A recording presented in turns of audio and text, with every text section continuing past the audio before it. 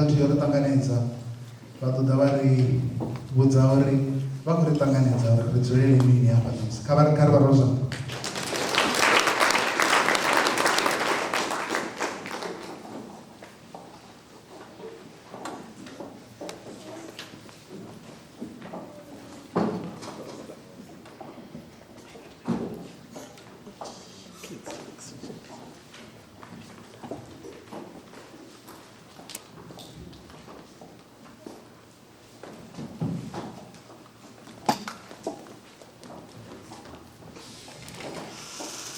Macharoni.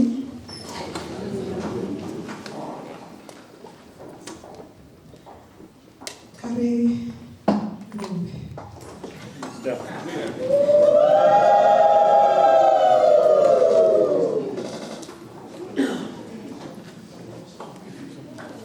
Greetings to Prof. Bomorolana. Good morning to all the distinguished guests, our farmers and fellow colleagues.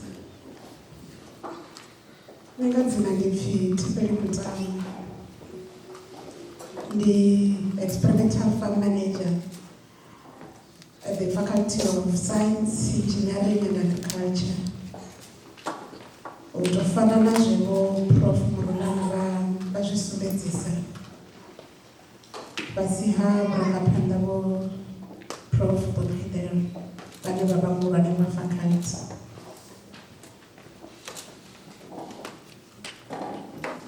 I'm your host today in collaboration with Prof. Marinda from the GTIC and Dr. Mato, who is in charge of National Science Week activities.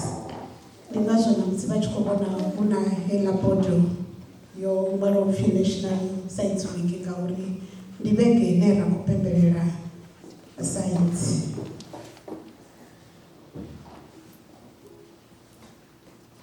Ndikolingwa ngamandla na program director chipinga chemapachona ne mushumo wanga volume wawendandela wone hapa. I'm here to explain the purpose of this workshop. Ndivabudze uri mulandu vone vabani ndingani vone rova lidzelela uri khavade bani. Muhumbulo muhulwane musi ri tshi vhavhedza sa university sa faculty ndi uri vhone sa vhalimi vha ḓe fhano hu vhe na u pfhukelisana ha nḓivho na zwikili zwine vhone vha vha nazwo sa vhalimi, ngauri vhone vhalimi vhane vha khou shuma nga maanḓa vha na zwine vhone vha khou ita zwone zwine zwi khou bveledzisa zwithu zwinzhi. Vha khou ri fha zwiḽiwa, ri khou zwi dzhiela nṱha uri vha na zwine vhone vho ḓa fhano vha na zwithu zwine vhone vha ḓivha zwone.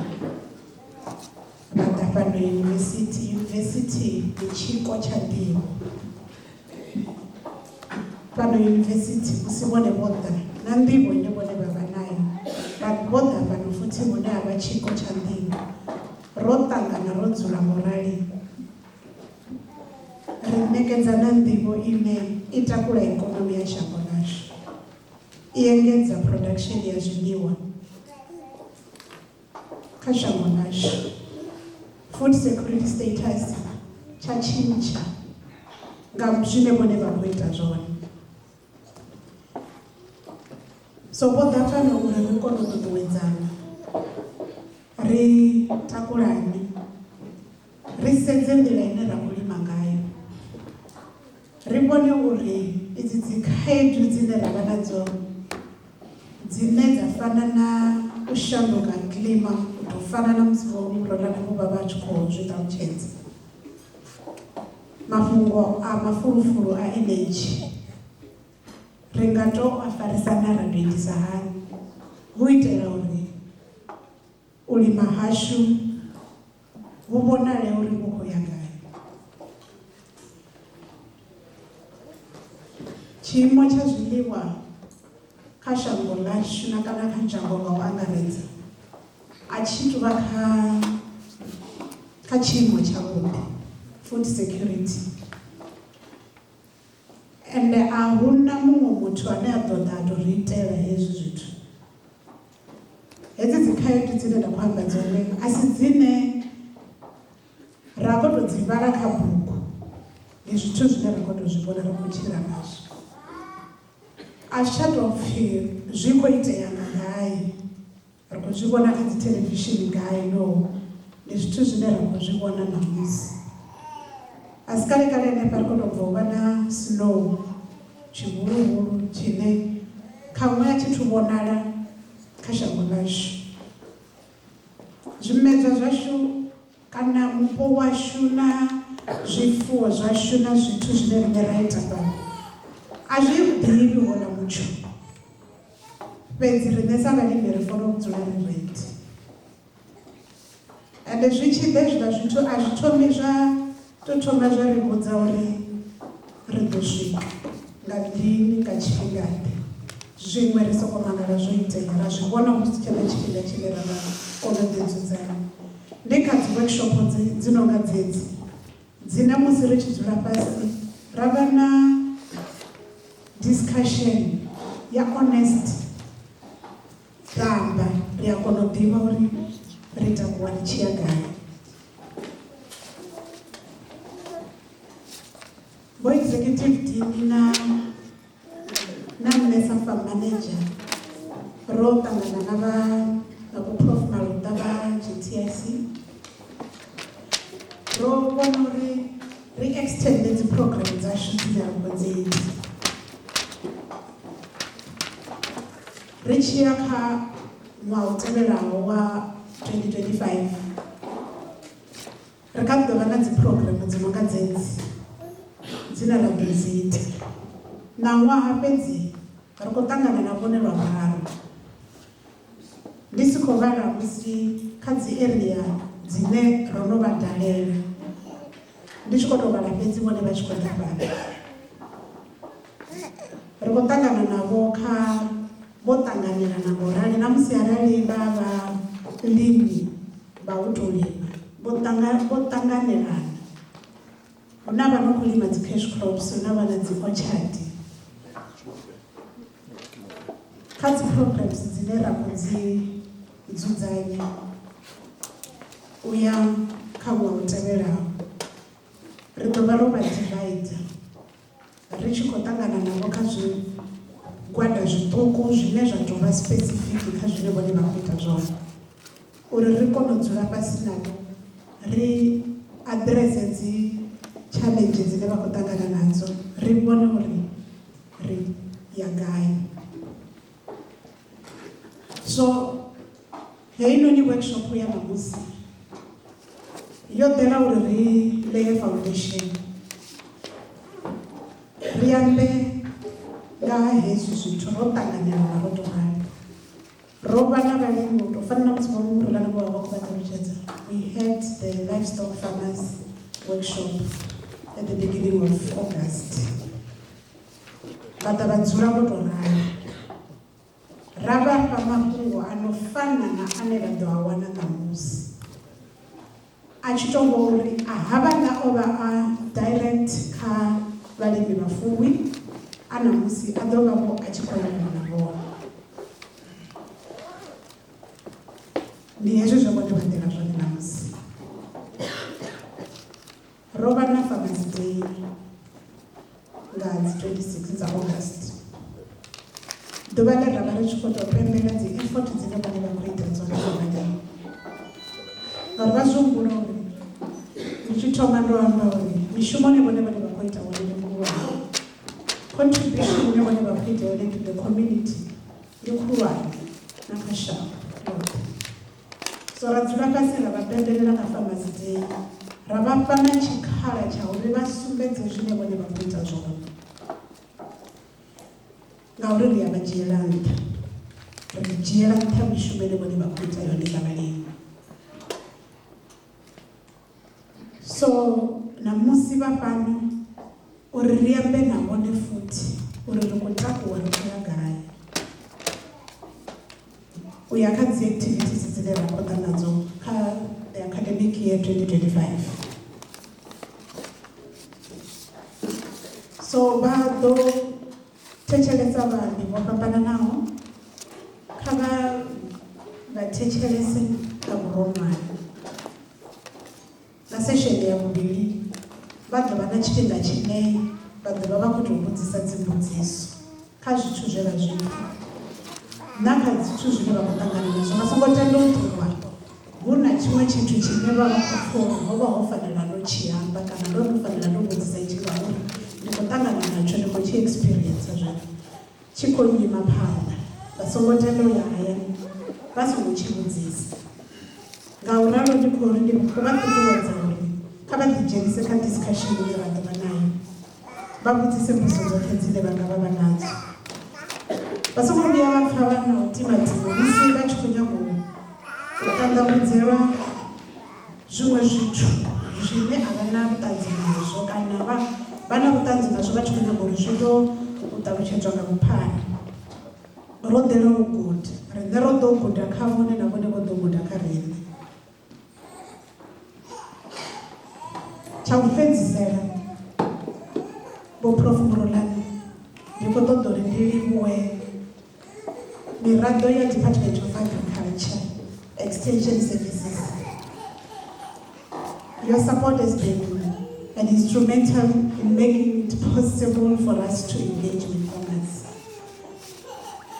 and to host workshops like this. Without you here, this event would not have been possible. And I thank you for your invaluable assistance and partnership. Husi kale kale ri ḓo vha ri tshi khou formaliza vhushaka ha khwine futhi. Ro sedza dzi programs dzine ra khou dzi ita na Department ya Agriculture. We are working on that with Prof Maroda.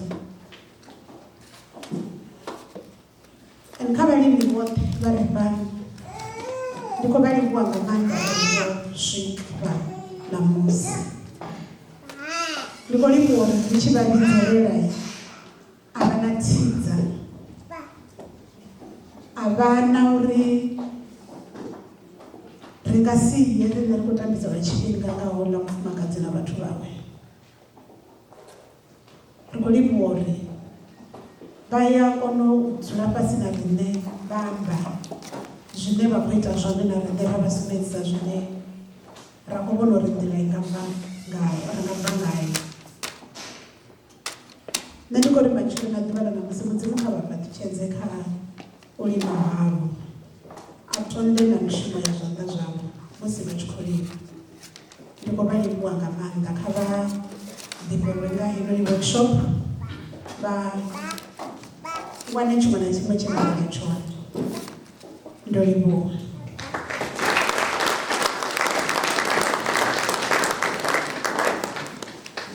Ro livhuwa u tama the purpose of the meeting. Zwe ra ḓala zwone. Ndi ḓo vha ndi tshi khou bvela phanḓa phanḓa khou vhidza vho dokotela vho Tshilo Mekhuvi vha tshi khou ḓo ri ṱanganedzela tshiambi tshathu tsha u thoma. Vho Mekhuvi. Rosa.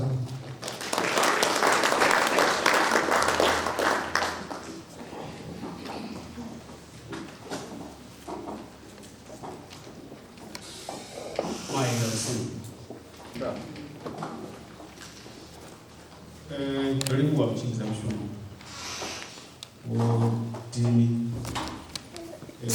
spika chanali sifunga mara chipote kama ndio dini kuitana foto dini mara na machoro ndio kumfone na ndio kumbuzo kunya kwamba ngami ndamba ndio chani kuzulisha na ndio kunya kutekeleza kwa ndio kunya kwamba ngami sababu tabayeza kana soko kuba urumboza tuli zinwe oyo mutu akondawa hapa o bebelwa zerani kanitori kamundu wa zerani atoma chikolo cha wandenge zerani kaprimary apesisa grade 7 awo o swika he a dzhoina ndaidzo secondary school he a fhedzisela pfunzo dzawe dza matriki nga December 1988.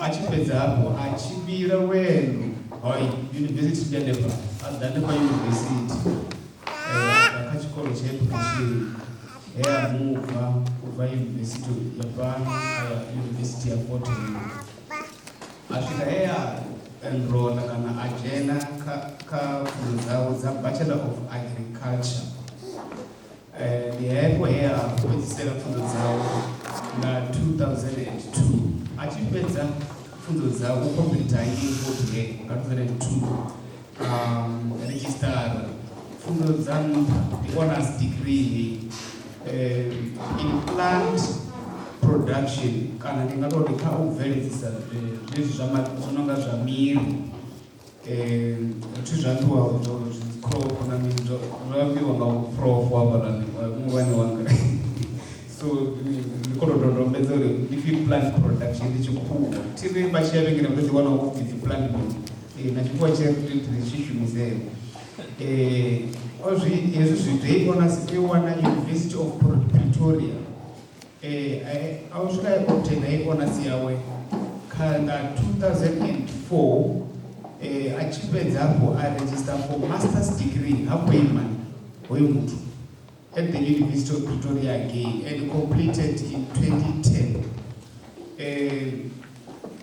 Oba apo start kana apo kuda nga wa yield and quality response of Egyptian white garlic and wild garlic to nitrogen nutrition.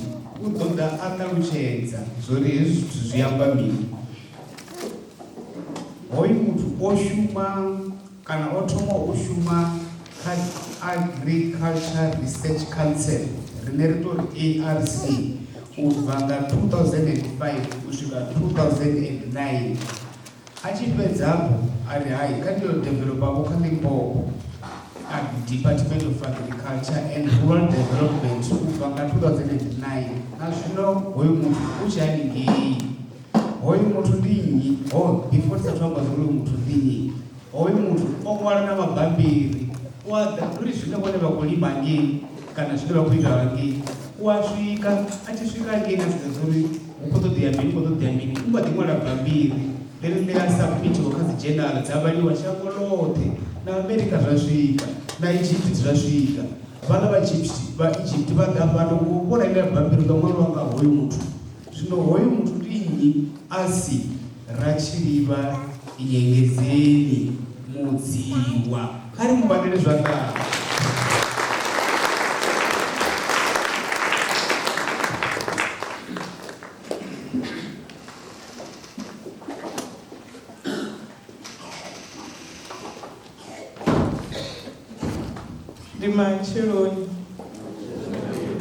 Rimacheloni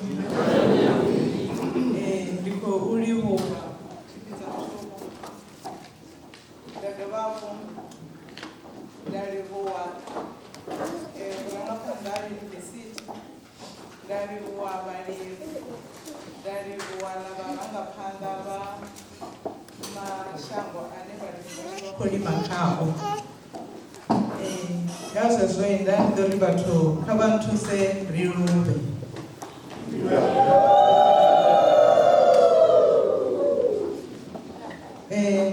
ndiko livuwa udiwana ndichikoda uamba navalimi vane vashuma rothe angeni ndamu ronotova pano kavoboa univheri ndizvavudi hezvo zvine vurangapanda hayunivhesiti hako riitira zvona zvikoitisori rikonoguda ngandira dzopambana navo ngauri ualusa mwana zvichiya community yothe kana muvhundu wothe uri vone mulimi vabvelele vaenta zvichiya dzi-institution dzovanavo zvino nne ndohumbela uri ndibve ndiambe ngazvezvila zvine ravari kuamba zvone musiri ndangeni masemoni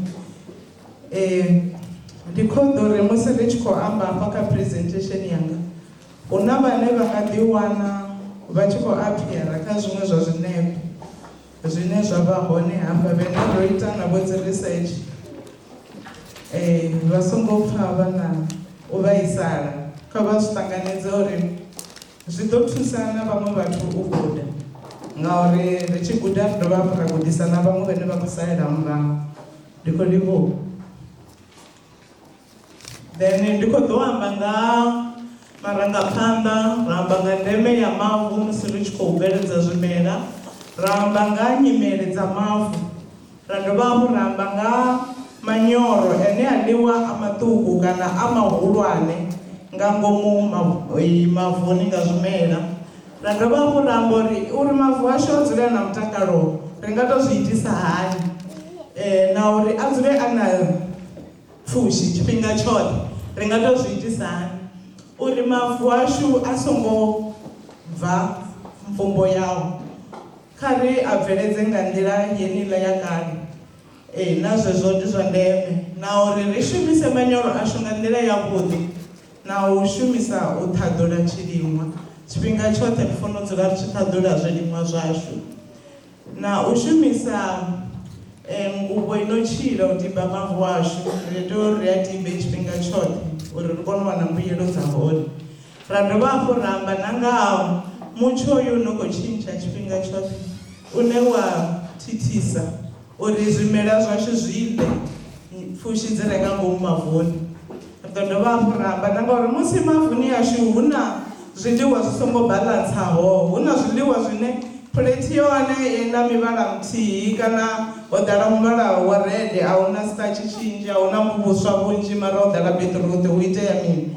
Ra dovha hafhu ra amba na ngauri ri shumisa hani dzimbeu dzashu dzo bveledzwaho khwine nga vhabveledzi vha dzimbeu vhane ra vha ri khou shumisana navho, vhane vha vha vha khou ri thusa uri musi ri tshi yo dzi ṱavha ri kone u wana khano ya khwine. Ra dovha hafhu ra vha ri tshi khou bveledza kha nyimele i konḓaho ya mutsho u no khou tshintsha tshifhinga tshoṱhe.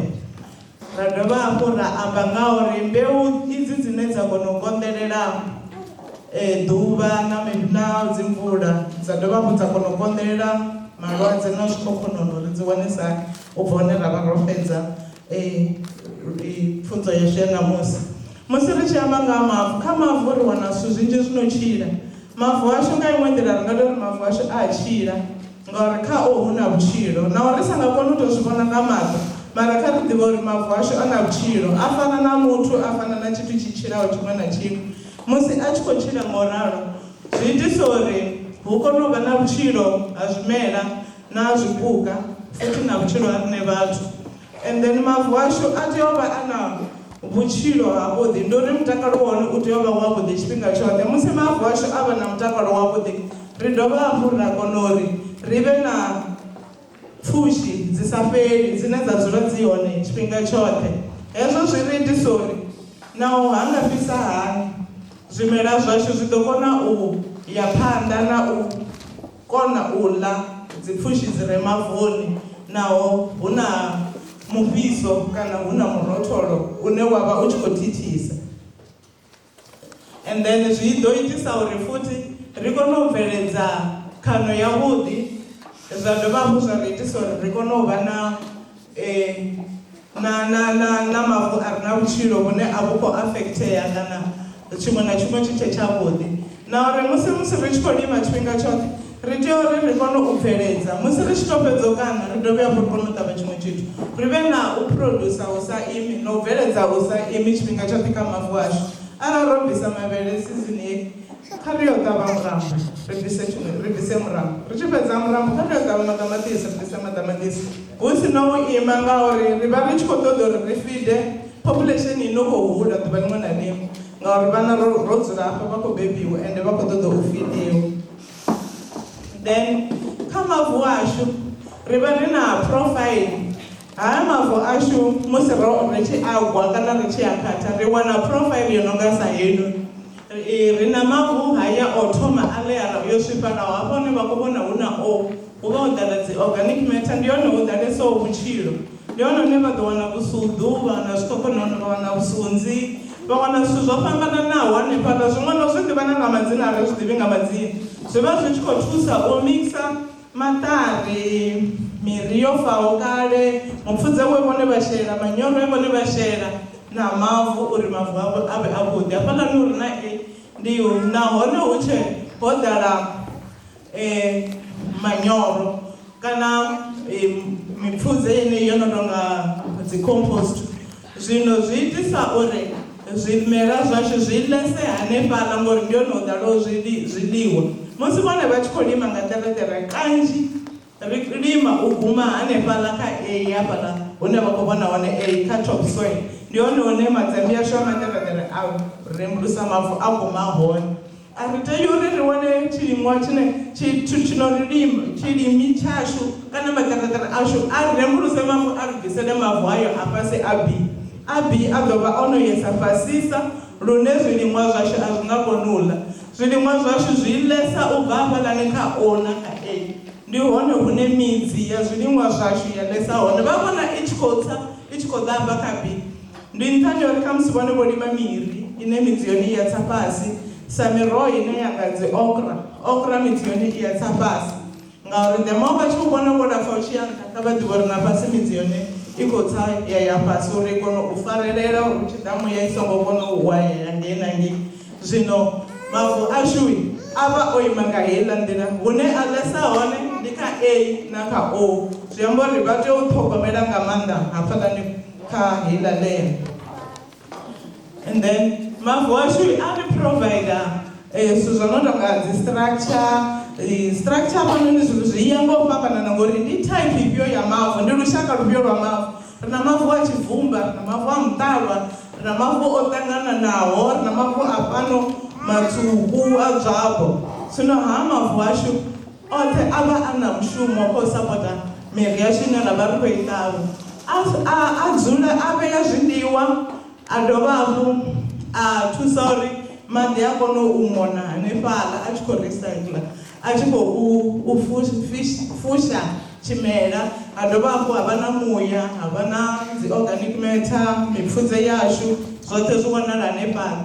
And then mavu ashu a ri thusa na u filtara maḓi no a kunakisa uri maḓi ashu a vhe avhuḓi. Futhi mavu ashu a dovha a ri thusa uri musi riṋe ri tshi khou lima havha u tshi khou fhisesa ri a swika hune ra wana ḓuvha ḽi tshi khou fhisa nga maanḓa, vhone vha tshi tshimbila vha pfha uri nga mulenzhe a u kandei hafha fhasi. Vhone vha tshi khou balelwa u kanda mara hu na muri wo imaho hangei nnḓa une u ḓuvhani ḽeḽiya ḽine vhone vha tshi kanda fhasi u khou fhisa. Ha mavu a vha a khou fhisa hanefhaḽa nga fhasi hao a na nḓila ine nga fhasi hafha hune ha khou fhisa houḽa mufhiso a u tsi fhasi wa fhisa na midzi wa bika midzi. Zwino mavu ashu a ri thusa uri hu dovhe hu kone u fhungudzea mufhiso, a dovhe hafhu a kone u bveledza tshilimwa tshi ye phanḓa kha mufhiso wonoyo. Zwino vhone vha ḓivhani uri mavu avho o ima nga nḓilaḓe, vha ḓivhani status ya mavu avho, vha ḓivhani nyimele ya mavu avho. Ri ḓivha ngori vhone vha humbela vhalimisi vha ḓa vha thusa ngo dzhia dzi soil sample ra isa laboratory dza vhuya ra vha interpretela dzone, vhone vha ḓivha nyimele yavho ya tsimuni. A ri sedzi uri nnyi u khou shela mini ra humbela kha makhelwane ngori vhone vha tea u ḓivha zwa tsimuni yavho, a vha tei u shumisa zwine muṅwe a khou shumisa zwone. Musi ro dzhia soil sampling ri a sedza pH yashu, tshimela tshiṅwe na tshiṅwe tshi na pH ine ya tou vhori tshi bveledza khwinesa kha yeneyo soil pH ya hone. Arali vhone vha tshi khou ṱavha muri une u ṱoḓa pH yo no nga yo ri fhasi nyana, vha tea u thoma vha sedza uri tshi ḓo bveledza khwine na arali vhone pH yavho i nṱha. Ndi hafhaḽa hune vha ḓo wana uri a zwi khou tenda u tshimbilelana. Zwino nga u tou angaredza hu na zwilimwa zwine zwi tou kona u konḓelela soil pH yo thoma kha 6.5 u ḓa hanefha kha 7.5. Musi vhone vha vhona pH yavho i fhasisa i kha vho 4.3 vha ḓivha uri mavu avho ḓala acid tshidungedunge. Musi vha wana soil pH yavho yo ya nṱha i hanengei nṱha havho 7.8, 8, 9, kha vha ḓivha uri mavu avho o ḓala nga maanḓa alkaline, zwi amba uri a na tshiḓifheḓifhe tshinzhisa. Zwino ndi zwavhuḓi uri vhone vha shumise soil sampling, vha ḓivhe uri mavu avho o dzulisa hani musi vha sathu shela tshithu. Honeha arali mavu avho o ḓala acid, kana o ḓala alkaline vha to zwi ita hani nga u ya nga results dzedzo dzavho dzi ḓo muthu ono ḓo vha interpretera dzone u ḓo vha vhudza uri vha khou tea u shela line ri na type mbili dza line vhone vha nga shumisa dolomitic line kana vha shumisa calcitic line mara a vha sokou vhona makhelwane khou shumisa calcitic line vha ri na nṋe vhone vha nga wesena situation yavho vha wana uri vhone instead uri vha ya vha u bveledza zwavho a zwi tsha tshimbila na luthihi. Zwino ndi zwavhuḓi uri vhone musi vha tshi khou yo renga line vha vhe vha na results dze vha fara nga tshanḓa. Zwi vha zwavhuḓi uri vhone vha bodise mavu avho a kone u vha bveledzela khwine. Tshiṅwe tshine ra tshi wana musi ro ita soil analysis ndi dzi element hedzinoni dzi no khou tevhela. Ri na dzi element dzine muri wa dzi dzhia nga vhunzhi sa manyoro a nitrogen, a phosphorus na potassium. Haya ri nga ri ndi dzi primary ndi manyoro a shotho, and then a secondary ri na calcium, magnesium na sulfur. Nao a ṱoḓea nga vhunzhi kha muri uri miri yashu i kone u bveledza. Ra dovha ra vha uri ndi na manyoro ene muri u a ṱoḓa nga tshivhumbeo tshiṱuku uri u kone u bveledza khwine. Ndi hala a renga ngeni phanḓa ane a vha chlorine, cobalt, copper, iron, manganese, molybdenum, nickel na zinc. Ndi manyoro ane oṱhe a ṱoḓea uri zwimela zwashu zwi kone u bveledza khano ine na vha ri khou i ṱoḓa. Zwino musi ri tshi khou amba nga manyoro ane a vha uri ndi manyoro ane o itiwa nga vhabveledzi ene ha tu vha manyoro ono fana na mipfudze kana mini, ndi a inorganic. Ndi musi ri tshi khou amba nga manyoro o no nga abo 232, 234, 321. Ra sedza hafhaḽani ene hafhaḽa nṱha yo imela uri ndi nitrogen, habe ra ri ndi primary na phosphorus na potassium.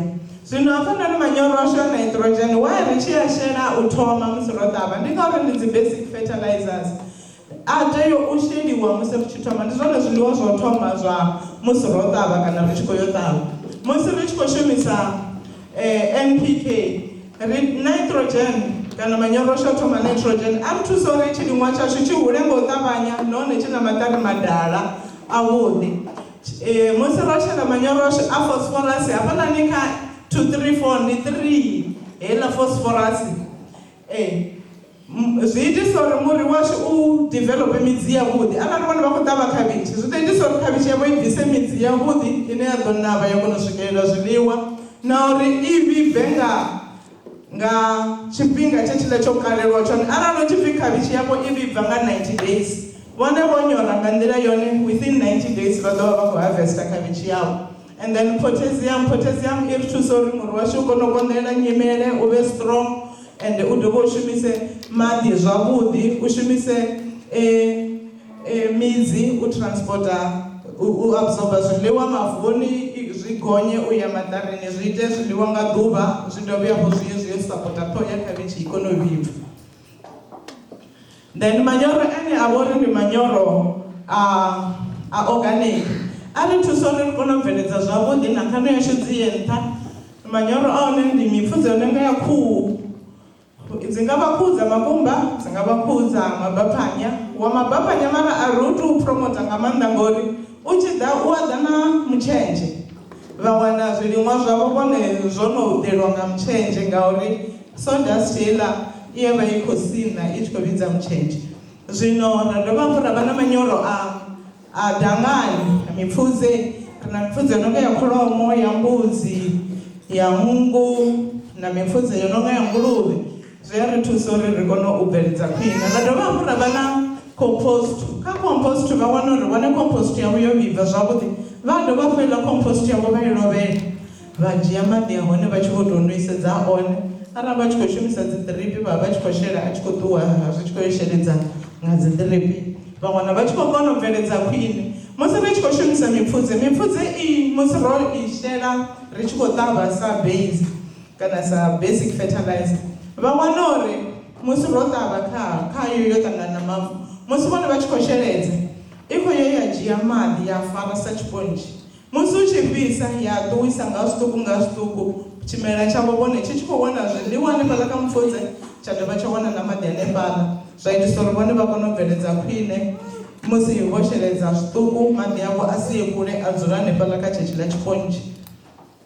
And then zwi ri thusa uri khano yashu i hule zwavho i vhe yavhuḓi musi ro shumisa mipfudze. Zwa ri thusa uri na mavu ashu a vhe na mutakalo wavhuḓi. Zwa ri thusa na uri mupo washu u songo tshikafhala kana u damedzhea ngauri ri vha ri songo shumisa dzikhemikhala, ri vha ro shumisa mipfudze yashu yeneyi ine ra vha ro tou i kuvhangana.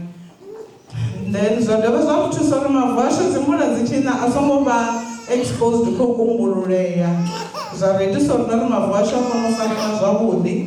Zwa ri thusa na uri mavu ashu na vhupo hashu na maḓi ashu zwi songo tshikafhadziwa kana u pollutiwa nga dzikhemikhala. Zwa ri thusa na uri ri fhungudze u tshikafhala ha vhupo hashu kana ha area dzine ra vha khadzo. And then hezwi zwoṱhe zwi ri itisa uri tshifhinga tshoṱhe ri kone u bveledza ri tshi ya phanḓa arali ri tshi khou shumisa mipfudze heyi ine ra vha ro tou i kuvhanganya kha badanga na kha dzikhuhu dzashu. Ri bveledza khwine lwa tshifhinga tshilapfu ri sa khou sokou dzulela u shela ngauri mipfudze mavuni i dzula lwa tshifhinga tshilapfu u fhirisa musi ro shumisa dzichemicals. And then hafhanoni zwino ri bveledza hani khwine na uri ri continue hani ri tshi khou bveledza ri sa khou u tambula nga u ṱoḓa uri zwiḽiwa zwashu zwi khou bvela u ṱavhanya. Musi arali ri tshi khou shumisa u maltsha hezwiḽa zwine ra vhea maṱanga maṱari na u lima zwiṱuku zwi a ri thusa uri ri kone u bveledza khwine, na u shumisa dzi line dza vha tsini, tshimela tshiṅwe tsha vha tsini na tshiṅwe zwi a ri thusa uri ri kone u bveledza khwine, na u shumisa dzi ṱhaḓula zwiliṅwa zwo fhambananaho ra sedimentary fhethu nthihi, na u avoida u shelesa manyoro zwi a ri thusa uri ri bveledze zwavhuḓi mavu ashu a dzule na mutakalo tshifhinga tshoṱhe, na uri mavu ashu a songo swika hune a oma lune vhone vha wana uri vho sheledza maḓi a tsha ya fhethu a dzula mavu ashu a dzule a tshi nwelelisa maḓi a sa swiki hune maḓi a sokou ima fhethu nthihi. Zwi a ri thusa khwine, na u avoida u dzhena tsimuni nga goloi kana nga maṱereṱere musi ho nukala zwa vho ita uri mavu ashu a kaganedzeye. Zwi itisa uri vhutshilo vhu re mavuni vhu fhungudzeye ende ri wane uri ri ḓo fhedza ri tshi khou balelwa u bveledza zwavhuḓi khwine arali mavu ashu a vha o no omelela. And then hafhanoni ri khou sumbedzisa ndi tsimu ya vhaṅwe mulimi vhane vha khou lima dzikhavhitshi vha dovha hafhu vha lima spinach. Vha lima hanefhaḽa hune ra khou vhona hone ḓiripi fhedzi a vha shumisi ṱereṱere, vha tou swika vha vusuludza hune vha khou ṱavha hone fhedzi vha shela mipfudze yavho, then after that vha mixa na mavu vha ṱavha. Mahatsi oṱhe e a vha hone a vha dzhenisi mulilo, a vha bvisi ḓiripi vha dzhenisa mulilo vha ri ndi khou ṱoḓa uri hu vhe clean lini, vha tou a haḓa vha vhea dzi ḽainini sa zwine ra khou zwi vhona hafhaḽani. Vho ṱavha spinach zwine vha ḓo ita hafhaḽa vha ḓo tea vha ṱaulela hetshiḽa spinach vha kontinuwa na u sheledza, vha kontinuwa na u shela compost musi u swika khavhishi dzavho dzi tshi vhibva na spinach. And then hafhanoni ndi kha mavhele vha khou ita the same method. Nga murahu ha musi ro ya ho fhela vhege tharu ro swika ra wana mavhele avho o no tou rali vho a ṱaulela haḽa mavhele o fhiraho, vha khou zwi vhona zwo ri haḽa mavhele a green u bva kha kotari o thoma u bva fhasi u guma nṱha. Khano ya hafhanoni ndi yavhuḓi, maṱari khwakhwa ya zwithu zwo fhiraho i hanefhaḽa nga fhasi haḽa maṱari vha tshi tou a rembulusa hu na vhutshilo, vha wana hu na masunzi, hu na vhusuḓu, hu na everything. Havha muthu a vha tsha tambula ngo dzula vha tshi khou shela manyoro ngauri vha vhuyedzedza zwo bvaho mavuni hanefhaḽa mavuni musi masunzi na vhusuḓu zwi tshi khou tshimbila hanefhaḽa zwi vha zwi tshi khou vhuyedzedza manyoro futhi mavuni. Hafhanoni ndi challenge ya musi ri tshi khou shumisa manyoro nga nḓila i si yavhuḓi na maḓi, ri wana uri vhone vha vula space tshihulwane musi vha tshi ṱavha miroho, ḓuvha ḽi khou ḓa ḽa fhisa hafhaḽa vhukati ha dzi ḽaini. Musi ḽi tshi khou fhisa vhukati ha dzi ḽaini vhone no vho nyora maṅwe a manyoro a nga ḓo ḽiwa ngori hana maḓi o a dissolve uri a kone u dzhena mavuni. Mara musi vho ṱavha hafha u fana na havho vho ṱavha wavasi, miri yavho i tsini na tsini, mitsheni yavho i tsini na tsini, a vha na problem. Mara hangei nṱha ḓuvha ḽa fhisesa haḽa maṱari a tshi neta a tshi wa a tshi dzula fhasi vha ḓo wana vha tshi yo kana houḽa mutshaini hafha kha dzi edge kha magumo a ṱari ḽiṅwe na ḽiṅwe hoswa ngori ḽo dzula fhasi ḽa swa nga mini nga mufhiso wa ḓuvha hu avha hu khou fhisa ḓuvha mara havha vha hafha fhasi vha kana ṱari ḽiṅwe na ḽiṅwe vha tshi tibula haḽa maṱari nga fhasi vha ḓo wana hu na midzi i no khou tshimbila midzi ya mutshaini na ya khavhishi i ḽa hanefha nnḓa hafha ndi mitshena vha tshi to tibula vha tshi vha ḓo i vhona vha swika vha zwi lingedza vha ḓo zwi vhona zwi tshi khou itea vha ḓo wana i tshi khou tshimbila i tshi khou phanda zwiḽiwa nga fhasi ho no kala hu na vhutshilo tshiṅwe na tshiṅwe tshi hone hafhaḽani manyoro o shumaho hangei nṱha na o shumaho hangei no fhasi havha fhasi vho shumisa manyoro maṱuku kha u bveledza miroho yavho and then hafhanoni ndi kha khavhishi na hanefha vho shumisa spacing tsha close kha ri avoid uri ḓuvha ḽi songo rwa mavu ḽi songo fhisa mavu washu uri ri vhe na vhutshilo vhunzhi mavuni na uri manyoro ene ra vha ro a shela oṱhe a shumiswe nga tshimela a si waste hafhanoni ndi ha musi vhalimi vhashu na vhalimi vhane vha na contract na Pepperdew Internationals ine vha vha vha khou bveledza Pepperdew vha tshi khou i posa nnḓa havha mulimi ndi vha hanefha tsini Vhutshavha and then hafhanoni musi vho ṱavha i Pepperdew ndi musi u tshi khou fhisa nga maanḓa musi u tshi khou fhisesa ri itani uri Pepperdew i songo affectea ngori Pepperdew hu ṱuwa mutshelo houḽa arali ya swa nga ḓuvha nga ngomu i ya thoma u swifhala ya vha na zwithomathoma zwitswu kana ya vha na blossom and rot hezwiḽa zwo swifhala nga fhasi nga nnḓa nga fhasi hayo zwino a vha zwi ṱoḓi uri i to ralo ngauri vha tshi i khena i na zwithomathoma i tshi pangiwa nga ngomu kha maboḓelo i na zwithomathoma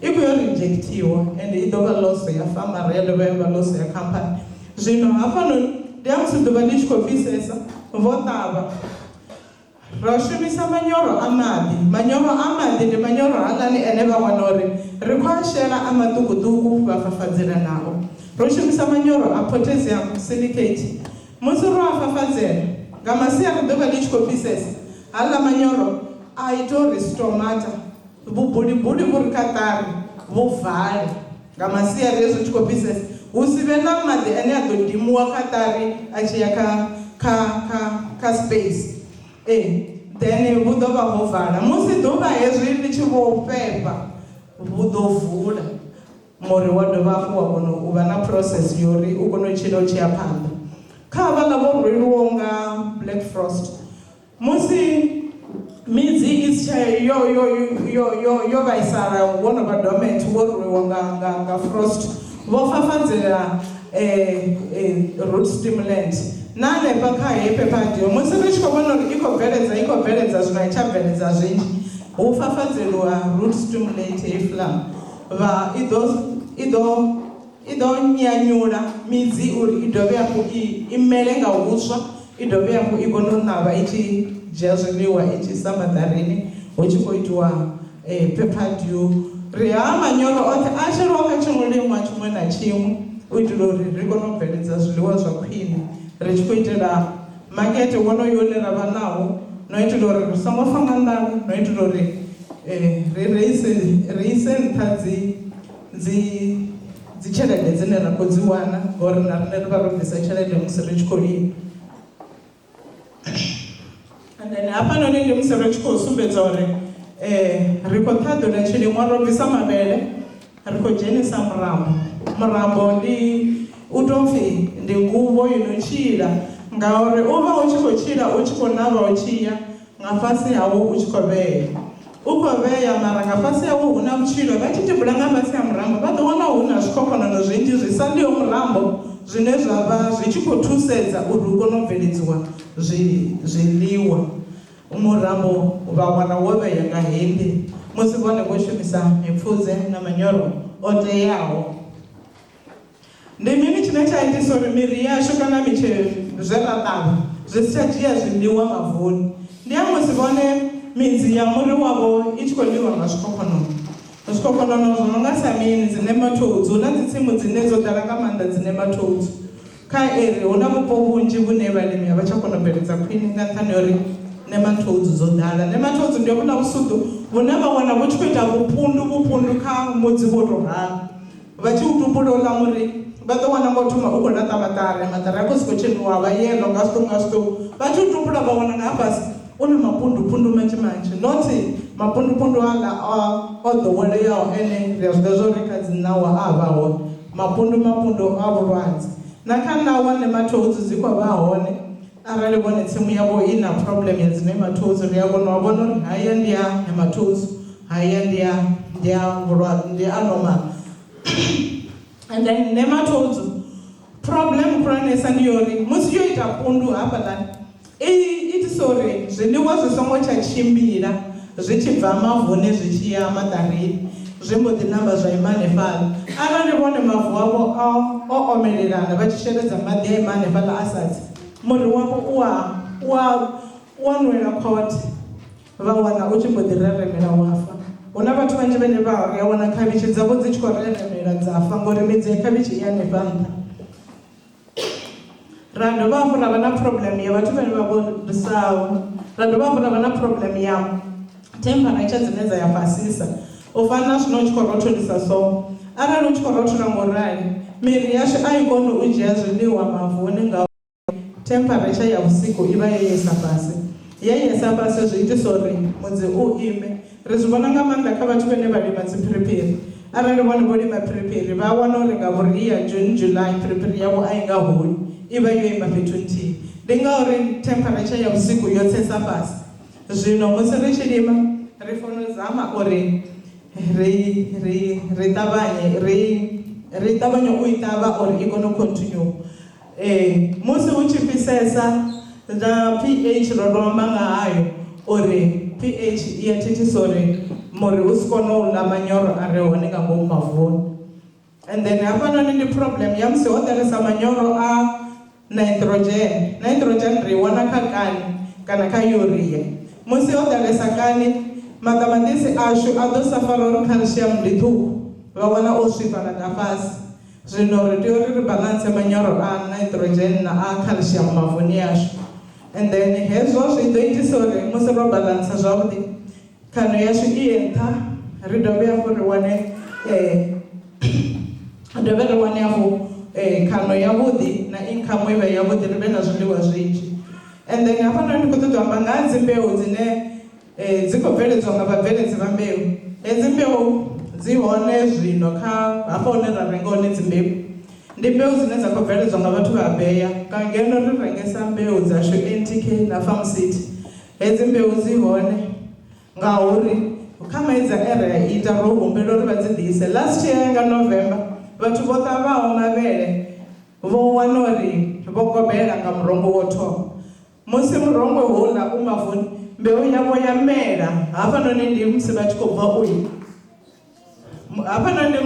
bva u i gobela mbeu dzashu dza guma hafha kha stage tsha vhuvhili ḓuvha ḽa fhisesa for 3 weeks mbeu yo dzula mavuni yo tou rali mvula ya ḓa ya na nga first or second week ya December heiḽa mbeu i mavuni vhaṅwe vho ya vha gobolola musi vha tshi gobolola vha wana mavhele a tshi khou bva manzhi ndi ngauri musi mvula i tshi vhonga hedzi mbeu dzine ra khou dzi wana dzi mbo ḓi continue u bva hafha dza dovha dza ya phanḓa a dzi fi ya namba ya vha yofa ende a dzi ḽiwi musi dzi mavuni ende a dzi sini ngori dzi vha dzo treatiwa nga mushonga wa gaucho ri khou zwi pfhesesa thiri zwino arali vho renga mbeu ine yo produciwa nga vhathu vha beya i vha yo treatiwa ende i tshi kona u imela nyimele i tshi kona u imela ḓuvha ḽi no khou fhisesa vhone vha ḓo ḓi dovha vha wana i tshi continue ya vhuya ya vhibva arali hu tshi pfi i vhibva nga 127 days after 127 days vha ḓo wana mbeu yavho i tshi khou vhibva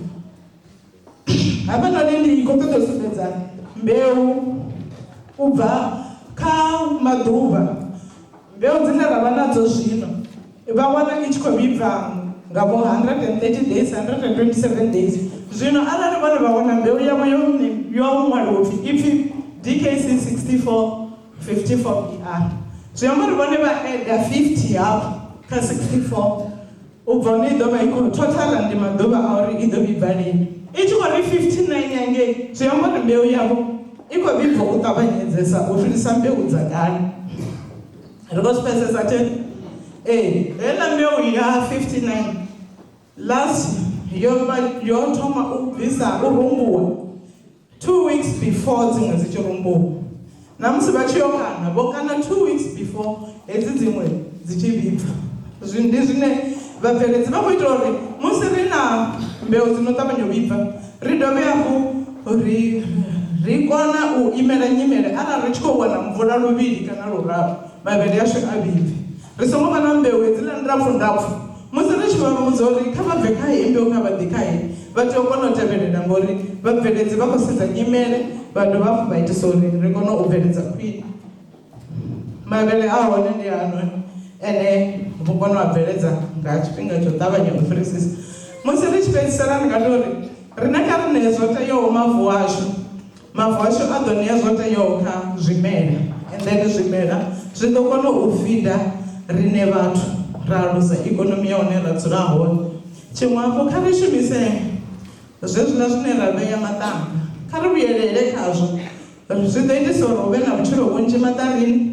Kha ri dovhe hafhu ri ṱavhe musi ro lima mavhele kana ro lima dzikhavhitshi kha ri dovhe ri ṱavhe zwithu zwo nonga mirambo i vali fhasi yoṱhe hafhaḽa i vhuyedzedze vhutshilo.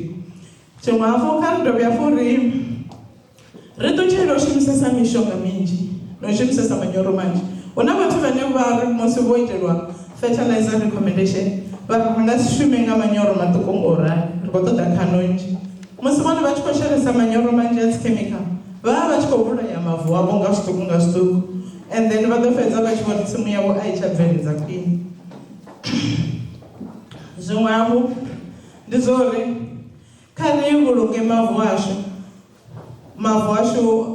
ndi a ndeme kha riṋe ngauri mavu ndi vhutshilo hashu. Musi ri tshi khou a shumisa ngoralo kha dovhe hafhu a kone u shumela na vhana vhashu na vhaḓuhulu vhashu. Tshiṅwe hafhu kha ri tshimbile na vhabveledzi vha dzimbeu ri songo salela murahu kha ri ye phanḓa ri tshimbile navho. Musi ri tshi khou wana mbeu ntswa kha ri tende ri shumise ri kone u bveledza khwine. Ngani ya maipfi ndi ngani ndi khou livhuwa.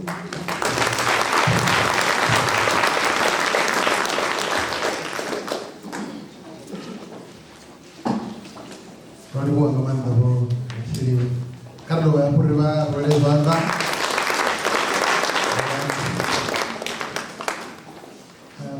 Zwa zwino hafha ra ri fanela kha musi ro thoma fhedzi zwa zwino ri ḓo thoma ra wana zwiṱukuṱuku ri dzudzanye nyana dangani ri kone u dovha ri vhuya hafha 15 minutes fhedzi vhathu vhashu ri kone u vha ri vhuya hafha. Hezwi vha tshi bva hafha ri ḓo tendela dzi guest dzashu dzi special guest dzashu hafha phanḓa vha thome vhafhe rine ri ḓo kona u vha sala murahu. Vha tshi bva hafha hu na 7 points mbili hafha nnḓa vha ḓo ṋanga tea hanefho vha kone u dovha hafhu vha kombe vha vhuya hanefha vha ḓe vha dzule fhasi ngauri nga hafho nnḓa hu na lumuya hu khou rothola. Arali vha tshi nga kona u vha vha khou ḓi amba vhone vhaṅwe haningeo nnḓa 15 minutes fhedzi a thome ringa nyana ri ḓo vha vho kona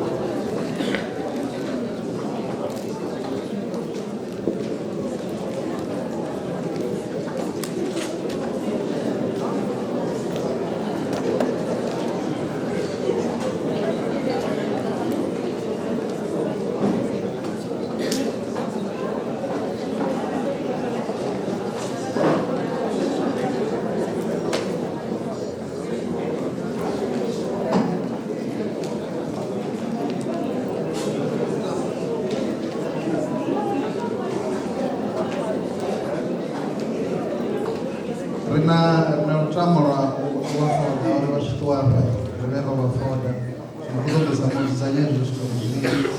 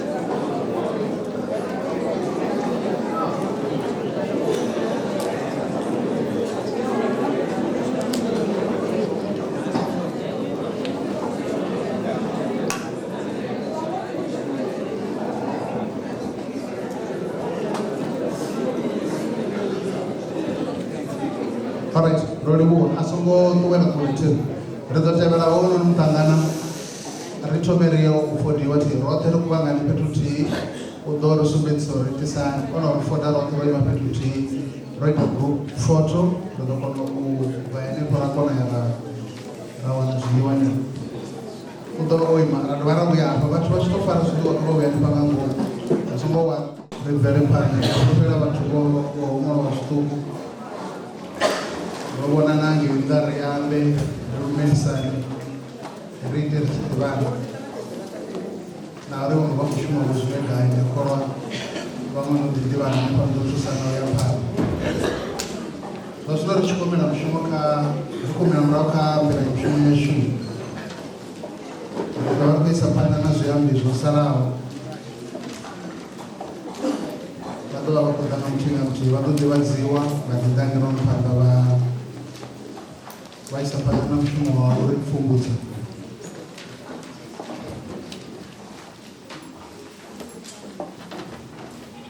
alright ra isa phanḓa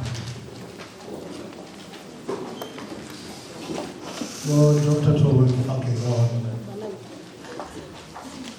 As a result, the women of Dr. Tobin, that they were saying, I don't think she had been she, they were out. She had been stable over the rules of our project is over because it has a few village. Now, I'm never going to work with the Shiva one and so I'm doing my age. What do we going to do?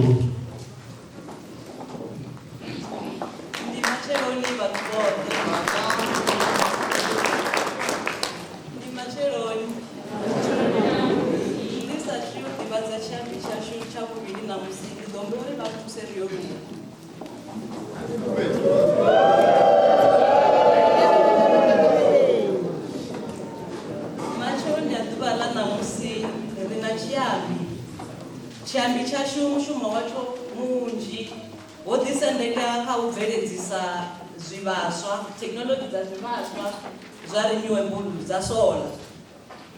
Hava muthu wa dzhena kha University ya Borno ya Venda vha tshi khou ita pfunzo dzavho dza vhudokotela kha physics. Mushumo wavho munzhi une vha vha khou sedzulusa wone uya vha u kha u amba nga u shumisa science o ita uri ri kone u tandulula mushumo mathada manzhi ane ra vha nao kha vhulimi. Vhana mushumo une vho no ita lwa tshikhala tsha miṅwaha ya 10 vha tshi khou ita hoyu mushumo wa zwibewa wa zwivhaswa zwa solar. Hava muthu vho no ita mushumo munzhisa nga ha zwivhaswa zwa solar nga maanḓa kha u bveledzisa na kushumisele kwawo kwa solar, dzi system dza solar kha vhupo ha mahayani. Mushumo wavho havha muthu wo no ḓi anḓadziwa kha mabambiri mahulwane ende vha ṱoḓesiwa nga maanḓa uri vha ḓe vha ambe mashango ḓavha nga hoyu mushumo une vha khou ita wone nga dzi technology dza solar. Hava muthu zwa zwino vha khou shuma kha department ya Science and Innovation sa Deputy Director. Ende zwiṅwe zwithu zwine vha zwi ita nga maanḓa hanefho ndi dzi program dza science engagement zwine zwa kona u ita vhuṱumekanyi u fhungudza vhugevhe ḽine ḽa vha hone zwa fhaṱa vhuṱumekanyi vhukati ha dzi society na science. Vha dovha vha na u shuma na zwithu zwa National Science Week na Public Engagement with Research na Science Center Initiative. Hezwi ndi zwiṅwe zwa zwithu zwine vha zwi ita. Vha na zwithu zwinzhi zwine vha khou zwi bveledzisa na dzi nḓila nnzhi dzine vha dzi ita dza u bveledzisa dzi system na u designer dzi system dza solar. Hezwi zwithu zwoṱhe vha khou zwi ita uri science i kone u bvelela phanḓa, u advance mishumo ya science na vhathu vha kone u zwi pfesesesa khwine na kushumisele kwa dzi solar.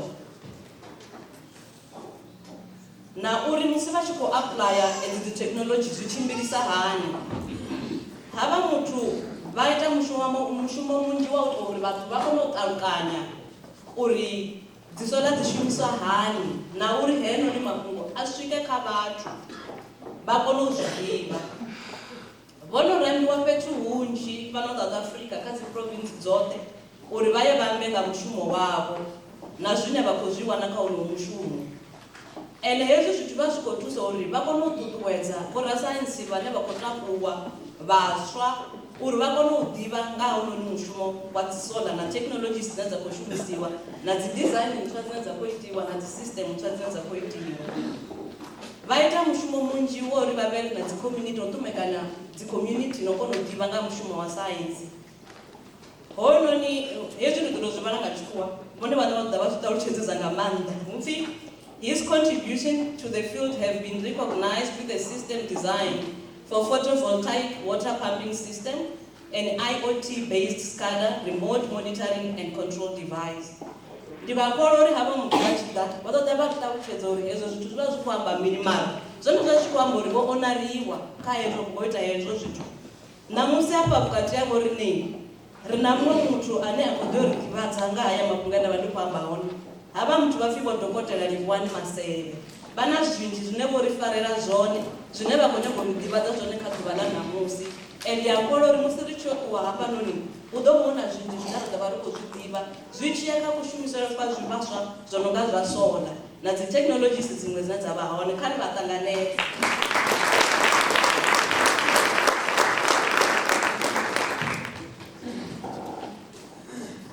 Matsheloni vhathu vhoṱhe vhathu vhoṱhe vho takala khou livhuwa ndi khou livhuwa vhatshimbidza mushumo ndi livhuwe na Profesa Murulani kha u rambiwa uri ndi ḓe ndi ambe na vhathu vha fhano hayani. Ndi khou livhuwa vharangaphanḓa vhashu mahosi a vhoriṋe vha re vhukati hashu ndo no guda uri a si muthihi a ri fhano sa zwe ra vha ri khou shuma ngauralo ndi khou tenda uri mahosi ashu a vha neti ngo luvhiwa ri khou luvha.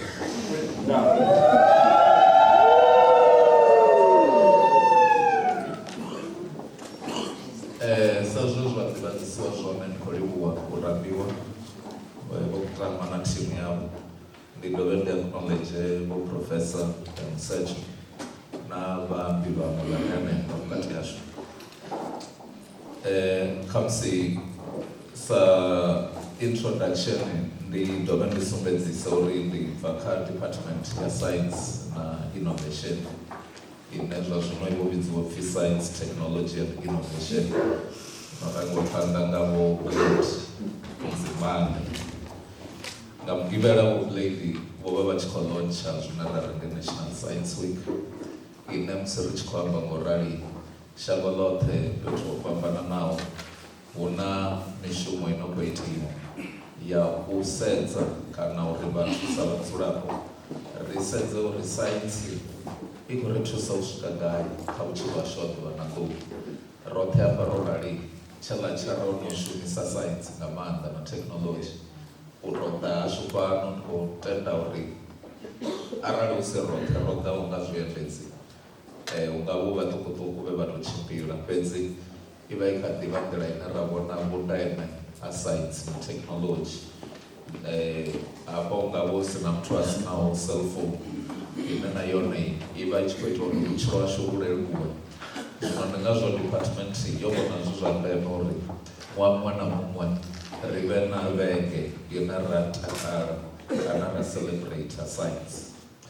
Zwino hei program ya ṋamusi i khou dovha ya vha tshipiḓa tsha u shela mulenzhe kha zwine department ya vhoriṋe ya khou lingedza u swikelela zwone uri gepe ḽi re vhukati ha vhoradzi science na vhathu vhane vha dzhiwa upfhi a vha ḓivhi science kana vho ngo ita ri ḽi vale ngauri ri na zwine hangei kha department ra ri indigenous knowledge system kana IKS ine ndi iṅwe program khulu nga maanḓa ine ri vha ri tshi khou sedza uri nḓivho ya tshirema kana ye vhahulwane kana vhabebi vha vhoriṋe vha vha vha tshi shumisa yone ri i ṱhogomele ri i ṅwalule vhane vha yo vha dovhe vha vhuyelwe na nga tshelede musi i tshi shumisiwa. Zwino ndi iṅwe nḓila yo sumbedza uri saintsi ine ra khou ita i vhukati ha vhathu. So ṋamusi ndi khou ḓo u sumbedza dziṅwe mvelaphanḓa dza science dzine vhone sa vhalimi ri nga vha ṱuṱuwedza uri kha vha zwi dzhiele tshiambi tsho fhiraho vho sumbedza uri na kha dzimbeu kha vha litsho u omelela kha zwa tshikale, kha vha tshimbile na tshifhinga ngauri arali ri tshi khou ri hu na dzi climate change na dziṅwe dzi tshanduko dzo yaho ngo fhambana dzi no khou itea, dzi ṱoḓa uri na riṋe ri shanduke. Ra omelela kha zwa tshikale ri ḓo vha na thaidzo ya uri a ri nga kani tshithu tshihulwane musi muthu a tshi khou yo u fuwa kana u lima ndi khaṋo. Zwino hei khaṋo uri i vhe hone, thekinoḽodzhi i vha i khou ḓo ri thusa ende kha ri i shumisa.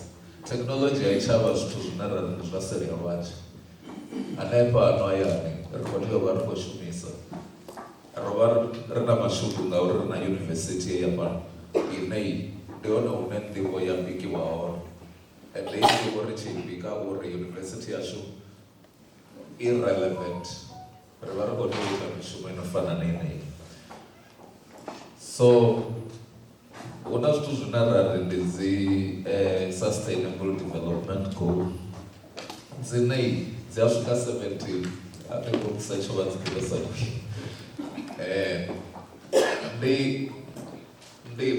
dzi goal dzine ḽifhasi ḽo ḓivhetshela uri kha sia heḽi ri khou tea u swikelela hezwi, kha heḽi sia ri swikelele hezwi. Fhedzi vha ḓo wana uri masia oṱhe o vhewaho a kwamana, ḽiṅwe ḽi ṱoḓa ḽiṅwe sia uri zwiṅwe zwittu zwi itee. Zwine nda khou ḓo amba ngazwo na zwine ra khou ita ṋamusi, ndo ya nda topola masia mararu ine ya vha uri ndi goal number 2 ine i vha i khou amba nga u fhedza nḓala. So lutamo lwa vharangaphanḓa vha ḽifhasi ndi lwa uri ri fhedze nḓala, ri songo tsha vha na muthu ano eḓela na nḓala. Hu na vhathu vhanzhi vhane ri khou amba zwino vha fhedza maḓuvha vha sa ḓi ngauri a hu na zwiḽiwa kana uri vha zwi swikelele zwe kona. Fhedzi arali ra kona u bveledza zwiḽiwa zwinzhi ri ḓo kona u fhedza nḓala. Hu na nḓila ya maḓi, a ri kona u amba nga vhulimi ra sia maḓi. Maḓi ndi tshiko tsha ndeme zwi tshi ḓa kha vhulimi.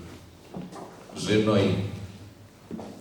ndi ngazwo maḓi na hone o vhewa kha dzi developmental goal uri haya maḓi a tea u vha o kuna, ri tea u ṱhogomela maḓi.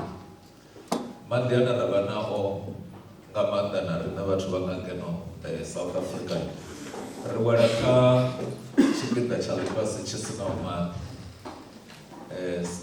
water scarcity area.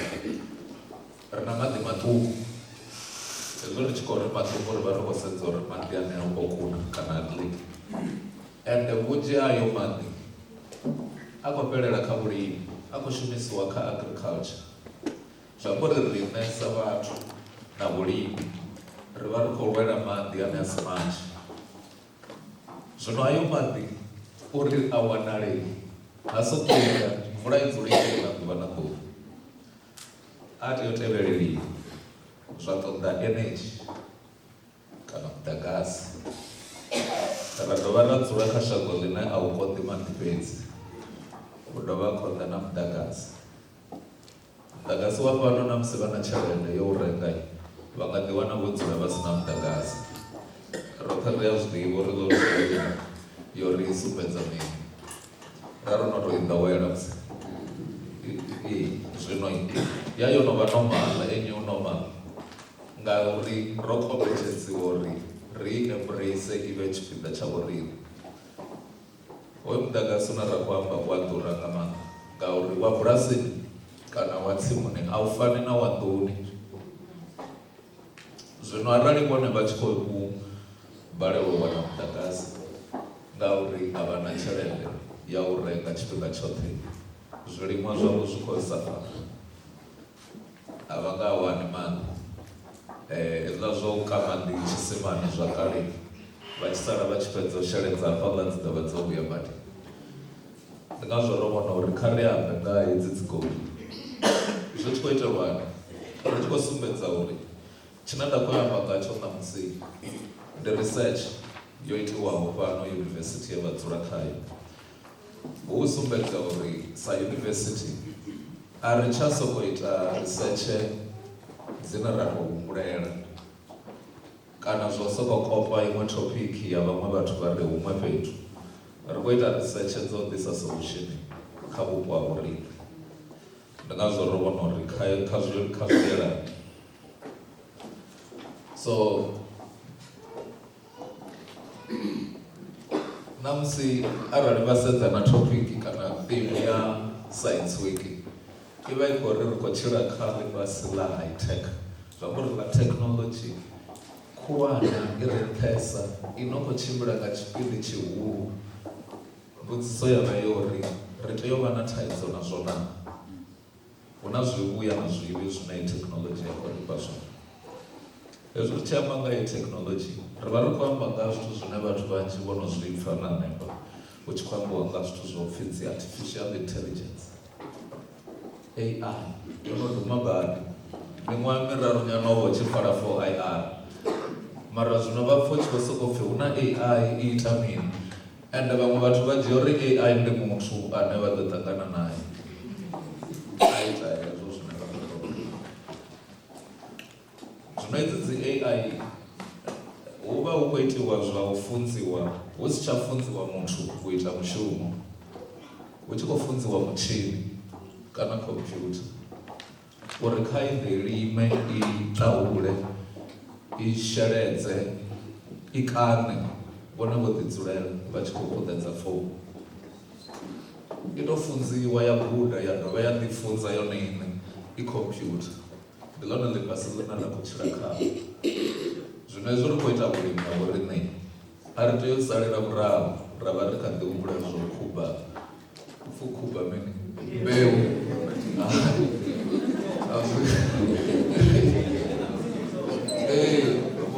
vhaḽa matsheloni vha ri hu na iṅwe i re na mushonga ine heiḽa i sa fie vha i no dzula mavuni na musi mvula i sa tona a i kumbiwi.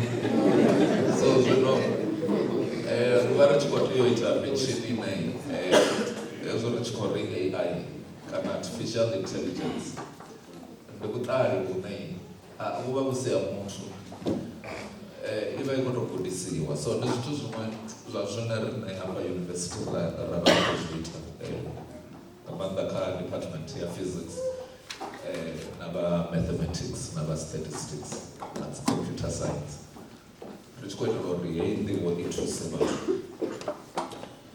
So musi ri khou amba nga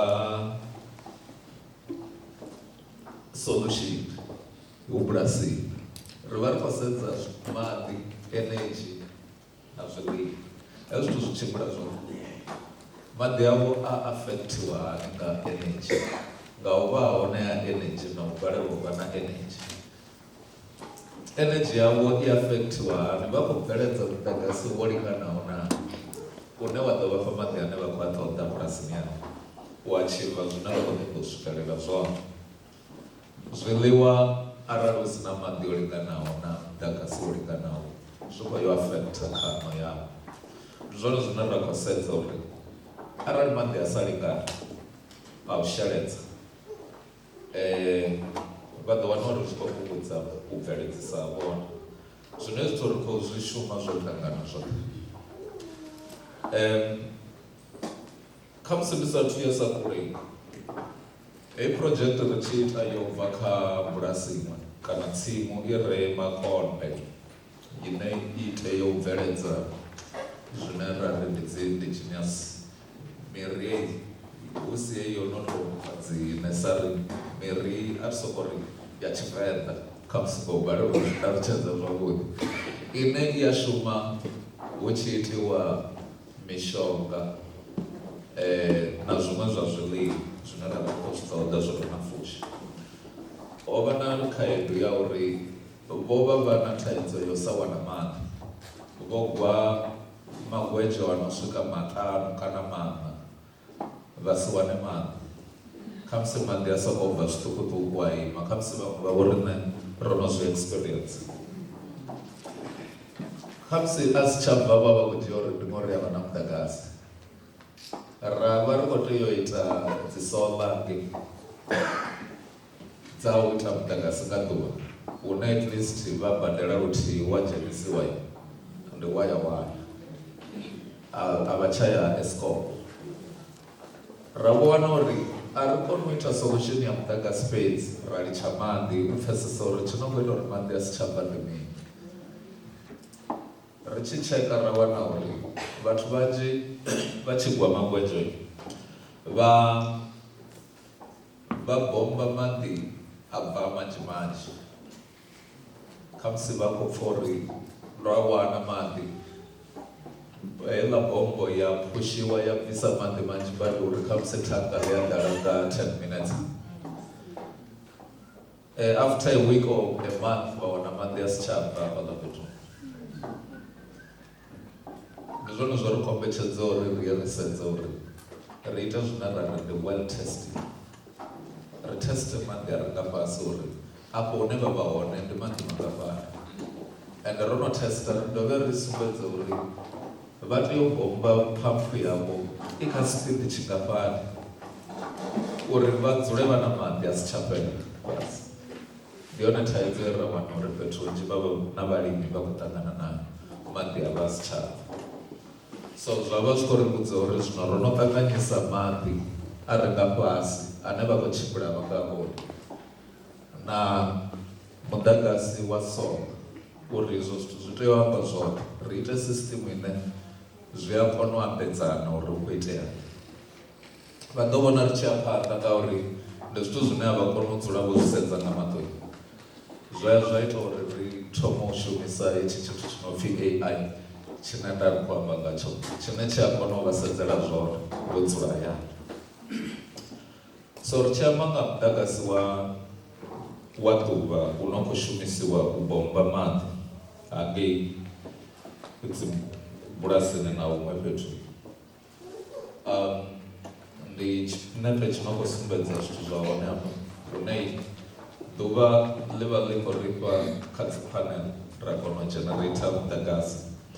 Una muḓagasi vha nga u shumisa tshiṅwe na tshiṅwe bulasini, vha kona u dovha vha phawara na bombo yavho ine ya vha i kha borehole, wa vha thusa uri heiḽa bombo i vhe na maanḓa a u phusha maḓi uri a dzule kha mathanga kana hanefho hune vha khou a vhea hone, u kone u sheledza. Ndi hone mushumo u tshi khou ya phanḓa, ndi hone vhulimi vhu khou ya phanḓa. Hezwo zwithu zwi thusa uri arali vho kona u designeliwa system yavho zwavhuḓi, vha ḓo dzula vha na maḓi, vha na muḓagasi, vha kona u achieva kana u swikelela khaṋo ine vha khou ṱoḓa yone. Ro ya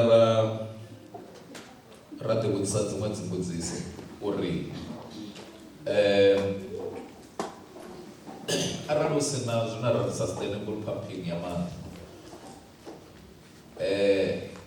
hu na zwithu zwinzhi bulasini zwi sa ḓo tshimbila, uri ḓo vha ri na u feila ha zwithu hunzhi. Maḓi a ḓo ḓa vha si tsha vha manzhi kana nga nḓila i songo teaho, vha nga ḓi wana vha khou dzula vha tshi khou lugisa mitshini yavho kana zwishumiswa zwa hanefho tsimuni, and zwithu zwa hone zwi vha zwi tsha vha reliable. Ungari Vho Murula vho amba nga makete vha tshi khou rengisa zwibveledzwa u shuma nga tshifhinga, and u vha khou ṱoḓa zwithu zwa quality hu si zwi no khou sheledziwa nga bakete. So na u vha reliable uri vha ḓo producer makasi o no khou ṱoḓiwa a zwezwo zwithu, uri vha no balelwa luthihi vho bva kha makete. So uri vha dzule vha tshi khou compete, vha tea u vha vha sure vho dzula vha tshi ḓivha uri tshilimo tshi no khou ḓa ndi khou bveledza zwibveledzwa zwingafhani, a vha tsha wara ngori mvula i ḓo na kana i ngani na. So zwino riṋe ri khou dovha ra ḓa na uri zwithu zwine ra ri real time monitoring and control ya tsimu ndi zwa ndeme. Vho dzula hafha vha mushumoni kana vha gani, vha tea u vha vha tshi ita vha tshi sedza vha vhona uri tsimuni zwithu zwi khou tshimbilisana. Vhaṅwe vha zwi ḓivha uri vho dzula hafha vha vhona zwi no khou itea nḓuni dzavho. yone iḽa thekhinolodzhi ya shuma na tsimuni vha kona u vhona maḓi na mini na zwone. So ro ita research hafha, yo vha research ye nda I ita ya doctorate fhano university, iyo designer system ine ya ita hezwo zwe nda ndi khou ṱalutshedza. Hafha ndi khou tou sumbedza fhedzi dziṅwe dza dzi results. Hafha ndi results dze ra vha ri tshi khou tsheka uri ri tshi ṱoḓa u producer muḓagasi wa ḓuvha, ri vha ri khou sedza zwithu zwine ra ri solar radiation. Mutshini ine ra I shumisa hanefho bulasini uri I khou shuma zwone ra ya ra dovha ra shumisa iṅwe data kana dzimbalombalo dzine ra dzi wana kha satellite mbili dzo fhambanaho. Hezwi vha tshi khou vhona dzi graph dzo tsa ngorali dza dzi khou sumbedza uri mitshini ine ra khou I shumisa yo kala I vha I ya weather. Ri vha ri khou tsheka weather pattern ya hanefho fhethu, I khou ri fha results dzi no fana na dza dzi satellite, zwi amba uri zwi vha zwi reliable. Hafha ri vha ri khou sedza uri solar panel yavho performance yayo I vha I hani musi ḓuvha ḽi tshi khou thoma u fhisesa. Vhaṅwe vha dzhia uri panel arali ḽi khou fhisa nga maanḓa vha ḓovha vha khou wana muḓagasi munzhi badi. Zwino iḽa panel yo itiwa uri temperature ya swika hafha a I tsha kona u producer muḓagasi munzhi, vha wana u tshi vho tsa mara ḓuvha ḽi nṱha ḽi tshi khou fhisa badi. So ri vha ri khou testa na zwezwo uri zwi amba uri solution ino khou itiwa I vha I khou itelwa bulasi yeneyo, a ri iti solution I no pfi ndi tea khavara vhembe ḽoṱhe. Ri tea u pfhesesa uri afho hune vha dzula hone muya u tshi rwa u rwisa hani, solar radiation ḓuvha ḽi tshi khou fhisa I khou ḓisa hani, dzi temperature dza hone dzi tshintshisa hani, ndi lini na lini hune vha ḓo kona u shumisa dzi pump kana u shumisa muḓagasi hone. Ri tshi ḓa hafha ndi hafho ra vha ri khou tsheka borehole, zwino maḓi a re nga fhasi ri khou ita borehole testing. Ri tshi khou kona u vhona uri izwi vho phampha maḓi avho bva fhaḽa a dzhia tshifhinga tshingafhani u dovha a vhuyelela heiḽa borehole ya dzula I na maḓi. Ndi zwa ndeme ngori zwi vha thusa uri vha ḓivhe uri pump yavho flow rate ya pump I tea u vhewa kha vhugai. So zwi amba uri vha wana muthu a tshi ḓo vha dzhenisela pump bulasini yavho, vha tea u vhudzisa edzo dzimbudziso. U tea u vha itela na well testing, a vha fhe na report I no sumbedza uri heḽi borehole ḽi na maḓi mangafha, a tshi pampiwa I tea u rana so. Vha pfukisa hezwo zwo recommendwa uri vha kombedza maḓi. So hafha ndi musi ri a kona no predictor uri zwino ri na panel yo rali ro no wana iḽa iṅwe information, ri nga kona u producer muḓagasi mungafhani ra u vhona wa ṅwaha woṱhe, ṅwaha u sathu thoma, ngauri ri vha ro shumisa weather information yo fhiraho kha musi ya miṅwaha ya 10 yo fhelaho kana ya 20 kana ya 100. Heiḽa data yoṱhe I tshi analyziwa ri a kona u dzula ra kona u vhona uri arali wo October zwino ri ḓo wana hezwi zwa muḓagasi wa ḓuvha, nga December ri ḓo wana hezwi, u ḓo tsa u tshi ḓa uri na musi ri tshi ita system ri ḓivhe uri nga vhuria kana nga June vha tea u dzula vha khou wana honoula muḓagasi une vha u ṱoḓa wo vha lingana. So nda ndi khou tou ri ndi sumbedze nyana uri ndi dzi findings dza research yo itiwa hanefha university. So zwe ra zwi wana zwi no khou shela kana u contributor kha nḓivho ya shango na yo no itiwaho ndi zwa uri arali system hedzi dza borehole kana dza maḓi na wa solar dzo itiwa nga nḓila yone, dzi tea u vha dzo tevhedza uri ri vhe ri khou ḓivha uri mutsho wa hanefho fhethu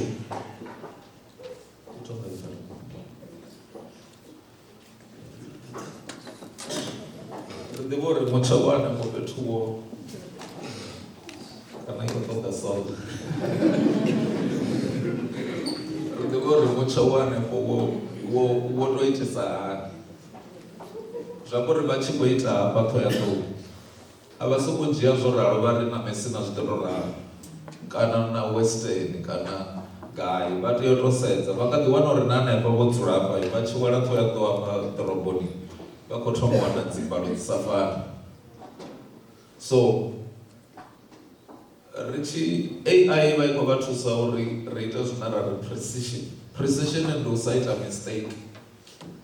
Ndi uri arali a maḓi vha wane maḓi ane vha khou a ṱoḓa, ngori vha tshi thoma ita mistake vha khou badela tshelede. Mistake muṅwe na muṅwe u a badeliwa. Ndi ngazwo computer dzi dza ndeme kha zwi zwa ndeme uri ri shumise ri ṱanganedze mafhungo a dzi AI.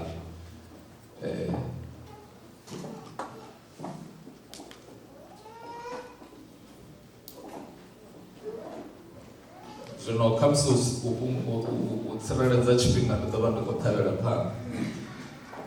So ro ri ro no ita heiḽa research yoṱhe, ha mbo ḓi ḓa na muhumbulo uri ha fhethu he research i ḓo vha i songo fhelela, arali ya dzula i theory zwa dzi theory zwine zwo raniwa kha dzi computer, ra vhona dzi mbalo dzi tshi tshintsha dzi tshi ita zwithu zwoṱhe, i ḓo vha yo fhelela arali ro ya ra producer tshithu tshine tsha nga shumisiwa.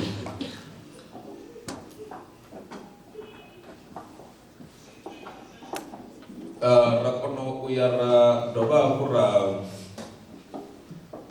ra kona u producer equipment kana tshishumiswa tshine vha kona u tshi shumisa bulasini kana hanefho hune vha vha hone. Tshe ra ri tshi tshi ita tsho vha tshi si tsho thoma u itiwa shangoni, zwo no itiwa badi, fhedzi ho ḓa havha na issue ya uri tshifhinga tshoṱhe riṋe vhathu vha fhano ri funa u tou renga tshiṅwe na tshiṅwe u bva seria lwanzhe, a ri ṱoḓi u producer zwithu zwa vhoriṋe. So ra wana uri university ndi yone fhethu ho teaho uri arali ri khou ri hu khou tea u manufacture maiki hune ra khou amba ngaho, zwi tea itiwa university, ngauri a hu na huṅwe hune nḓivho ya kiwa hone. Ende zwittu zwine zwi makete kana mavhengeleni zwo tou produciwa nga vhathu vhane vha khou ḓi ita science ino fana na ine yashu. So ro mbo ḓi ya ra dzula na supervisor ra decide u fhaṱa tshithu tshine hetsho tshiimiswa vha ḓo tshithu vha ḓo tshi vhona sikale tshi a kona u vha thusa kha crop farming, hune vha kona u monithara bulasi yavho vha tshi khou zwi vhona kha founu. Vha dovha vha kona u funga bombo yavho kana u i tsima kana uri zwi thoma u sheledza nga founu. Zwi zwithu zwine ra ri khou testa uri ri nga kona u zwi itana u bva hanefha university, ra wana uri zwi a konadzea, ende hetsho tshithu tsho itiwa. Ri tshi khou thoma tshi developer ngori ro ita prototype yatsho, ra vho wana uri tshi a kona na u ṱhogomela zwifuwo, hune vha kona u ṱhogomela dzi kholomo dzavho dzi haningei dangani vha songo tou ya.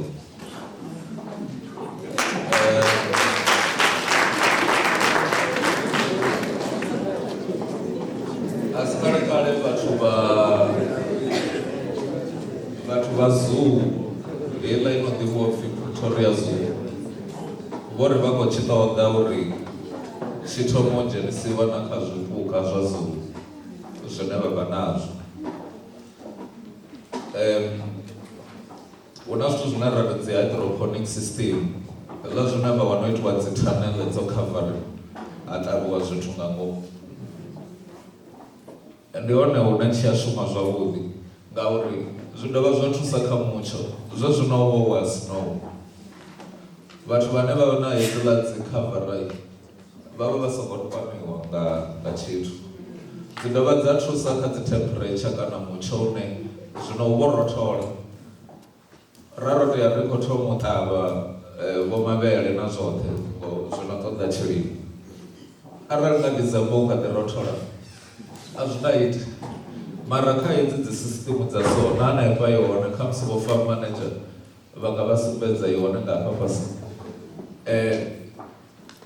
vha kona u ṱavha tshine vha funa nga ṅwedzi une vha funa a u tsha no zwo upfhi ndi khou lindela vhuria kana tshilimo ngori temperature ya nga ngomu vha a kona u i setha uri kha u vhe tshilimo havha tshilimo na musi vhuria vha ṱavha zwithu zwa tshilimo hanefho. So ndi yone technology na ri khou ri vho rali vha na piece ya shango vha ḓivhe na tunnel nga hanefhaḽa vha vha khou producer zwithu hu si tshena u lenga ngori thi ri ḽa ḓuvha na ḓuvha. Zwino zwithu zwine ra khou amba zwone ndi hezwi, ndi heyi ine ivha yo khavariwa hafhano. Zwino system yoṱhe ye ra i designer ivha i khou shuma ngo to rali, i shuma nga ngomu hafhana nga nnḓa heḽi ndi thanga ḽine ra vhea maḓi khaḽo, i khou generator power nga solar. Ri vha ro shumisa dzi field nnzhi dza science, ro ya ra shumisa ro thoma kha physics, ra vhona uri ri ḓo ṱoḓa agriculture na hydrology i vha i khou shuma na maḓi na zwa mutsho, zwa meteorology. Ri tea u pfesesa climate ya fhethu, ra mbo ḓi ri uri ri kone u fhaṱa ri tea u pfesesa zwine ra ndi electronic, dzi electronic na dzi electrical light current engineering. Ngauri ri vha ri khou kuvhanganya data nnzhi, hu vha hu tshi khou dzhena data science ngauri vha tshi funza hetshiḽa tshitshini tshavho vha tea u vha na data nnzhi kana information nnzhi hune data science ya vha hone. Ra amba nga IoT, ndi zwa dzi internet, tshi vha tshi khou shumisa internet u communicate. So hezwo zwithu zwoṱhe vha wana uri zwi kuvhanganya dzi field dzoṱhe. Zwi nga itea kha izwi tshi vha tsho vhewa bulasini sa hafhanoni, tsho dzula hafha tshi vha tshi khou sensa zwezwo zwe vha ri tshi sense zwone bulasini, kana vha khou ṱoḓa u ḓivha uri mavu avho oma u swika gai, vha ḓo vhea sense ya hone ya mavu, tsha vha vhudza uri mavu o oma, tsha vha vhudza uri temperature dzo imisa hani, ngoralo tshetsho tshine vha khou ṱoḓa u vhona tshone. Tshi rumela hezwi zwithu ano maḓuvha ri tsha shumisa mafhungo aḽa dzi ḓaraṱa dza founu, ri shuma nga dzi cloud, tshi isa zwithu kha cloud, havha na dzi server dzi no keep heiḽa data, vhone vha kona u zwi vhona kha founu kana kha computer vho dzula hanefho vha dzulaho. So vha a kona u vhona zwithu nga tshetsho tshifhinga zwi tshi khou itea. So havha na dzi coding, hetshi tshithu tsho pfhi artificial neural network, ndi musi hu tshi khou funziwa computer, ndi dzi code dza computer vha tshi khou i funza uri wa vhona hezwi hu ḓo itea hezwi, nga murahu vha a kona u ita iḽa zwo predict zwino fana na zwa vha bvumba mutsho. And then hetshi tsha fhasi ndi dziṅwe dzi code futhi dzine ndi dzo supervisor, vha vha vha khou supervisor vho dzula hanefho hune vha vha hone vha tshi khou sedza kha founu. Vha a kona na u tsima pump yavho arali vha khou vhona zwithu zwi tshi khou bva nnḓa tshavho. Hafha ndi nga ngomu hatsho ndi hulaho hone ri tshi khou tshi fhaṱa, hu vha hu na microcontroller chip ine yo connectiwa na dzi sensor na zwine ra khou ṱoḓa u kala zwone bulasini. Makete zwi hone khezwi ro to ṋanga u sa zwi renga hezwi, ro ṋanga u to ḓi baḓela tsha vhoriṋe. Ndi ngazwo ndo ri a tshi tovha tshithu tshiswa zwi hone mavhengeleni, mara ri vhe proud u vhongovha na zwashu, ri si tsha tou renga seli ya lwanzhe tshiṅwe na tshiṅwe. Zwino hafha nda ndi uri ndi to sumbedza uri ndi zwe ra zwi ita ri tshe research lab. Zwiṅwe zwi re mimakete ndi hezwi zwi re hafhanoni, huṅwe ro ḓi ita ri khou sedza uri zwiṅwe zwi balelwa mini, ri nga khwinisa gai. Zwiṅwe vha ḓo wana uri vha tea u thoma vha to ya haningei bulasini vha tshi ṱoma fhasi tsha vha fha information. Zwiṅwe vha wana uri tsho to itelwa u kala tshiṅwe tshithu fhedzi, ra vho wana uri ri nga kona u ita tshine tshi a kona u kala zwithu zwi zwinzhi nga tshifhinga tshithihi. Zwino heyi ndi prototype ye ra ita ri tshi kha ḓivha level ndi sathu graduate, then ndo no graduate ri khou developer heinoni ine zwa zwino i tsini no u bva, i tsha lab i kha ḓi bikiwa, fhedzi heyi ndi khavara ya hone yo no itiwa So hezwo zwithu zwi ri vhuyedza mini ri vhathu ri a ita mistake tshifhinga tshinzhi vha nga wana uri vho neta vha ita mistake ine i nga affecta system yavho zwi fhungudza mistake ya muthu zwi a vha thusa na kha u shela manyoro ane vha nga ḓi tou shumisa system ya shela nga tshifhinga tsho teaho i tshi khou kala hezwiḽa zwe vha vha khou amba uri dzi 2, 4, 2 na dzi 3 ya kona u ṋamba ya kala vha si tsha ya vha vhudza uri u khou shotha mini na maḓi uri vha kone u manedzha maḓi avho vha shumise maḓi o no khou ṱoḓea na muḓagasi. So sa zwe zwa ambiwa ri tshi khou thoma ndo ḓa ndi khou amba na vhafuwi vhalimi vha vhafuwi hu na fhethu hunzhi hune ri khou ḓi ya project heyo namba ya adoptiwa na kha department uri ri ite zwine ra public engagement with research ndi ngazwo ndo tendeliwa uri ndi ḓe ndi ambe na vhone ngauri ri khou lingedza na department ya science i khou ṱoḓa uri ri thome u impacta vhalimi vhashu nga u ḓisa dzi solution dzo to raliho. So ngoralo ndi khou livhuwa tshifhinga tshavho ndi tshi tenda uri khamusi ri ḓo amba zwinzhi nga tshifhinga tsha dzi mbudziso.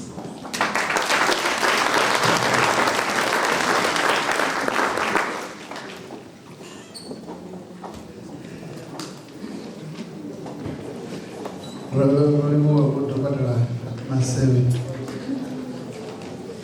zwi a ri takadza u vhona zwithu zwo raliho zwi tshi khou bveledziwa nga vhathu vhashu hanefha hayani. Ri ḓo vha na tshifhinga kha session ya masiari ri ambe na hezwi zwiambi zwashu ndi ngazwo ri sa khou vha ṋea chance yo vha vhudzisa dzi mbudziso zwino a ri bvele phanḓa ri ye kha tshiambi tshi tevhelaho. Ra ro fanela u vha ri navho Dr. Naika vha ri ṱanganedze tshiambi tshi tevhelaho RSOCD. Tshiambi tshi tevhelaho ndi senior member wa department ya physics hanefha University ya Venda vha dovha vha vha specialist cha renewable energy technologies vha wana PhD yavho ya electrical engineering University of Kassel hangei Germany vho ita masters yavho ya renewable energy na honors yawo ya physics hapo University of Zimbabwe hanefha tsini vha tou vha mudededzi mbiluni havha tshiambi tshi no khou tevhela vha na license ya u funza ye vha i wana hangei hu no pfi Henrik Jose Varona Cuba. Vha dovha vha vha mupfhumbudzi pfumbudza matshudeni nga maanḓa hafha University ya Venda vhanzhi nga maanḓa University ya Venda kha hezwi zwine ra ri ndi sustainable energy hezwi zwa fulufulu ḽi sa fheli zwine ra ḓi amba ngazwo hanefha zwine na Maseve vho ḓi zwikwama. Vha dovha vha muthu ano dzhenelela nga maanḓa kha project nnzhi dza mashango ḓavha na hanefha hayani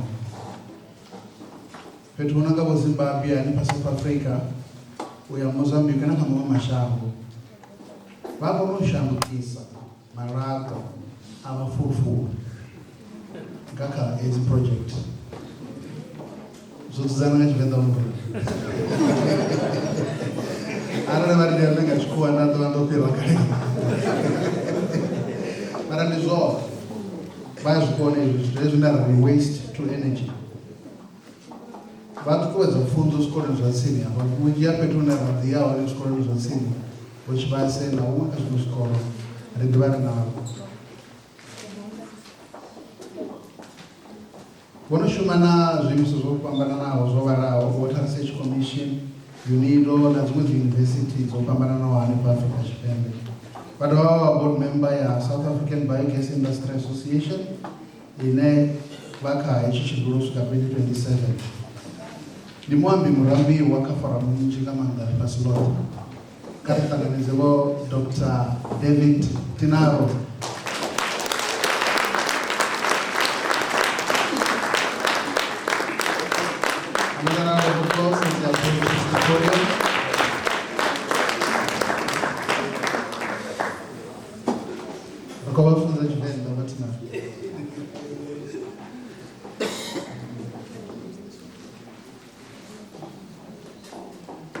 ndi Masiari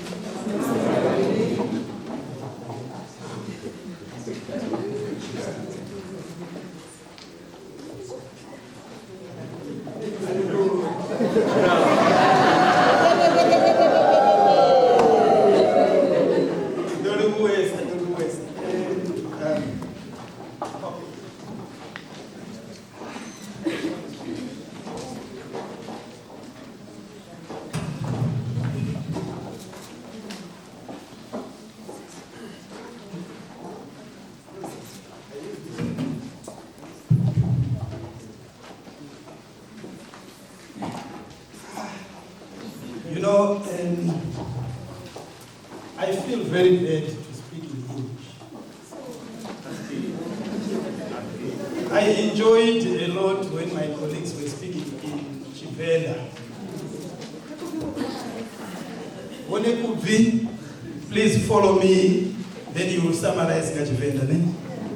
When it could be is a replica of me. We worked together for a long time. All we knew, we transferred. He's just like us. So he can replace me anytime. I am going to be slightly different from the other colleagues. Yes, I apply science in my work in the communities, but the science is science which we have lived with for all this time. I don't know whether I heard well when Dr. Matom was speaking. I just suspected he said something relating to conversion of waste to energy. And that's where people laughed. I suspected that. Right. Who moves the slides? It's me. Oh, okay.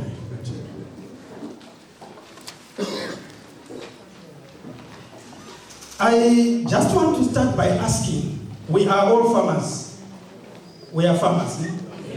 And this is a group of crop farmers, those who produce plants. May I know which plants are we producing? Maize, those who are farming maize, mealies.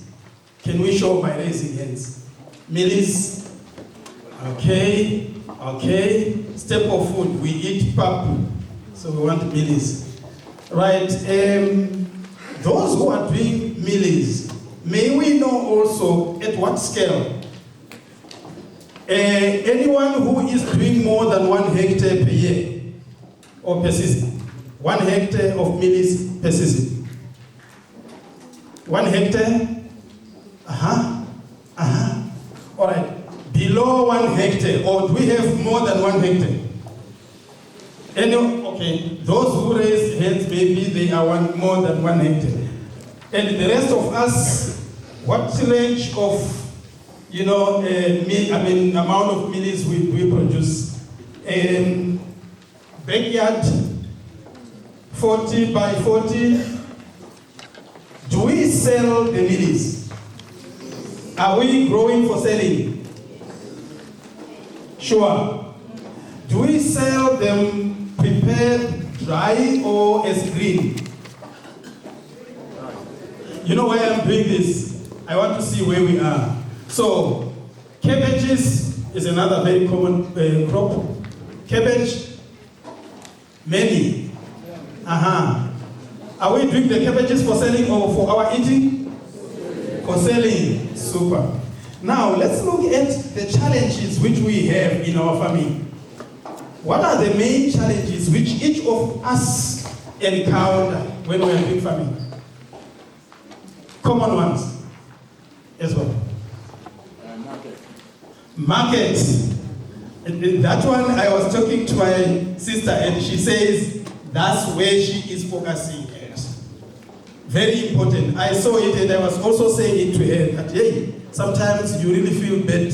People work, produce, they don't get anywhere to sell them. The other challenge, besides market? Yes. Land, Shango. I'm Sandaba. No, that's all right. In land.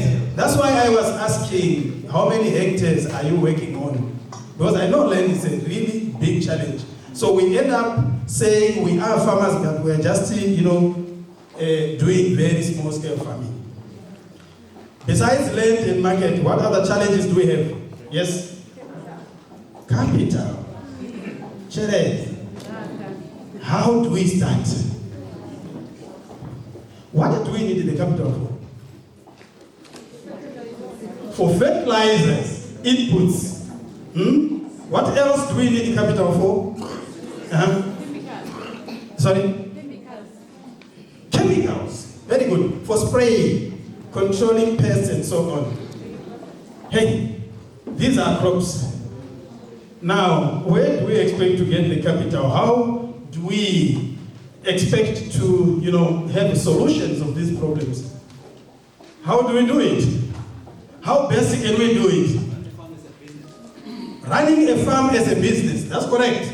But still, there is need for capital. Maybe we will go to the banks and so on. How can we make our farming more efficient? How can we do that? What do we see at the farms? Take for an example, you are doing maize. You grow your maize. What do we need from the maize? The cob. Chikori. Then the whole 3 months, 4 months, we are after that small thing, chikori. And the maize is a very long, tall plant like this. Chikori, we pick it from this height. The rest, what we do? We bend, we throw. It is what? It is waste. She wanted to say something. Yes.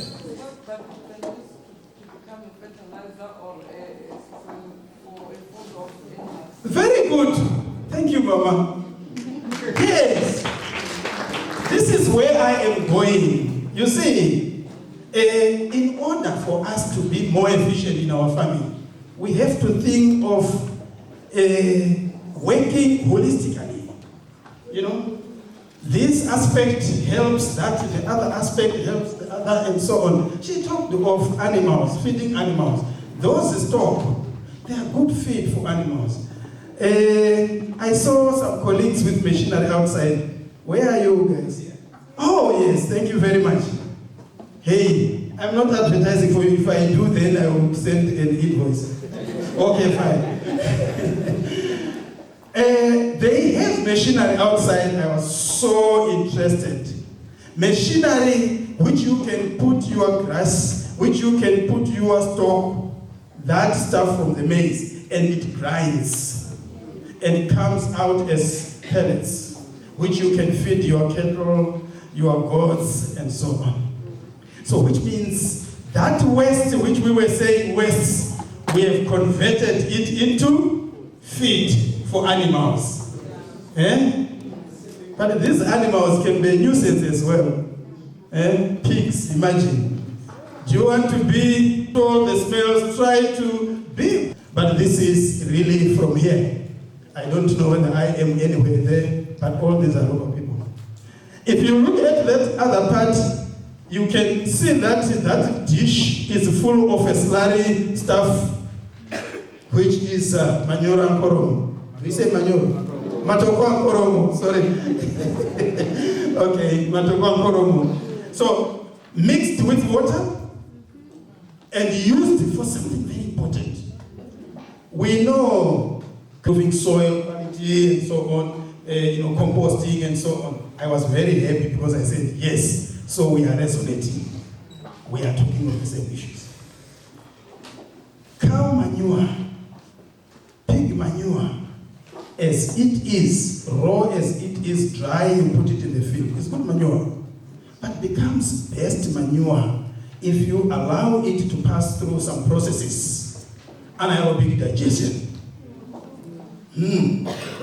That anaerobic digestion, you allow decomposition, breaking down of that manure by bacteria, microorganisms in controlled environment where you don't allow air, oxygen to come in.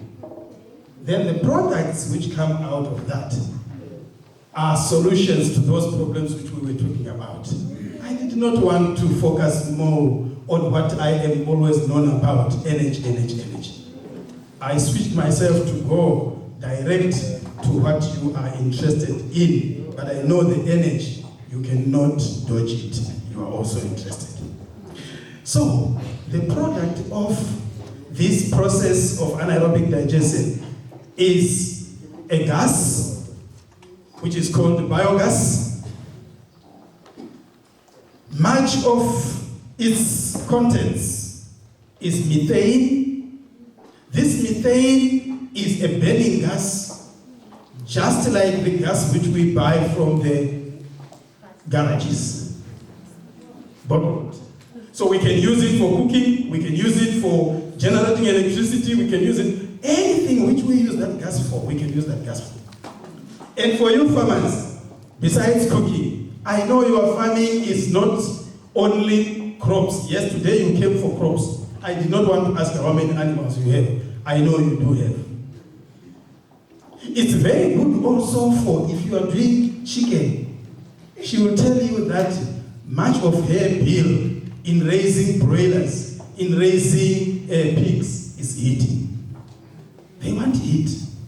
So you can actually avoid using electricity for heating and use that gas for heating. Gas which is coming from where? From the cow dung, from the waste that generates energy to heat, yet these animals again for them to grow well and so on. So I am saying to our fellow farmers, this is not a complicated technology. That's why I said I don't need to talk about, publications, like research. Yes, it's research, but we are just saying, you have got cows.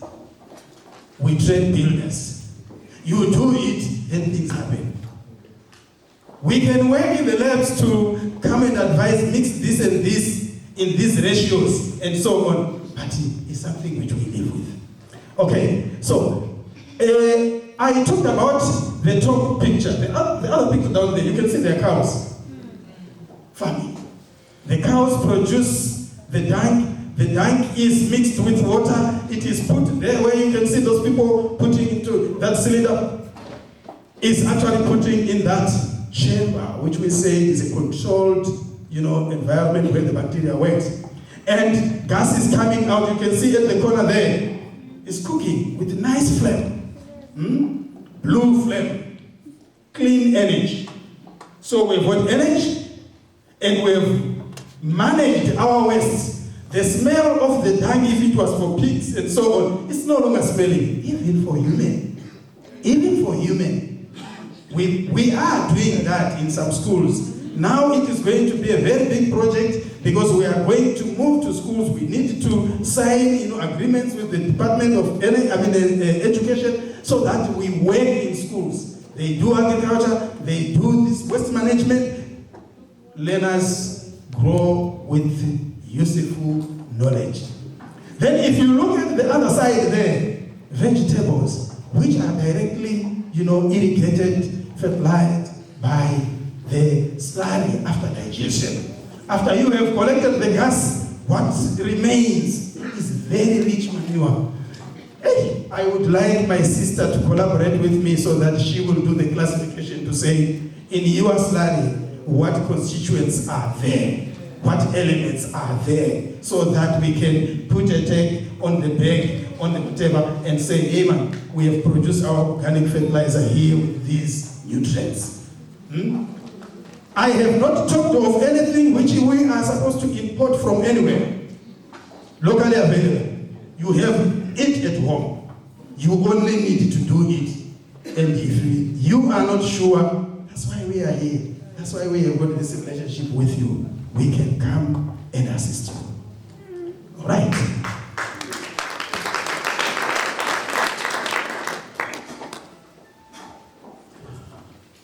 Now, just to show how things happen, the cycle, to say what we thought was a problem is no longer a problem. That side are things which are happening from this side. This side is waste from animals, waste from plants, and so on. They are put in the digester, anaerobic digestion. Then that other side, you have got cooking flame, lighting, heating, electricity, and even fuel. There are buses which are running on that same gas. Yes. But anyway, from us as farmers, we would prefer to run machines, pumping machines, to pump our water using gas. You see? So, which means we are avoiding, ESCOM, because we don't want to pump money out. We want as much money to come to our pocket than what we pump out. Now, this slurry, which I talked about, and I will try to focus more on slurry because you are crop farmers. Oh, I thought you were, I'm used to be asked when I talk. So when I saw your head like this, I thought maybe you want to ask me. All right. The slurry, which is the product which is got after the organic matter has been degraded, gas has been taken out. That, remember, gas is very light. I will take an example. A small digester meant to supply energy enough to cook for 6 people may require from 20 to 40 kilograms a day. 20 to 40 kilograms a day of dung. You mix it with 20 to 40 liters of water, make that, fluid and pour in every day. If you say it's 20, after 100 days, you've got 2,000 kilograms, 2 times. What comes out as gas is very small. So which means you get your gas, small in terms of changing the weight of the stuff. You get your gas, you cook.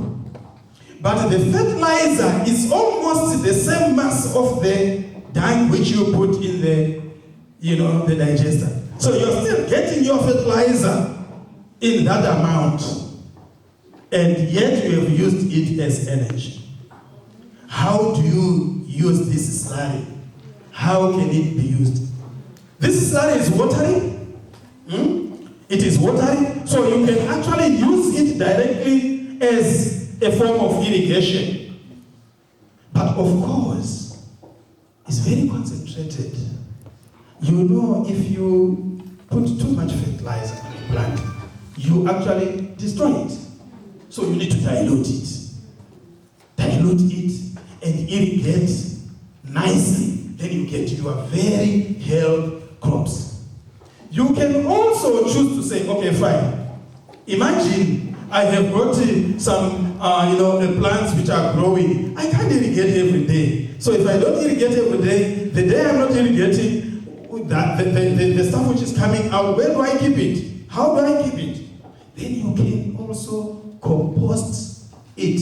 Make composts using the slurry. How do you do it? You now go to the stock. Those stock which we said they were wasted, we were now told that we can feed animals using them. But there are some other, things which we may not need to feed animals, or we intentionally make compost to get organic manure. So the slurry works now as a layer in the making of the compost. You have a layer of the organic matter, then you've got a layer of soil, on top of which you pour that slurry. Then it makes a very balanced compost, which my sister was talking about. All right. Now, these pictures which you see, again, they are not fished. This is from Bluebeck local municipality. And the structures of the biogas digester, you can see from there. I thought I had a pointer, but anyway, I don't have. The part which we are mostly interested in is this two. We call them compost chambers. These are, trenches which we dig 1 meter down and any length we can, 1 meter wide, to receive the slurry from the digester when we are working. And we can do composting in that pit. So we allow the slurry to flow. When it is at a certain level, we put grass and put soil. Then allow again to flow. So it is making layers of alternating grass soil, slurry, grass soil, until it fills up. When it fills up, we divert to the next one. That's why they normally go in groups. Then by the time that one is going to fill, the compost is ready, we remove it. So we are generating compost as we go. All right. direct use. You can see, there she is irrigating with the slurry in the vegetables. Slurry already taken from a digester. Then the other side, you can see it's a compost, which is you put twigs and so on, soil, so on, put the slurry and make that compost. So you can use it wet and you can use it dry. Yes, all these things are compost making. Right, you can see again there is compost making. The one which I was talking about, which is the pit one, is the one to my right, your left maybe. Then the compost heap, the heap is to my left, which is your right. All right? Then of course that one is just showing the measurements to say how do you make compost. I'm not for that today. Then later maybe when we get a good opportunity, when we are coming to your communities, if we happen to have an opportunity, then we can actually deal with this in detail. Right. This information is very important. This information is very important. 1 cubic meter digester produces about 6 tons of compost per year. A year has how many days? 365 and a quarter day. If you are feeding 20 to 40 kilograms of dung, surely you can get that amount of compost per 6 cubic meter digester. Do you have an idea of how big is a 6 cubic meter?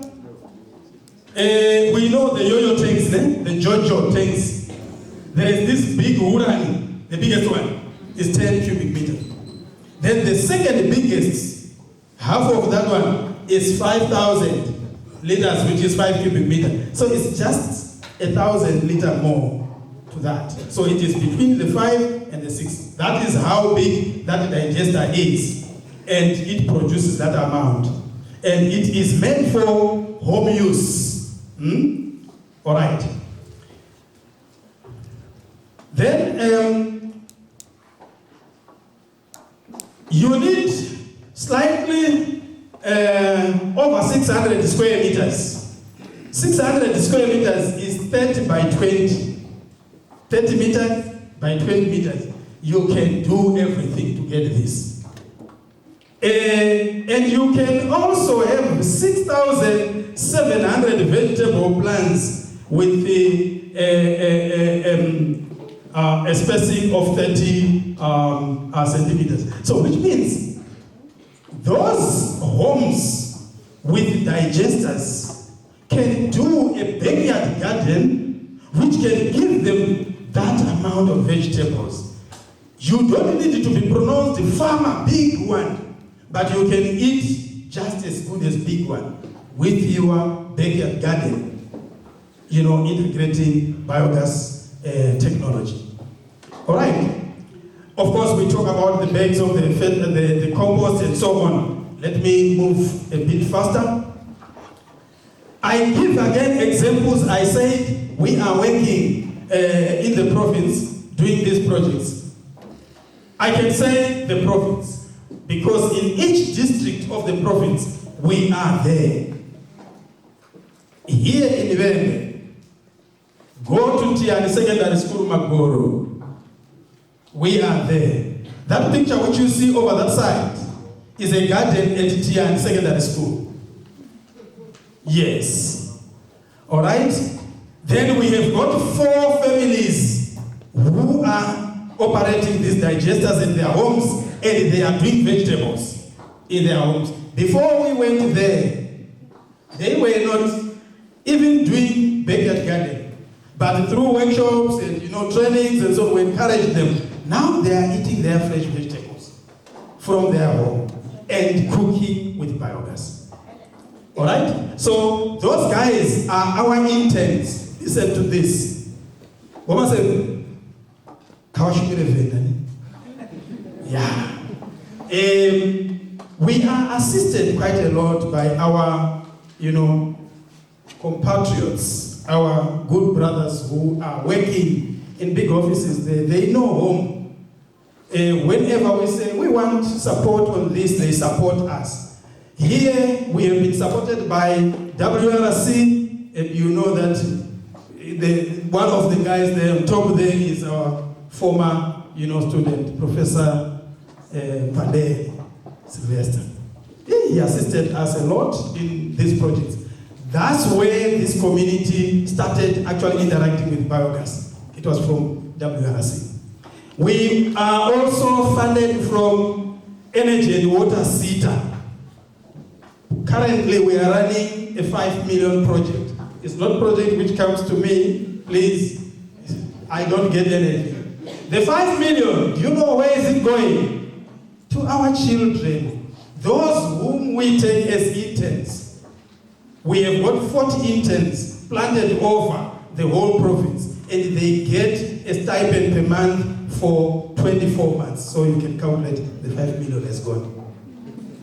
But what is important, our model is where they are working as interns, they are doing these projects, they are doing those gardens with the idea that at the end of the 2 years, they continue with their projects. They no longer need to be an intern anymore. So we have skilled that person, and we have actually, managed to remove them from the state they were to a new state. That's how we are working with these communities.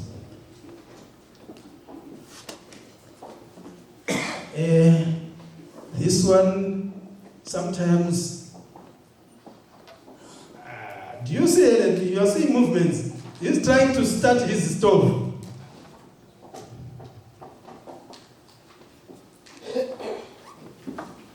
At least because I know it, I'm seeing.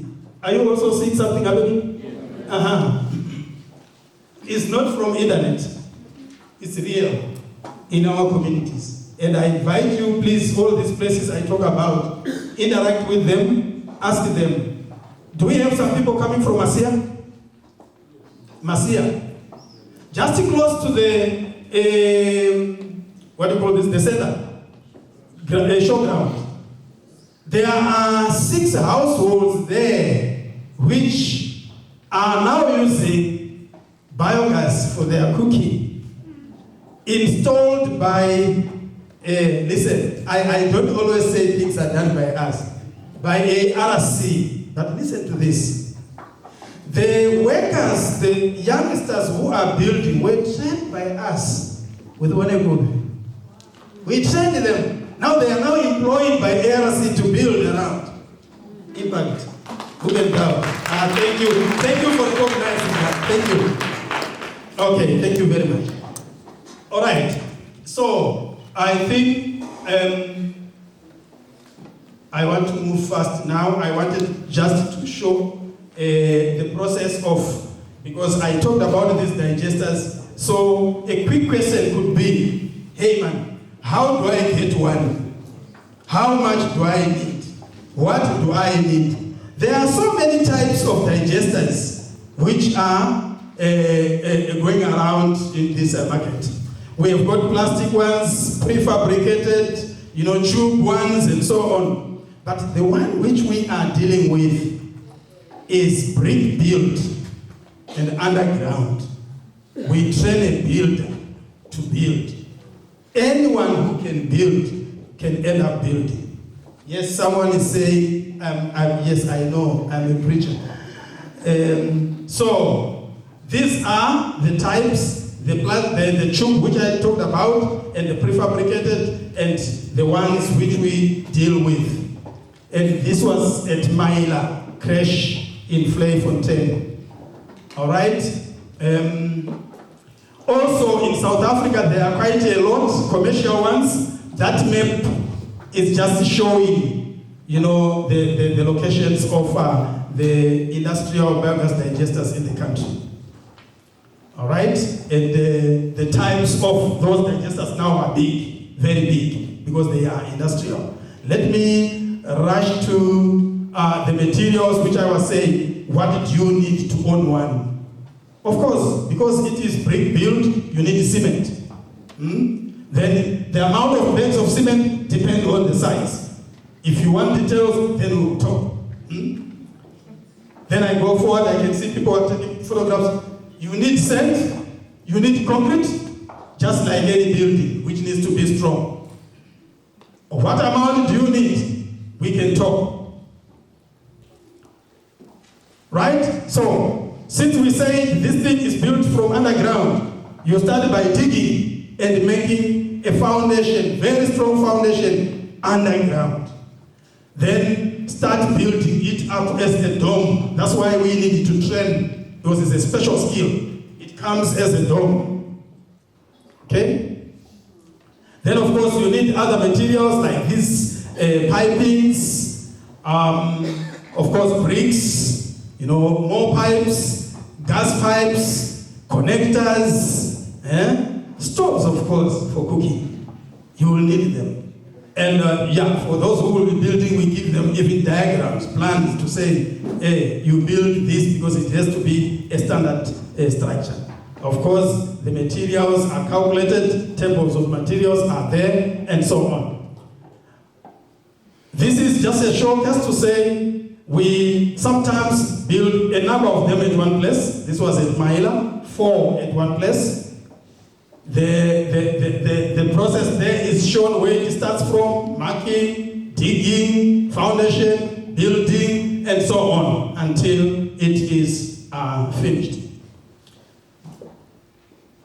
Biggest advantage, and I think I will end there, the rest you will give me questions. I don't want to take too much time now.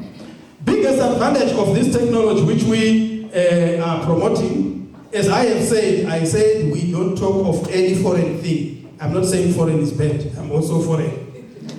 Right? But I am saying it is better when you can utilize what you have around to solve your problems. So, we prefer this one because we don't buy anything anyway. We buy bricks from the hardware next to us. Cement there. Those sand and so on. Those things which we have around us.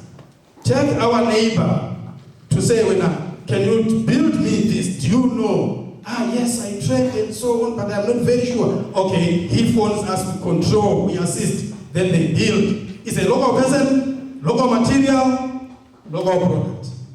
Then things are done. Then, why do we need that besides having it local, made by local materials?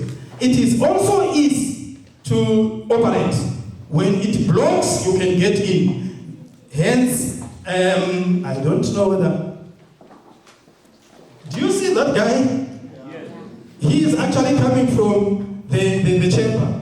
Did you recognize that guy? Lawrence. He is one of our first guy we worked with from Maila. And I'm very happy to say now he's a big man. He is running a company. And in that company we are working with it here at Univen. Because when we were training under UNIDO, we were mandated to have at least 2 entrepreneurial companies which are coming from our trainees. There he is. So the project I said we are doing with Energy and Water SETA, we are collaborating with them. So we are giving an impact.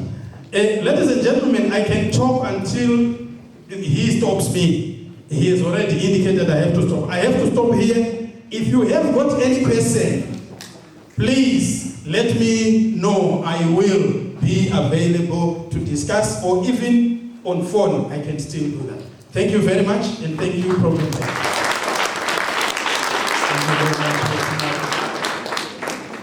Thank you very much, Martin. If we were in Parliament, we would just switch off the microphone. But it's quite interesting what he was presenting. You will get a chance to talk to him, but whether one chance to show him, which he has lunch. Carmen Pandana, on program, which I can share with Rao. I will have the honor of introducing the next speaker. That will be Duanze Mwambi Atevera Wana Dudaru Tukwezi. Mchitevera Wondi founder, ndi muwani vha dovha vha vha CEO ya khamphani no Finaledzi Environmental Consultants, vha dovha vha vha muhulwane wa vhorasaintsi haningei, na ṱhoḓuluso dzoṱhe dzi no itiwa haningei ndi vhona vho dzi rangaphanḓa lwa miṅwaha i phaḓaho 21. Ndi experience tshine vha vha natsho kha hoyu mushumo. Vha na PhD ya Environmental Management, vha dovha vha na Master of Business Leadership, vha dovha vha vha mushudeni wa Heinoni University, vha dovha hafho vha dovha vha professor ya Heinoni University. Heyi university yo vha bveledza, vha dovha hafhu vha vhuya vha ri ndi dovha nda humisela zwa university ya funza zwone kha matshudeni na vhashumisani. Vho registara na environmental assessment practitioner kha SACNASP ine ra i ḓivha uri i langa vhorasaintsi, na kha Environmental Assessment Practitioners Authority of South Africa vho dovha vha vha registered member hanefho. Hafho kha heyo ya Environmental Assessment Practitioners Authority of South Africa vha dovha vha vha a founding board member, vha dovha vha vha chairperson. Zwino vhathu vha ḓo zwi pfesesa uri ri na vhathu vha ndeme nga maanḓa vhane ngo zwa vhukuma vhukuma ra swikelela kha vho ri ḓo kona u thusea ri tshi ya phanḓa. Vha dovha vha council member ya Council for Built Environment ine ya pfi CBE haningei ndi fhasi ya SACNASP party. Okay, yo ḓiimisa nga yoṱhe. Vha trustee and chairperson wa Mphaphuli Development Trust lwa miṅwaha ya 13 u swika na ṋamusi. Ra vhuya ra amba nga Mphaphuli Development Trust vha vha khou zwi pfha vhathu vhashu uri ri hanefha hayani. A ri ṱanganedzeho Professor Kangwelo Desmond Msetsho.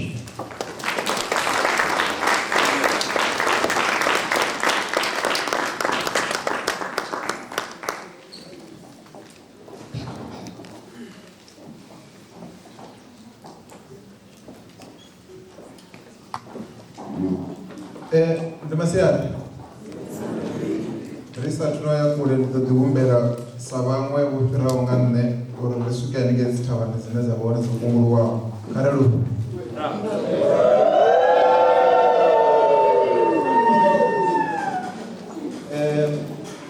ndo ri tshi khou dzhena hafha nda pfha hune vhaṅwe vhathu vha tshi khou amba vha sa khou amba Luvenḓa kana Tshivenḓa, nda ri ndo ri ndi tshi ḓa hafha phanḓa nda vha lumelisa sa ni vhonani ni njhani na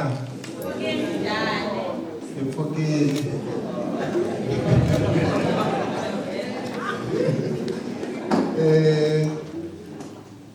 Ya ndi ḓo lingedza u amba nga Tshivenḓa na holu lwa ngei Mashango Ḓavha.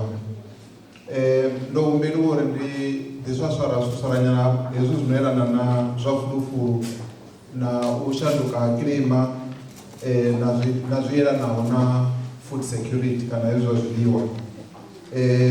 Fhedziha ndi na tragedy hafha yori ndi khou amba hono amba zwiṅwe zwiambi zwo vhonaho presentation yanga. Vha khou ḓi amba zwe nda vha ndi khou ṱoḓa u amba. Zwi amba uri ndi ḓo lingedza u ṱavhanyanyana hune vhono amba nyana kha musi ndi si tsha fhedzela vhathu tshifhinga. Fhedziha ndi tshi khou ḓi tou thoma mathomoni ndi amba uri hezwi zwine zwa pfi climate change kana u shanduka ha kilima a zwi tsha tou vha zwithu zwine ambeliwa kule, zwi khou ḓi ambiwa na hanefha kha vho riṋe zwi tshi khou vhonala. Ndi khou amba vha ḓo wana dziṅwe dzi mvula dzi tshi khou na hafha vhathu vha khou kumbiwa hafha Gauteng, vhathu vha tshi khou dzhenelwa dzinḓuni nga maḓi musi mvula dzi tshi khou na. Hu na zwifhinga zwiṅwe zwe hangei overseas Europe vha vha tshi khou ri dzi temperature dzo no gonyesa nga nḓila ine a vhathu dzi vhona dzi tshi khou itela muralo. Zwa ḓi continue ra vhona mvula dzi tshi khou na, ha swika na kha dziṅwe dzi airport haningei Mashango Ḓavha fly machine dza vha dzi si tsha kona na u kavha kana u takuwa ngauri zwigonṱiri zwo ṋoka. Vha khou zwi pfhesesa thi zwi amba uri hu vha hu khou fhisa nga maanḓa fhethu.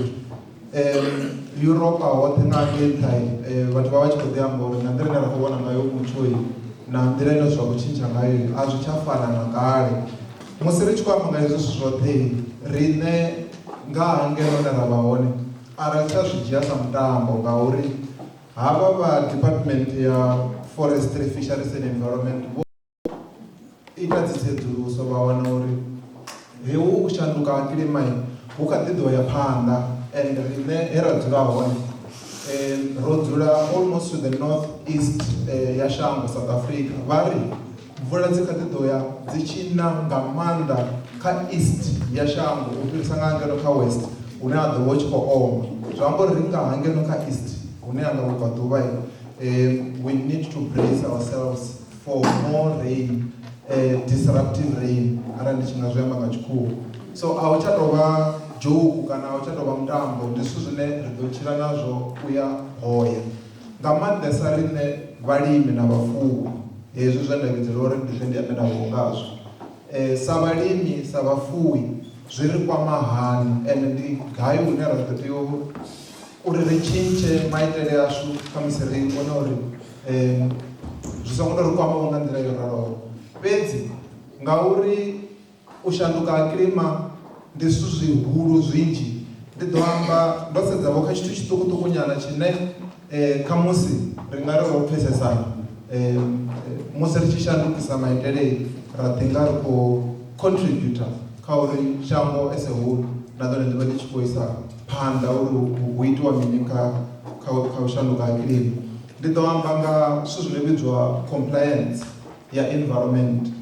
Riṋe sa vhafuwi sa vhalimi musi hune ra khou shuma hone ri tshi wanala ri tshi khou kwama mupo kana mupo uri kwama hani na uri mulayo uri mini kha zwiṅwe zwa zwine ra vha ri tshi khou tea u ita hafho hune ra khou lima hone kana hune ra khou fuwa hone.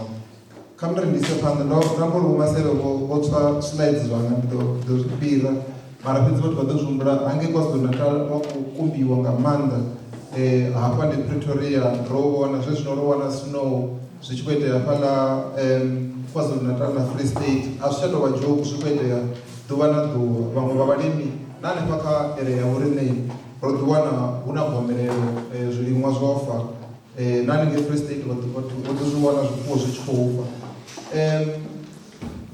Nga nḓila ine ra nga kona u amba uri ṋamusi havhaḽa makadzi vha ya vha tshi khou amba nga zwa mavu na pfushi dza mavu na mini a thi ka ḓo dovholola mara zwoṱhe zwine zwavha zwi tshi khou itea zwino yelana na u tshintsha ha kilima zwi ita uri u lima na u fuwa a zwi tshanga zwa mulovha namba mulovha hune hone ra ḓo tea u tshintsha hone. Fhedzi ndi ḓo ambesa nga maanḓa nga hezwi zwine na ndondolo ya mupo na uri mulayo uri mini musi ri tshi khou fuwa na u lima.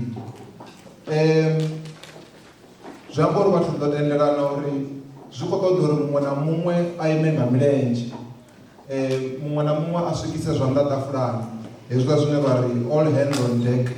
Arali ri vhalimi ri vhafuwi ri ṱhogomele zwiko zwine ra vha nazwo zwa maḓi na shango ḽone ḽiṋe ngauri ndi hone na ri ḓo vha ri khou wana hone zwiḽiwa. Ndi khou tou zwi angaredza hezwi zwithu ngauri ndi khou ṱoḓa u amba navho ndo humbeliwa uri ndi ḓise mulaedza we nda u isa kha vhaṅwe vhorabulasi vhe nda amba navho nga August. Nda ri ndi tshi khou amba navho nda humbela uri ndi khou humbela u vha kwatisa, nda tendeliwa uri ndi vha kwatise. Ndi khou humbela vho khamusi na kha yeneyi nnḓu ṋamusi uri arali zwi tshi konadzea ndi vha kwatise. Athiri vha khou tou ntendela thiri alright.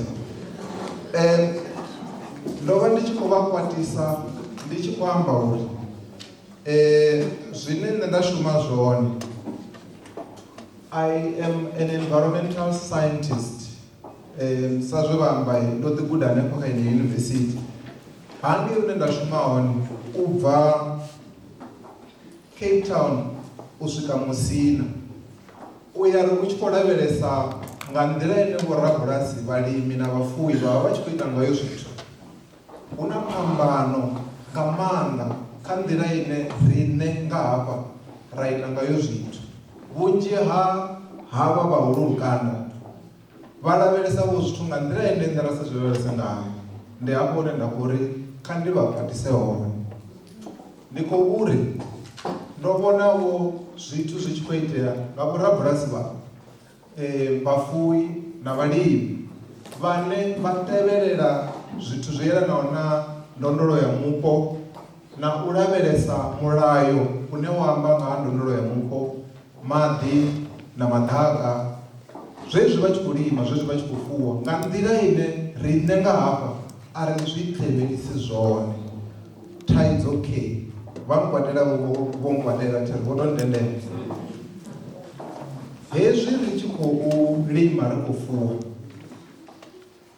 vho Mudau havha vha nga fhasi vha no fuwa mbudzi vha vha ḓivha theri vho ri a ri tsha tea u lima na u fuwa sa mutambo, kha ri zwi ite sa business. Atheri musi ri tshi khou zwi ita sa business, ndi hafhaḽa hune ḽiṅwe ḓuvha ri ḓo ṱoḓa uri ri khou engedza vhubulasi yashu bva kha 1 hectare ko murahu theri i vhe 5 hectares, ri bve kha 5 hectares i ri 10 hectares kana 20 hectares. Musi ri tshi ita ngo ralo, a ri koni fhedzi nga tshelede ine ra vha ri khou i bvisa tshikwamani theri hu ḓo vha na hune ra ḓo ri khou humbela funding, ndi khou tou ṋesa tsumbo, ri khou humbela funding, khou ṱoḓa 5 million randa, ndi khou ṱoḓa u dzhenisa dzi phaiphi, ndi khou ṱoḓa u dzhenisa mathanga, ndi khou ṱoḓa u dzhenisa bomu theri. Musi ro humbela tshelede, nṋe ngeno ndi shumavho kha zwiimiswa zwine hezwi vho ita application yavho na riṋe ri a vhidziwa uri ri ḓe zwi lavhelese application yavho. Atheri musi ndo wana application ino khou ri hu khou ṱoḓea 5 million randa ya vho Mudau na vho Mudzanani, vha khou ṱoḓa u engedza bulasi yavho. Atheri mara musi ri tshi sedza zwidodombedzwa zwoṱhe zwine zwa khou tea u vha zwi hone kha application yavho, ra wana zwiṅwe zwazwo zwi siho. Atheri vhunzhi ha zwine ra wana zwi siho ndi zwa ndondolo ya mupo. Vha konfesa hafha hune nda khou ri ndi vha kwatise hone ndi ha uri na musi ndi tshi khou vhona application i ya vho Mudau na vhone Madzivhanani, nṋe sa rasaintsi a thi tendeli uri ndi ri a ri dzinye ḽiṱo ngori ndi ya vho Mudau. Atheri ndi ḓo ri na musi ya vho Mudau vho Mudau vha songo wana 5 million rand, hezwi zwiṅwe zwavho zwo dzudzana zwavhuḓi, mara hezwi zwa ndondolo ya mupo a zwo ngo dzudzana zwavhuḓi. Vha konfesesa theri zwi amba uri ri kombetshedza uri na musi ya vho Mudau kha i humele murahu, Mudau vha nga ḓo wana 5 million rand. Zwi kwatisa nga maanḓa nṋe ndi no khou ri vho Mudau vha songo i wana, ane ndi bva hanefha hayani. Vha konfesa ndi mini zwine zwa vha ri khou lavhelesa zwone uri vhathu vha zwi ṱhogomele zwino yelana na zwa ndondolo ya mupo. Havha vho rasaintsi vha no nga vho Maseve na vhaṅwe vho amba uri hu na change nnzhi dzine dza khou itea hafha shangoni ḽine ra vha khaḽo.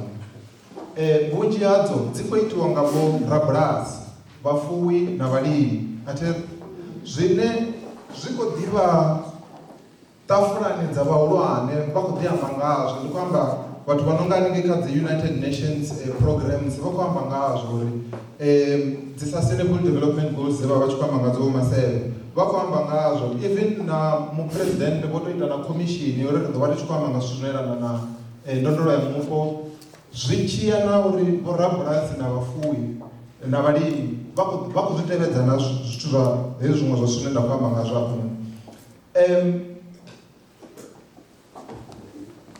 Ndi tshi khou tou ṋea tsumbo, mulayo u no pfhi National Water Act theri uri musi ri tshi khou lima ri songo gera miri ine ya vha hafha kha 32 meters from the river. Ndi khou ṋea tsumbo theri mara riṋe ra mbo ḓi ra gera iḽa miri yoṱhe ha sala hu si na tshithu. Havha vha zwa ndondolo ya mupo vha tshi ḓa u sedza vha wana iḽa miri yoṱhe yo geriwa, theri ri khou engedza tsimu uri ri kone u lima ri swike na ngei kule kule nyana. Theri vha tshi ḓa vha wana uri vha nga si tsha vha tendela vhone uri vha fhiwe certificate tshine tsha vhidzwa upfhi environmental authorization. Ndi khou ṱoḓesa tsumbo. Ndi hetshiḽa tshine hezwi vha tshi khou submit application ya 5 million tshi vha tshi tshi khou ṱoḓea fhaḽa kha document dzine dza vha ṱafulani. Ende ri tshi wana tshi siho ngori vhone vho gera miri yoṱhe ya swika ya dzhena mulamboni a hu tshena muri na muthihi hafhaḽa upfhi 32 meters. Vhone vho gera. Vhone vho fhiwa tsimu ine ya vha tsini na Maroromani. Musanda vha ri kha vha lime hafha hangei vha hu litshe. Ri khou ḓi vhona vhathu ri tshi ya dzitsimuni vha khou lima hu tou lima masituku nyana na ṅwaha ri khou tou 5 meters. Wakati ndi 5 meters. Wakati ndi 5 meters. Nṋe ri tshi ḓa ri khou wana hai vhathada vho dzhena nga ngomu hanefhaḽa Maroromani. Mulayo houḽa wa National Water Act na hoyu wa National Environmental Management Act zwi ri songo lima kha Maroroma. Athi ri mara vhorabulasi vhalimi vhafuwi ri khou lima ra swika ra dzhena hanefha certificate tshine ra khou amba ngatsho tsha zwa ndondolo ya mupo a vha nga ḓo tshi wana ngauri vhone vha vhidzwa upfhi vho contravene dzi requirement dza National Environmental Management Act na the National Water Act. A vha nga i wani tshelede yo continue u ita bulasi yavho. Zwi amba uri vhone vha ḓo dzula vha kha ine 1 hectare yavho watheri ine a i nga aluwisa business. Thi ro ri vho mudavha vha ri a ri itesa business ri songo tea zwa matamba vhana theri. Zwi amba uri ri khou ḓi dzhia ra ḓivhea khona ya uri heyi khona ndi hone ndine ra khou dzula hone a ri nga ḓo aluwa a ri nga ḓo ya huṅwe fhethu. Na zwi amba uri na u thola vhaṅwe vhathu a ri nga tholi vhaṅwe vhathu kha bulasi ya vhoriṋe ri ḓo dzula ri henefho ro thola vhathu vhavhili. Tshelede ine ra khou wana ṅwaha u tshi fhela ndi heneyo 4,000 rand. A zwi kwatisi zwo shumara zwi a kwatisa kani a zwone zwine ra khou tea u tshintsha zwone. Kha ndi ḓo ri ndi tshi wana application a thi shumi bannga mara vha bannga vha ya ri vheiwe vha zwa ndondolo ya mupo ḓani ndi lavhelesele hezwi. Kha ndi ḓo ri ndi tshi ya hafhaḽa banngani ndi tshi sedza applications ndi wane 20-30 dzi no bva vhembe dzoṱhe dzi pfhi hai kha dzi phasi hedzi ndi dza vhathu vha hayani ngauri zwithu zwavho zwo dzudzana zwavhuḓi vha konfesa teri. Mara arali zwi songo dzudzana zwavhuḓi a hu na magic une ra ḓo ita vha ḓo ḓi sokou kwata mara a hu na zwine zwa ḓo itea. Atheri ndi khou humbela u vha kwatisa nga u ralo uri vhathu vhashu when it comes to compliance let us comply because milayo heyi ine nda khou amba ngayo a yi ngo sokou itiwa u bva tshikhalani. Yo itiwa hu na foresight ya uri ri khou ṱoḓa u achieve mini. I will give you an example. Hu ya pfhi vhone vha khou ṱoḓa u ita bulasi yavho yo ṱavha mavhele kha 10 hectares kha 20 hectares kana 30 hectares. Mulayo in terms of section a thi nga bvi section dzoṱhe ndi nnzhinzhi wa ri vhone vha tea u ita environmental impact assessment right. Vhaṅwe vha vho riṋe vha nga ḓivha vhone zwifhio zwi tshi khou ambiwa. You must do an environmental impact assessment uri hu lavhelesiwe uri bulasi yavho i ḓo kwama hani mupo na uri mupo u ḓo kwama hani zwine vhone vha khou ṱoḓa u ita bulasini yavho. Athiri ndi hezwi zwine musi vho rasaintsi vha tshi ḓa bulasini yavho vha vha vha tshi khou ḓo sedza uri a si hone na kha heyi bulasi yavho hune ndi hone ho salaho muri muthihi fhedzi hune u kona u lafha vhulwadze vhukene na vhukene.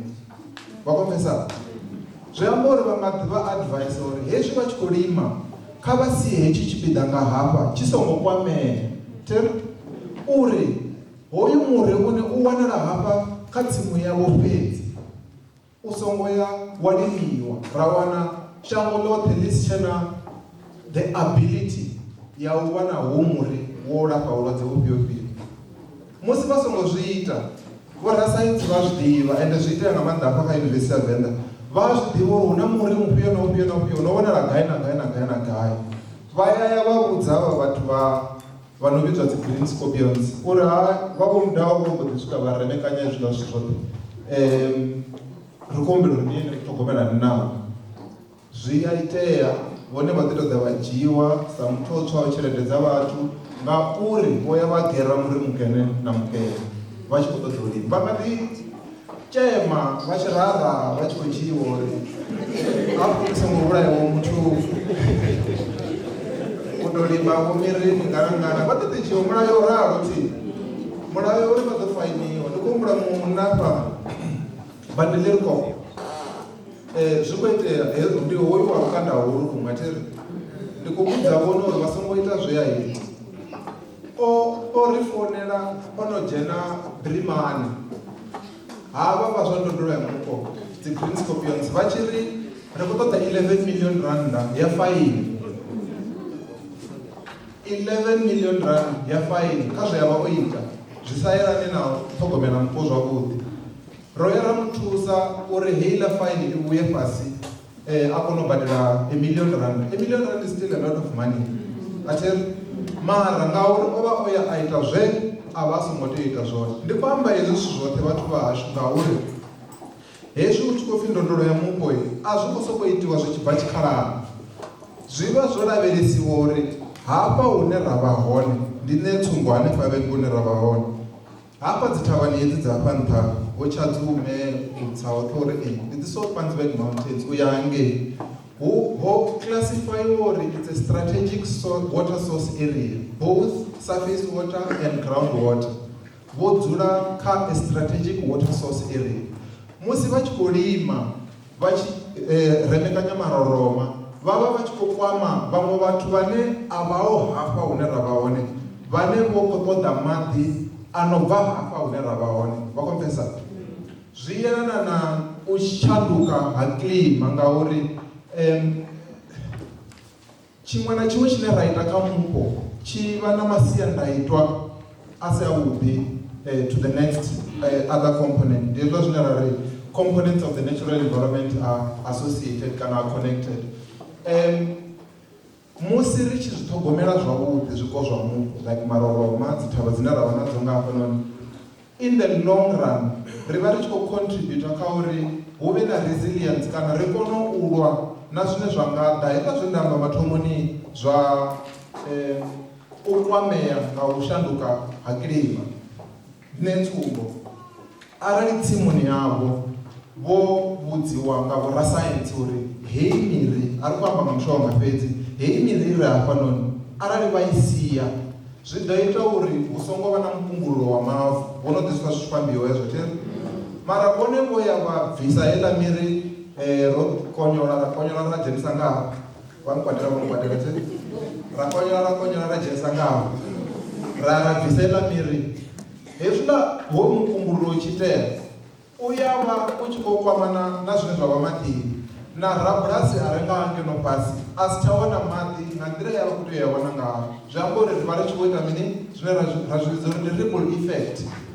Climate change musi mvula dzi tshi ḓa dza maanḓa a ri tsha kona u ṱhogomelana na mavu ane ra vha nao zwavhuḓi musi ha mavu o kumbuluzea vha ḓo ḓa makhadzi hafhaḽa vha tshi khou ḓo ita assessment u bva kha Department of Agriculture vha ḓo wana hu si na mavu zwi amba uri business yavho yo fhela kha department uri ya a zwone ndi zwone kani. Zwino ndi khou zama u amba ndi sa khou dovholola zwe vhomaseve na vhaṅwe vha tshi khou amba hezwo zwa dzi thekhinolodzhi na mini zwoṱhe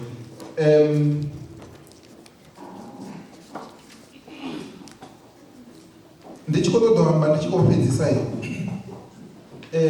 hezwi zwa dzi thekhinolodzhi dze dza vha dzi tshi khou ambiwa na saintsi ye vha vha tshi khou amba nga zwone zwine zwi vha zwi songo fhelela ngauri nga riṋe vhaṋe ri tea u dovha ri shumisane roṱhe arali rabulasi number 1 a tshi khou ṱhogomela mupo wawo zwavhuḓi na rabulasi number 2 a ṱhogomela mupo wawo zwavhuḓi na 3 na 4 na 5 collectively zwi amba uri ri vha ri khou ṱhogomela mupo zwavhuḓi mara arali rabulasi 1 a ṱhogomela mupo zwavhuḓi rabulasi number 2 a sa ṱhogomela zwavhuḓi number 3 na houḽani a khou ṱhogomela zwavhuḓi at the end of the day a huna zwine ra ḓo kona u zwi achieve vha konfesa te zwi amba uri ri vha ri tshi khou ita noto vha vhona rabulasi wa muneighbor a tshi khou ita zwine a zwi khou asi zwone zwine zwa khou pfhi ri itise zwone zwithu kha vha ambe kana vha ye vha pote hangei kha dzi green scorpions. Ndi ḓo vha ṋea tsumbo ya zwithu zwa serious but zwine zwa itea arali rabulasi wa nga fhasi havho aya a gwa maroroma a ita trench kana madindi a uri maḓi a ṱavhanya a bve hafhaḽa kha maroroma, vhone vha muneiba na vhone vha ḓo kwamea ngauri a zwi ḓo vha na maḓi a ḓo ṱavhanya a ṱuwa hafhaḽa kha maroroma mara vha mulitsha vha mutendela a ita ngoralo. A zwone hafhaḽa ho gwiwaho trench kha maroroma hu thoma u kumbuludzea nga ṅwaha hu thoma u kumbuludzea, vha ḓo wana ṅwakani houḽa mulindi wo no vha nga hafha hune vhone vha vha hone vho zwi litsha vha zwi tendela zwi tshi khou itea kha rabulasi wa neighbor vha konfesa tiri. So arali ri tshi khou amba nga u tsireledza maḓi, collaboration is very important and zwi ita uri ri tsireledze maḓi sa group roṱhe. Hezwiḽa zwa vha zwi tshi khou ambiwa zwa dzi borehole ri khou vhona through research hafha University of Venḓa ri na belief rine ya uri na musi arali maḓi a siho mulamboni ri ḓo ya na gwa borehole all is well. Athi hu ḓivha na milambo nga hafho fhasi ine ya vha i khou elela ine hezwi vha tshi gwa borehole vha vha vha tshi khou kakhayo thi vhone vha gwa borehole hafho muneiba a swika a gwa borehole, muneiba wa swika a gwa iṅwe borehole, muneiba a gwa iṅwe borehole. Hezwiḽa zwo iteaho kha mulambo u tshi oma zwi ḓo itea na nga hafha fhasi. Athi mara arali ri tshi khou shuma roṱhe sa group sa tshitshavha ri a kona u dzhenisa thekinoḽodzhi ino amba uri a ri tei u drowa maḓi kana u bvisa maḓi kha mulindi mangafhani ngauri muneiba wanga a nga ḓo kona u a wana kana ngauri ri ḓo vha ri khou vhulaya mulambo ine wa vha nga fhasi. Ndi saintsi ine kha musi ri ḓo ḓi amba nga ilo ḓuvha ndi khou amba uri kha ri ite collaboration musi ri tshi khou shuma sa vhorabulasi. Hu na rabulasi muṅwe hafha Tshitandani side ya Ḽivhubu we a ita research hanefha yunivesithi a tshi khou sumbedza uri macadamia production yao i vhe much better. Miṅwe ya miri ine ra i wana hanefha kha vhupo ha vhoriṋe ndi yone ine ya ṱuṱuwedza germination, pollination na mini zwine zwa tshi khou itea zwi amba uri a u tsha sokou pfhi ri khou swika ra gera bulasi yoṱhe ra sia u khagala ra kona u ṱavha macadamia. Ni ari ni tshi khou gera ni siewo dzi bveledze dziṅwe dzine ndi miri ine ra i wana hanefha yo sala hanefhaḽa nga ngomu i vha i tshi khou thusedza. Ri khou amba nga biodiversity in our farming environment. Zwiḽa zwo pfhi ri khou sokou swika ra gera bulasi yoṱhe kha zwife vhathu vhashu kha zwife ngauri tshiṅwe tshifhinga a zwi thusi. U shumisa renewable energy hezwi zwa zwi tshi khou ambiwa hafha nga vhutinaro na zwone kha ri zwi sale murahu nga maanḓa. Fhedzi ndi hezwi zwe nda vha ndi khou amba zwone zwa compliance na milayo.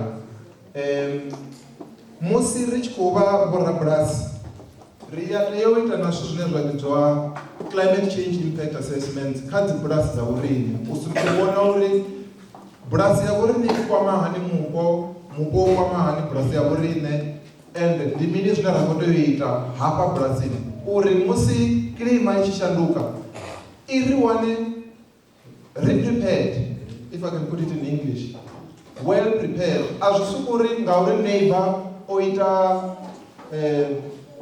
matombo a u tsireledza kumbululo songo itea na nṋe ndi khou swika nda ita honoula mutsheto unofana na wa neighbor. Zwi tea u vha zwo basiwa kha science ende ndi hafha hune ndi tshi fhedza ndi ḓo ri vharolela zwa nda University of Venḓa ngauri vhunzhi ha research dzi no khou itiwa dzi khou itiwa dzo sedza nga maanḓa riṋe hanefha zwitshavhani uri ri itani bulasini ya vhoriṋe zwine zwa ḓo ri thusa uri ri lwe na hezwi zwithu zwa kilima. Thi nga ambi zwoṱhe zwa fhelela ndi khou humbela u fhedzisa nga u amba uri sa vho rabulasi vhalimi vhafuwi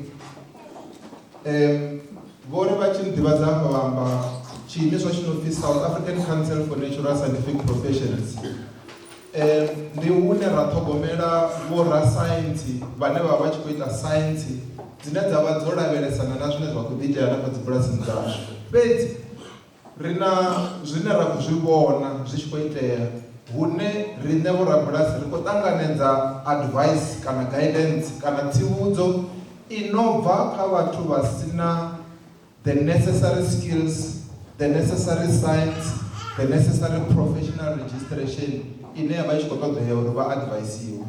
Ndi vha ṋee tsumbo, arali vhone vha tshi khou ya sibadela vha khou yo lafhiwa, vha swika vha vhudziwa uri dokotela wavho ṋamusi ane a ḓo vha lafha a si dokotela wene vha mu ḓivha a tshi khou lafha nga maḓuvha. Dr. Shango amba dzina kha vha ri vha wana ho dzula makhadzi muimbi ṱafulani ya dokotela, ndi ene dokotela wavho ṋamusi. Vha nga ḓi fara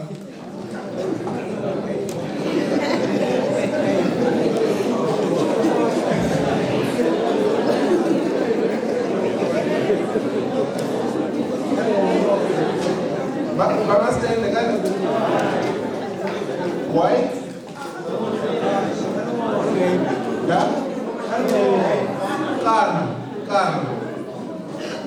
Vari namusi vako fara lwena. Ate vako ya seda marwanji. Vako namela buko rodo thoma bodakaliwa ko hojeniwa nga ngomu kulini no dzuliwa ne fara nga ngomu. Vapfa houḽa muthu anoko announce uri sit back, relax and enjoy your flight. Namusi pilot wavo ndi muvhaḓi wa furniture Venḓa. Vha nga ri mini?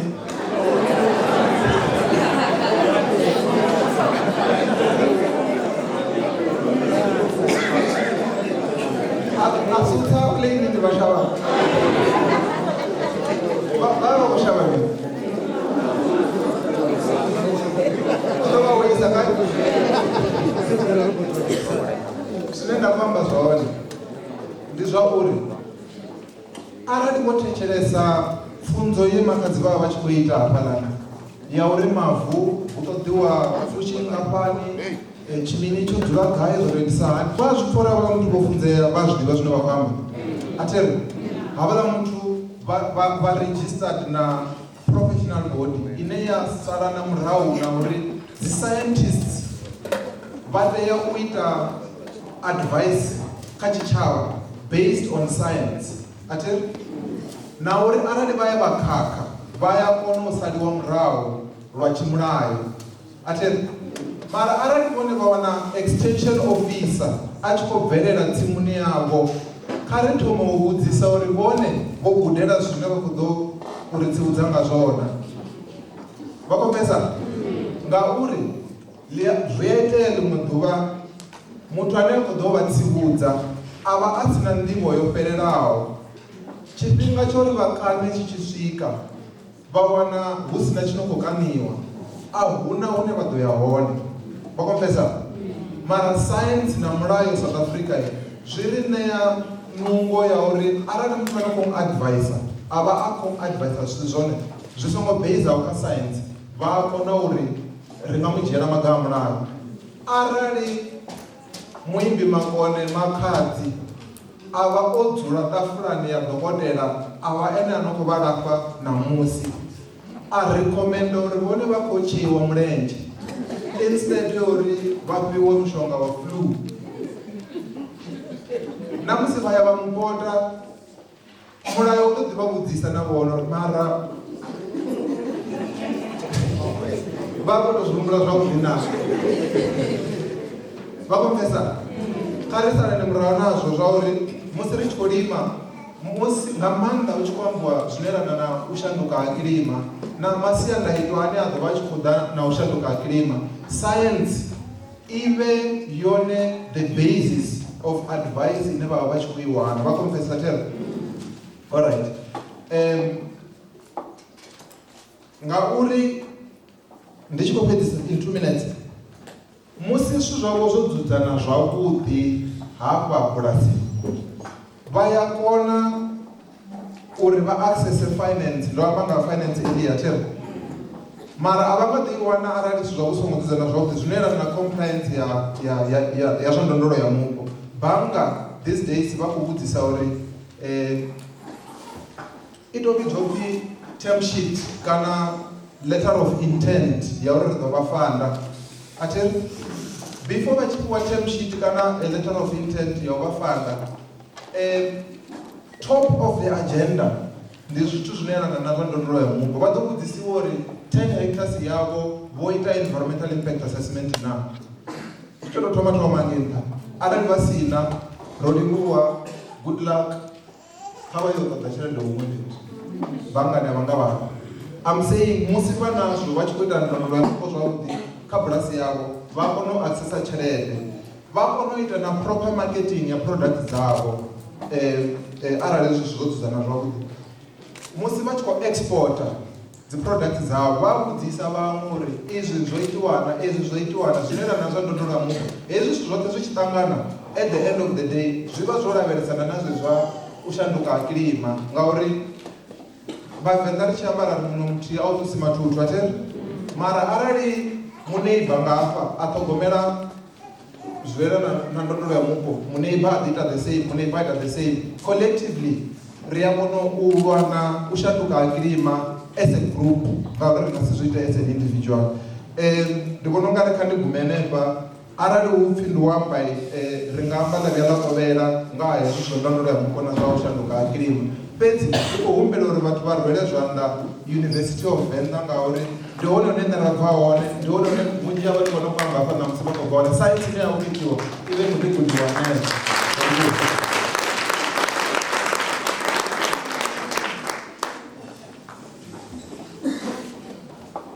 ro livhuwa Professor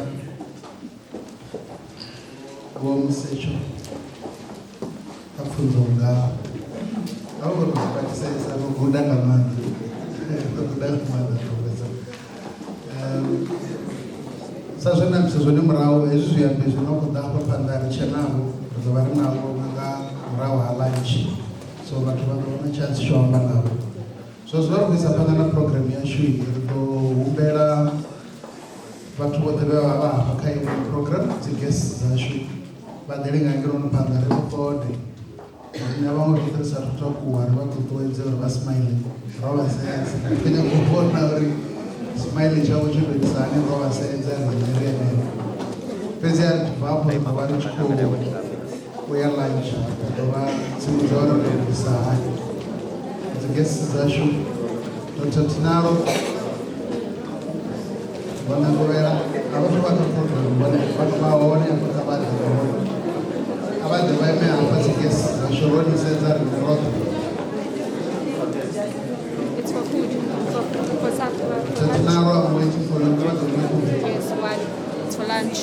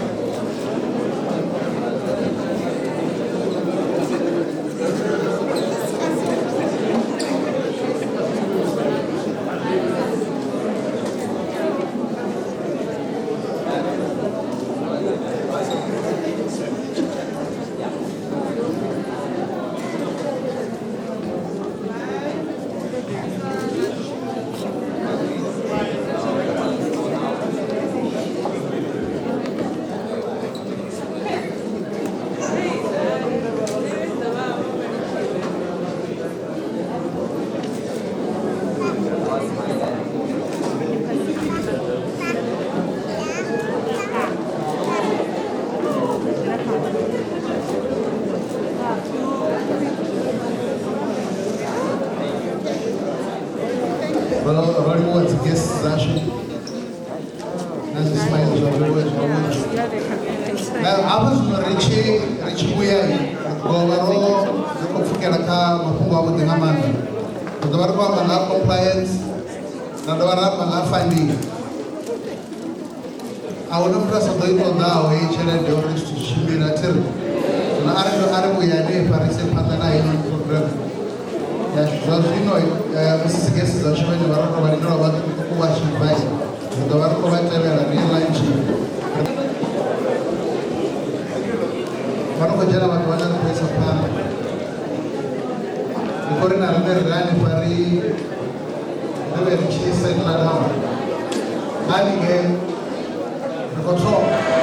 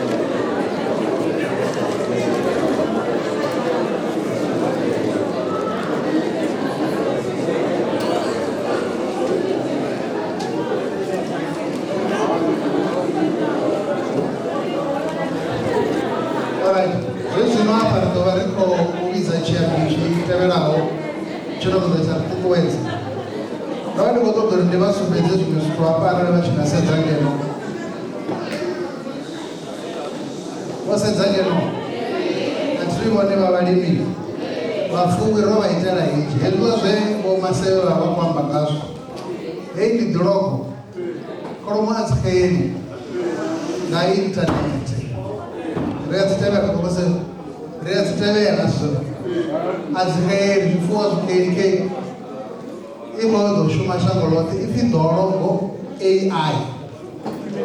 Okay, you're not from Moiti, okay? Bunny from University of York.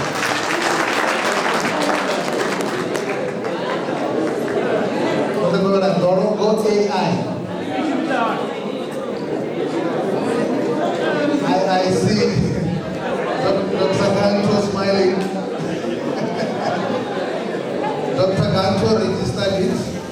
It's already registered for IP. It's protected, it's safe. Alright.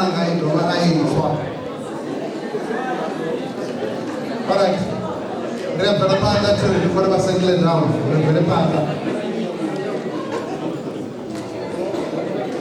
Recently, panel discussion yashu. In a prof Malota, the very final the Tumara, Banazuyan, the Japera, the discussion. Udevazachia michitevera walidombera go Miss Kutama nadeva ndibezerisha chitevera gota arwa tuweze kwa baba na zanga wachiko kani wapana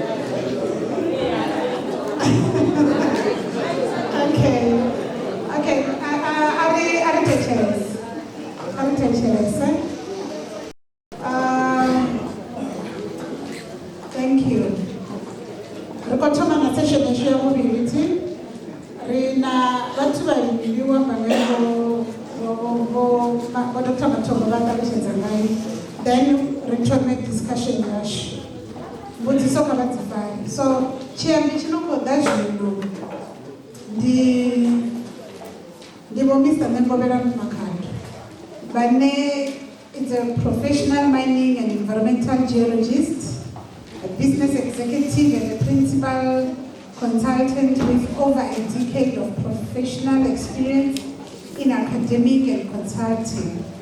He worked at the University of Venda for 9 years as a lecturer. His current responsibility entails business development, strategic planning, and others at Polas April Consulting. His work focuses on consulting projects for mining, civil, agribusiness, manufacturing, tourism, higher education, and public sector.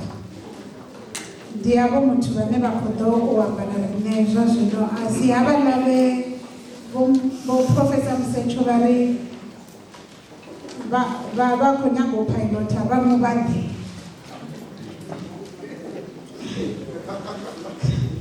So kha ri bandele zwanḓa vho Nengobera Makhado vha tshi khou bandela. Kha vha ṱuṱuwedze, havha muthu vha khou ḓo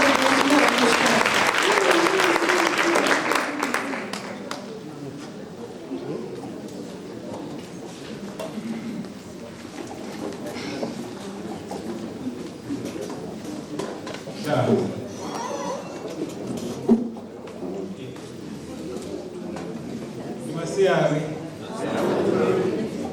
dari tadi dulu berbeda, dia betul bisa, kan boleh gagal. Harus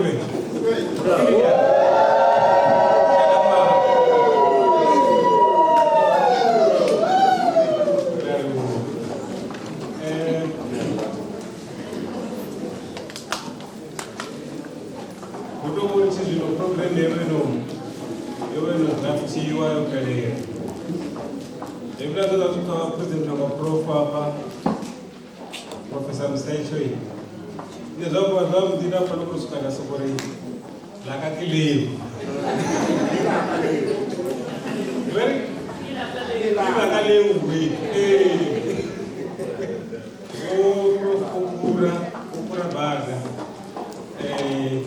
kunja zwithu zwa muzori zwo pfesesea kali do representation yangai khaela ya prof indiro appendix so ukusedza compliance requirements chikunga chikurawo kuita presentation ukusedza compliance requirements kavafuwo zvopamama kuti ingapo uri vakotoma uri vakonayo vakonoshuma nenepa namusi dotogaga zvikukunyanya hazvinagorapedza kuti profomozikunguza vhiri varikourameresa murayo uri mini yanga presentation haifondi ndizvo zvinoda vaoneka murayo gazeti. So ye presentation ikutoremeresa na murayo wa National Environmental Management Act 1998 na amendment ya Environmental Impact Assessment Regulation listing number 1 2014 na National Water Act number 36 of 1988. Ndolingedza kuti zvine simple zvipesesei fedzi zvithu vasazondamba vakazvikhavhara vakaprofu nezvamazvora zvakalima kavalimi vose arali vachikolima zvikwi vachikolima vakudzikwi vava kulima kukurisa 1 hectare zvambozori ari vamulimi vachikolima kana vachikondorima vawana kuti zvine vakutolima vaone kukurisa 1 hectare ende una miri ingari miri ine indigenous miri aya miri chibere ndito amatotori vati utoza authorization zvinoda lisitafa lone zvote vazikupa amatotori vati utoza authorization yaenvironmental environmental authorization kana kurepa EIA udiwana umone vatowana kuti auchikuwaidza mara still nawo vakurova authorization.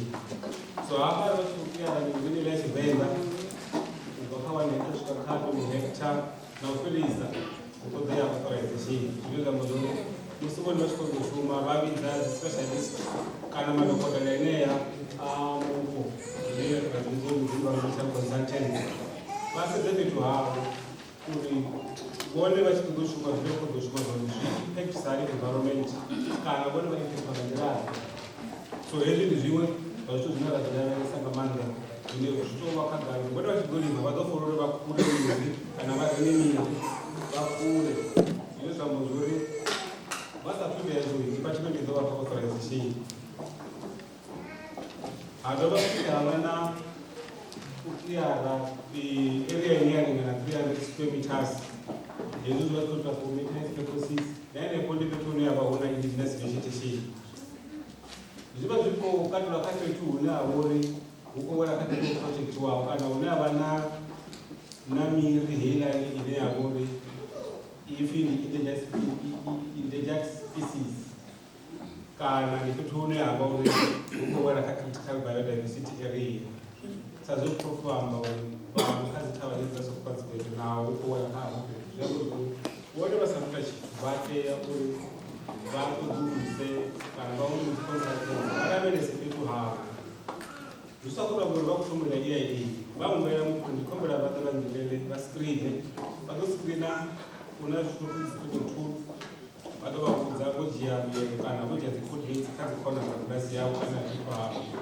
voita izvinane zvokunosumbedza kuti hai dzisensitivity dzine dzavahwa ndedzipiri pakunovatabushaizvo kuti hai vatoita hezvi nahezvi nahezvi nahezvi nahezvi kuti vachaplaya kuti vamuzvipasi hadova vana echipida pakazimusoro ningave chijinisapa chikwamba nga residential the mixed retail commercial industrial institutional developments raveresoro kunja vatu vonoko ndova futi havana sachidaneuneekushumisa sakalite mara vakaraveresa kuti hunji une vatu vavakurima avalimi pedzi toona mukuchimbodziita nakungu bhizinesi ngene zviamba zviri zviyafauzori nazvone before vachiite zviye kuitiwe environmental assessment kudova hava futi na kudevelopa dzinojira dzemuzvoto vuja vatu vane vana dzipurasi vakwatisina ngambo kadzitava kudira akona kuti kurima vone kutovaya guest house nazvezvo zvikokodori rivaitele kuti vachekele kuti vakuvototozaiti dzidziyo vaaplayere vakuvona kwana ndovaaaaere ukwambori natenge ineavo sina muravo 100 meters kunakunakuona sina muravo navonzodziwa kuti vaite impact assessment which has zvituni zvine musiri vatinozvika vane vita zvinarava kuti hapa urikuya kupiri ndikukana kachitemwa chamadzi murava wamadzi uneact hapa nonitotoambata kuti kumbiri hamukumunhu ane ava uko kuna mavhu kana ukushumisa mavhu kana ukudzura kuti kana ukukara mudura katoitunavo mavhu zviamba zvori vona revakudura kuti ane chimwe nachimwe chine chava chikuitei kana kushumira kwavo zvezvine vakuzviita ari zvichiita kuti zviafekte quality yamadzi kana zviite pollution michikapana zviamba zvori vone vana kuti ndinovapererawo auri vajemaga ove autibera chikapadzo yamadzi ari kuti mati aunochikapana zviamba zvori vakufururi vazvitivere vazviimise vatoi vativere kusungasati vavaitei nekuti ndode hava avana kuchikoshumisa madzi kana vakutumaga apa varane adzikampasi dzikosangapo wakanikwa zvimwe zvibone ari vachikosheredza mishonga kuti wakana zvinezvi makozibutana vakuita ngawana vane mishonga vasukudza madziri vari hai netendakanikira ndoona nga vapanga arikudei parutivi ndikazoutivera kana ndaumira muravo musi vochikapadza zvongo zvorivone vakuima kana vachencha kutera kana youranga hezvo zviva kukosoromena chikapadza vafurorivone vakonkurari kana vave ngapasa murari huna dzistandard dzedzavavone zvamborona ari vana madzi ane atibura achifurura hamadzi airi makuru buda kustandard zvambozoni madzi avakurotestiwa achitestiwa ari iwo avona kuti akusvikerera raka kustandard kana kukudisa ndingatova vakapfumbonga vazviprofa president vachiri hala madhenda nevana matoko naonenele madhenda vana matoko nemurefuro atesta avana chinhu chine chafuro chienvironment okezvatesti rivono ougenda na urivone vashere asi arasomugera zvakuti one vakakura vavena njira dzekuri hamadi asongoya hangei ende vatuve vawane hengeyo because akachipida chine vanhu vangova vachikurira nacho icha water user license vabudzisa uruita water user license musokoanokuitira uja varimi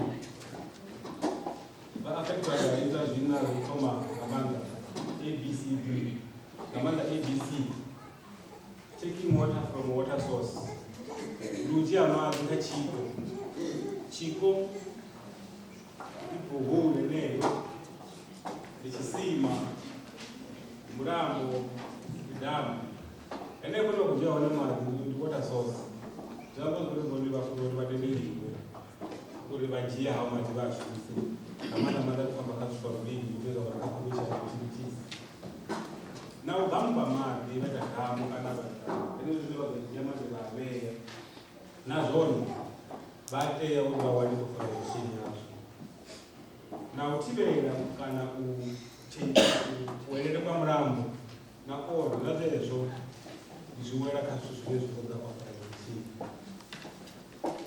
ndingari ndichakadase kudisitari musi vachikushura mashika kana madzi kuna vane vateazazistorage ndingari septic tank aiita achiita achifata aifata zvakuziya vana kuburiswa kuti kutongasemende vachipedza vaita ina pendi inenga iripanza vamuita mwiri vasokukosa matombo azvikodheri machikala akubvanga apalani achenanga apalani asefeyakela kukuwa akwakabhongo ende vanhu vajia zvori madhokota mashika vaashera achisati svikange paseni ava munoguma ronoita zisati zidovarawo kutraisa zvichijia mashika chikakabhongo ana mashika kazivawo ndingava kapfumbo chini chatovaone chichaekolai ounji vazvitesta hapa nokuwaniziikolai akusiri ikolai kopagara inga ikolai kopagazitoileokugara kumabhumu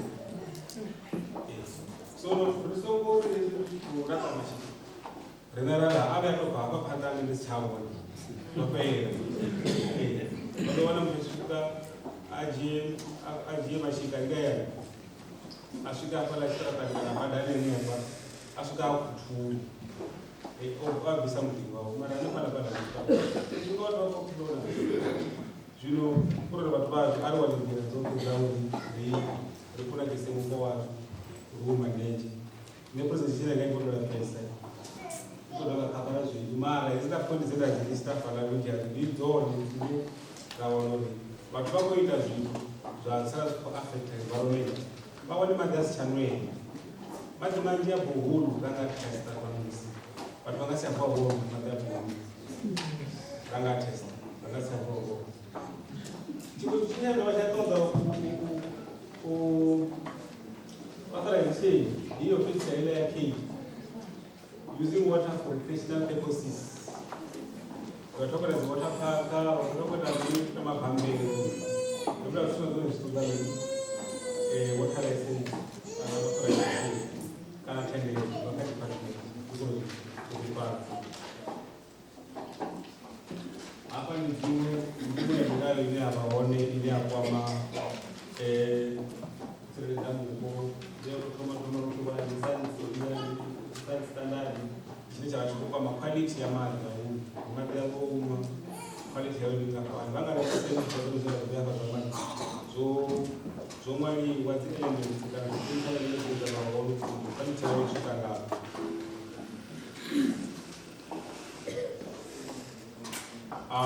ndoringedza rine mupfupi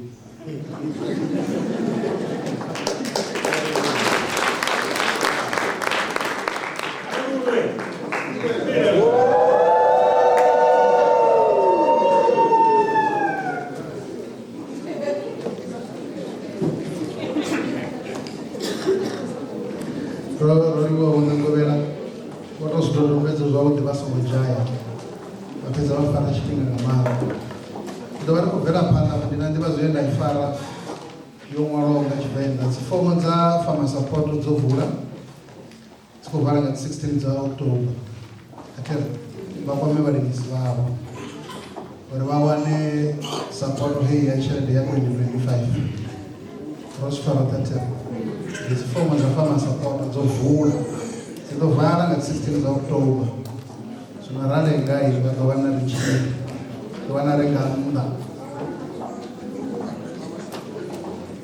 support namini namini manyoro namini nambeu namini futi okay nandichivotodovara brazil ndovane cherende mara vadovana support yamanyoro nadzimbeu ndizvandevengamanda izvizvo otherwise vasaya hapa vachakaomusechoyo omusecho vadavanototoda zvito zvinengamani ndivana zvichikona rarivo tobvera pana nachiyambi chiteverawo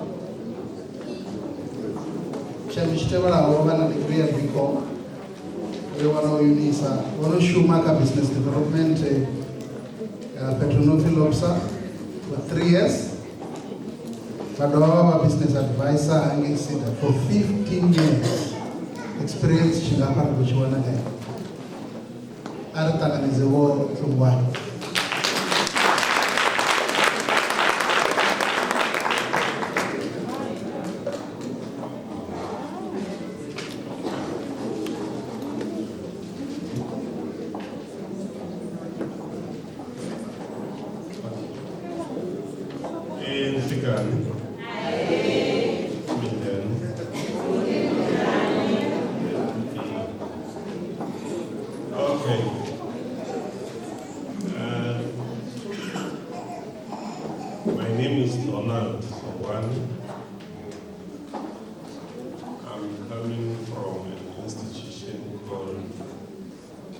Small Enterprise Development Agency, also known as CEDA.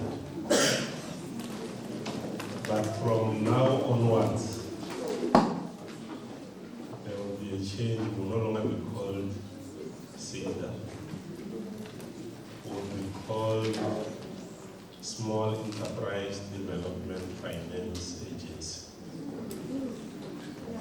Meaning that a resolution has been taken by the government to merge Small Enterprise Development Agency, which was providing non-financial services, and Small Enterprise Finance Agency, which was providing financial services to small enterprises. So from now onwards, the two agencies will be working in one place, which means we will no longer be saying we are only providing financial services. In the new institution, we will also be providing financial services to the SMEs. So I've been invited to come and present about the funding opportunities that are available at CEDA, not at the new agency, at the old agency.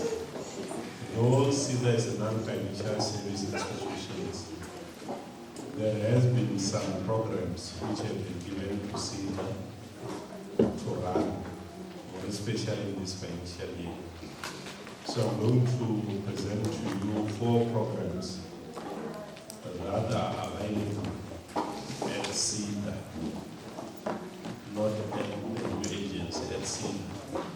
Because most of the programs for the new agency will start running from next year in April.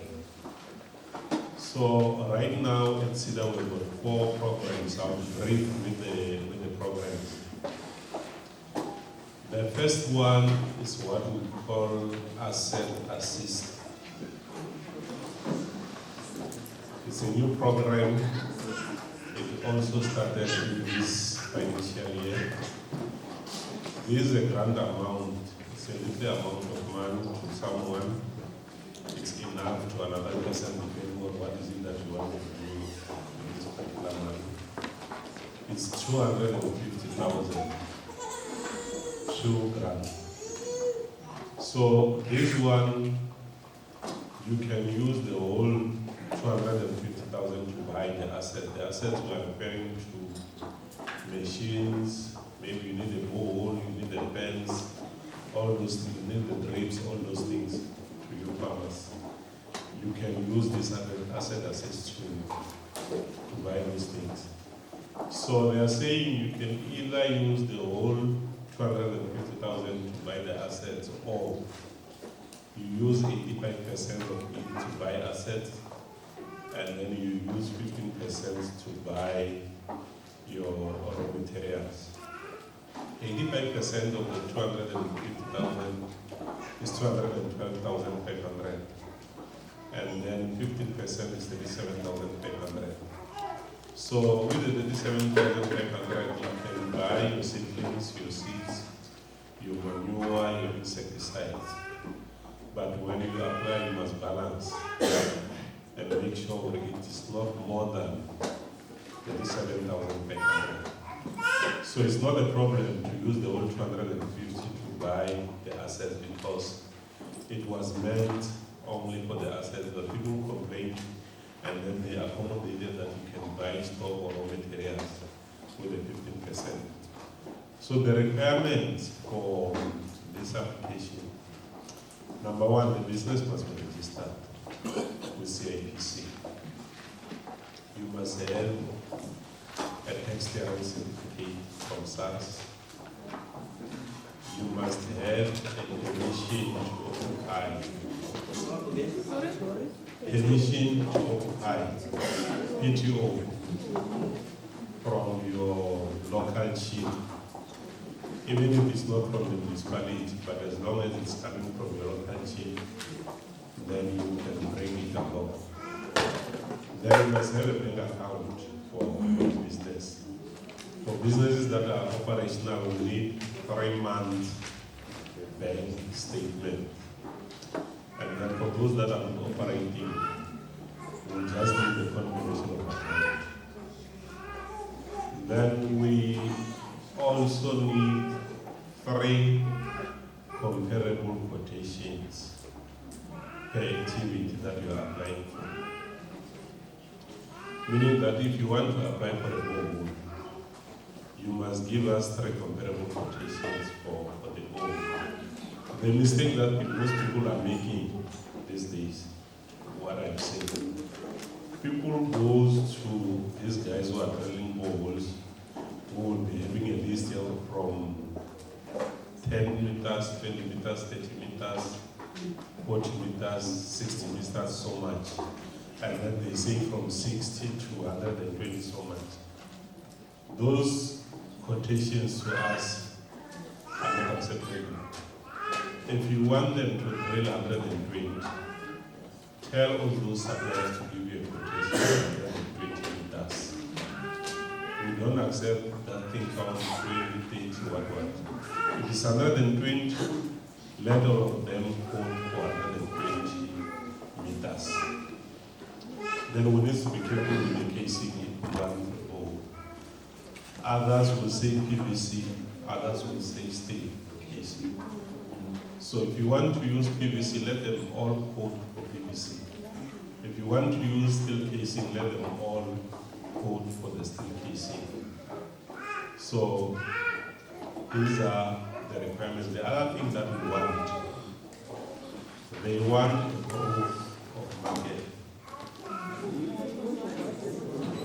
Proof of market. Let me explain the proof of market. Guys, you are already coming and there's someone who's buying the product as we speak. So we need at least 3 of your customers to confirm that we are going to buy the products from this particular person. That's all that we need. It can either be from the shop that you are supplying with your vegetables. It can either be from, say, there's a feeding scheme in your area. It can be that letter from the person who's holding the feeding scheme in your area. That can also work as well.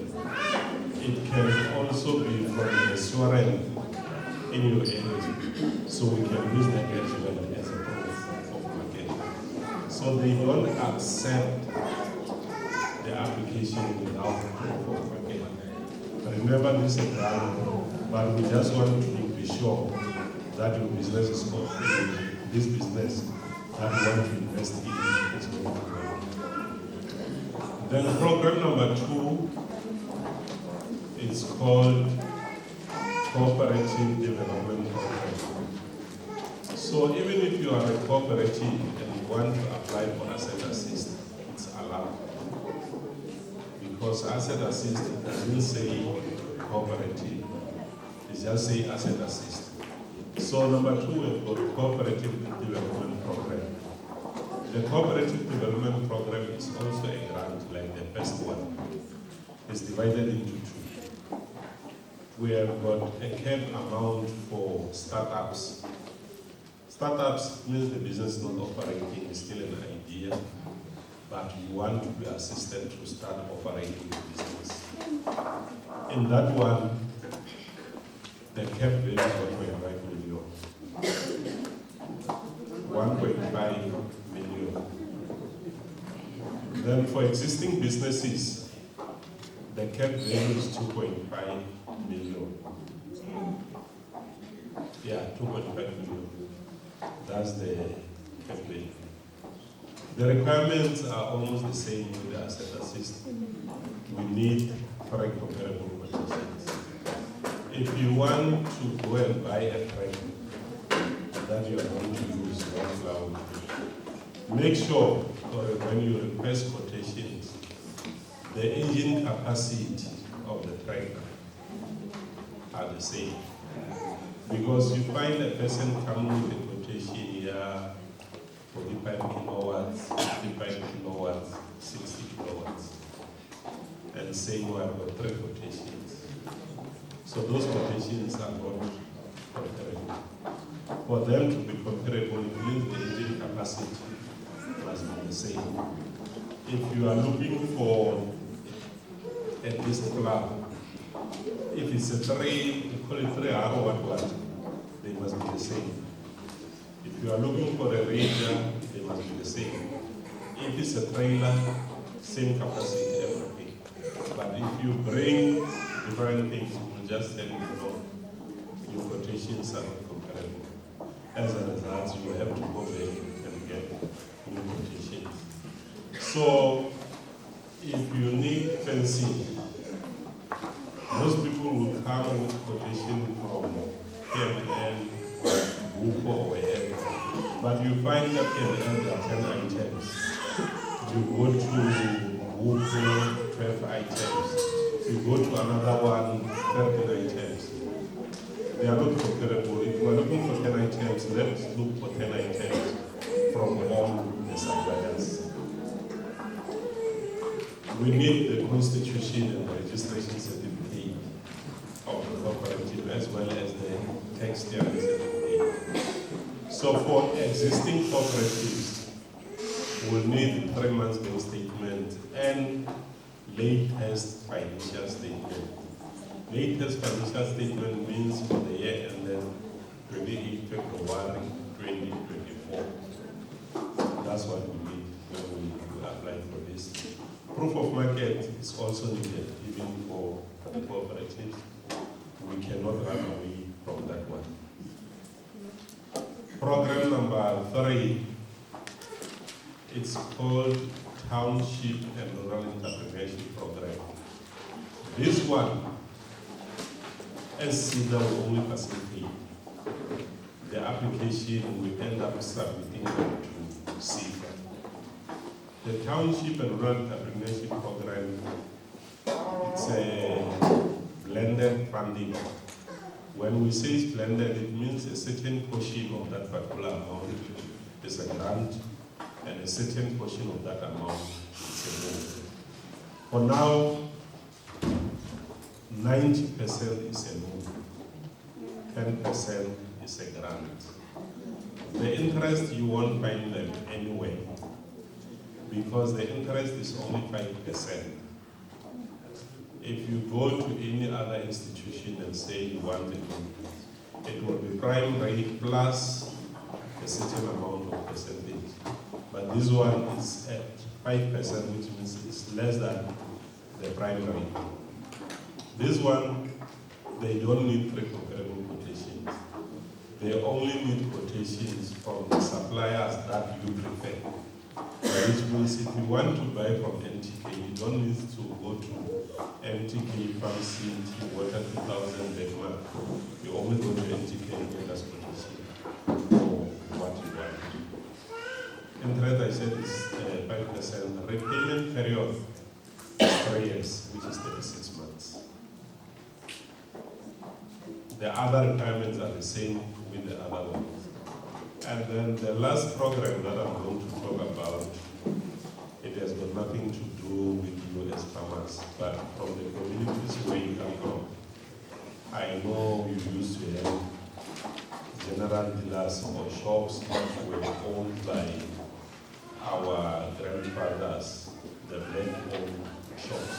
So the government is trying to revive those shops. Right now, in my village where I come from, almost all the spaza shops that are there and the general dealers that are there are foreign owned. There is no one which is owned by a South African person. All of them are owned by the foreigners. So the government has realized that. So they are trying to revive that economy. So there's a grant for the general dealers. It's a grant, it's not a loan. Maximum is only 300,000. With that 300,000, they are saying 100,000 you use it to buy the stock, 100,000 you buy machinery and equipment to bridge, all those things that you can use. And then the other 100,000, you use it for renovation of the building. Most of our buildings are dilapidated, so they need some renovations. So they are covering that as well. We don't need the proof of market for these general dealers. We don't need the proof of market. You just put it. We don't even have an application form. You just come to us and say, no, I want to apply for that general dealer funding. Then I'll do my own assessment. I have an assessment form that I complete, and then I submit your application. And then when they approve it, they will approve it. They give you, they will go and buy anything. So you will have to go and get us quotations of everything that you want to buy. With the stock, I normally say let's have the top 10 products to avoid going to buy everything from the 100,000. If you have your top 10 products, then you get quotations for those top 10 products and make sure that they don't exceed 100,000. Then we will apply. So with the other first 3 programs that I told you about, we need a business plan. As CEDA, if you don't have a business plan, we will assist you to have the business plan. Whether it will be done in-house or we outsource external service providers, but we will assist you. If we outsource external service providers, we are going to subsidize you. Subsidizing you means there will be a certain portion that you pay from your own pocket, and then there will be a portion that will be paid by CEDA. But your portion will not be more than 10%. Can be around 10% or less. In most cases, it's less than, even less than 5%. And then we pay the difference. When we outsource, we have got service providers who are registered in the database. who are saying what they specializes in doing business plans. And then when they say they specializes in business plans, we request quotations because we have service providers in our database. We request quotations from those service providers, and then we take the one with the lowest amount, then you go and do a business plan, and then they submit to us. Then we submit your applications. So those are the only 4 programs that I said I'm going to present to you about. Thank you, Prophet Director.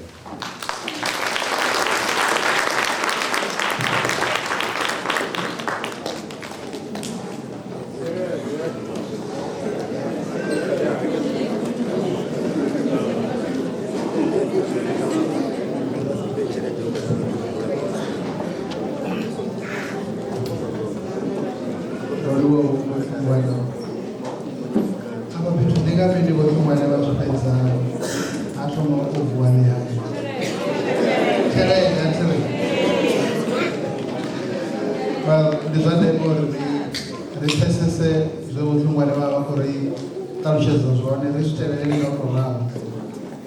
We're going to want to choose. Just now for refreshing I recent pandai. The Dwarka session ya wili. Never have a panel discussion. You know the moderator or Professor Eric Maruta. Bani one of our own apart. Apoka programs are investors are our panel members. Una Prof. One and the Chana, one of the Miroga, Prof. Luisel Gato, Baoni. Dr. Nebu comes over Satuya Homaku. Dr. Arnold Fumbaga, our Ablas, my extension office. Baru Vapa, we are Panda. Observe and the visa, which put the Dr. Ganto, you want to approach?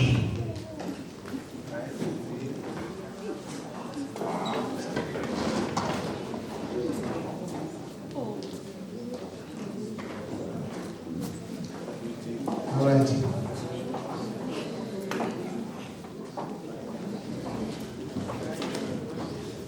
Atukono Samsanga.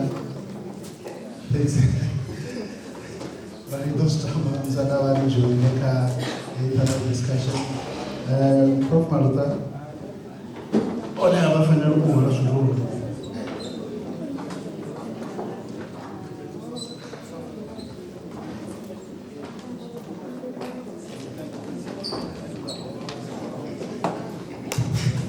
Demacia.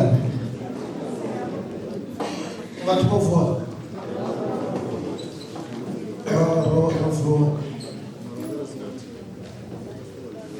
Rato. This is Trump and I would. Oh, Rokandiwa. Unam Bamsanda Burabur. Bawon. Dukotendori Muratua Toamba Musandamti Marana Burabur. I need to see when you do it.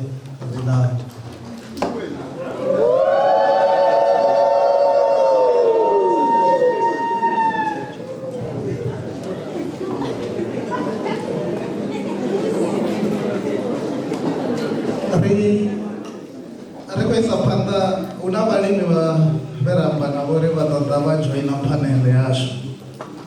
The cover will be an extension office. The cover will be about the Genopan. What I want to say, Gavatua, what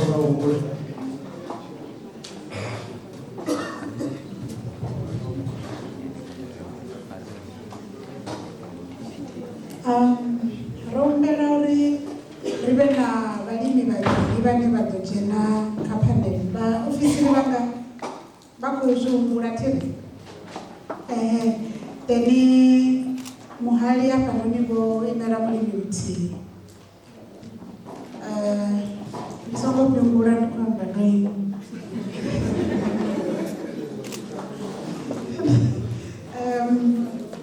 Jambo toda mulimi muti ade a join hapa noni company ro dovha ra humbela vhaofisiri vhavhili vha khou zwi humbula ro langana nga sothi ndi khou humbula uri takuwe ri songo vhuya ra tshinya tshifhinga ri ḓe ri join company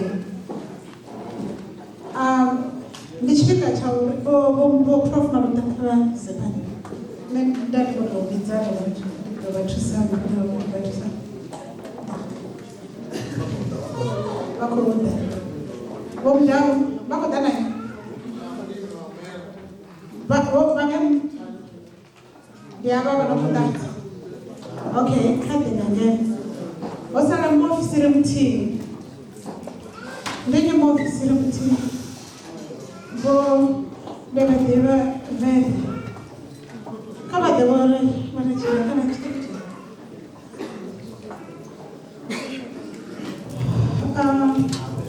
vho swika ti ndi ḓo vha ndi na maipfi nga ngomu hangei mbudziso dzoṱhe dze havha vhathu vho presentaho vhathu na vha nadzo na dzone ri ḓo ri dzi vhudzisiwe Prof Maluta vho prof hava vha speakera vho ambaho na vhone a vha ngo bvisiwa kha u fhindula ndi dzimbudziso zwone zwe nda kamba uri mbudziso dzi ḓo ḓa dza fhindulwa nga wa musetsho nga maanḓa okay ndi sathu ḓivhadza phanele yanga kha musi na nṋe ndi nga dzina ndi pfhi Eric Maluta ndi wanala hanefha University of Venḓa ndi shuma kha tshiimiswa tsho no pfhi Green Technology Confucius Institute ri vha ri khou amba nga research so u lwa na tshanduko ya kilima ra fhedza davhi ḽa vhuvhili ri khou funza tshitshaina hafha University of Venḓa havhaḽa vho no ṱoḓa ita business na matshaina ri na tshikolo tsho vulaho tsho funza luambo lwa tshitshaina ndi hafho hune nda khou shuma hone zwa zwino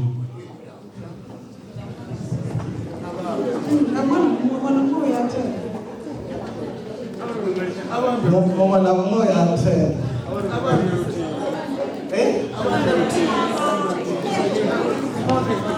ni auma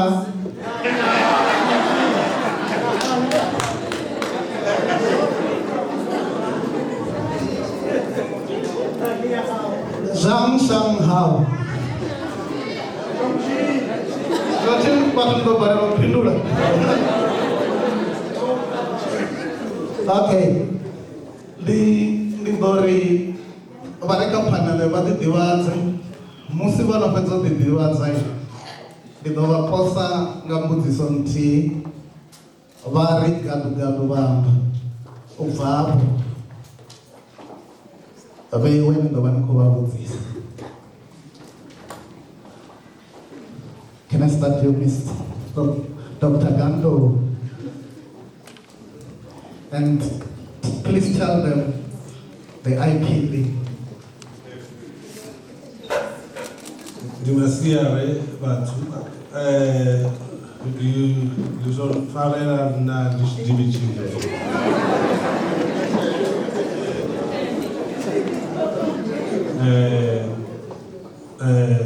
Rinalanga di mlungiseleli Gando, Ishmael Univel.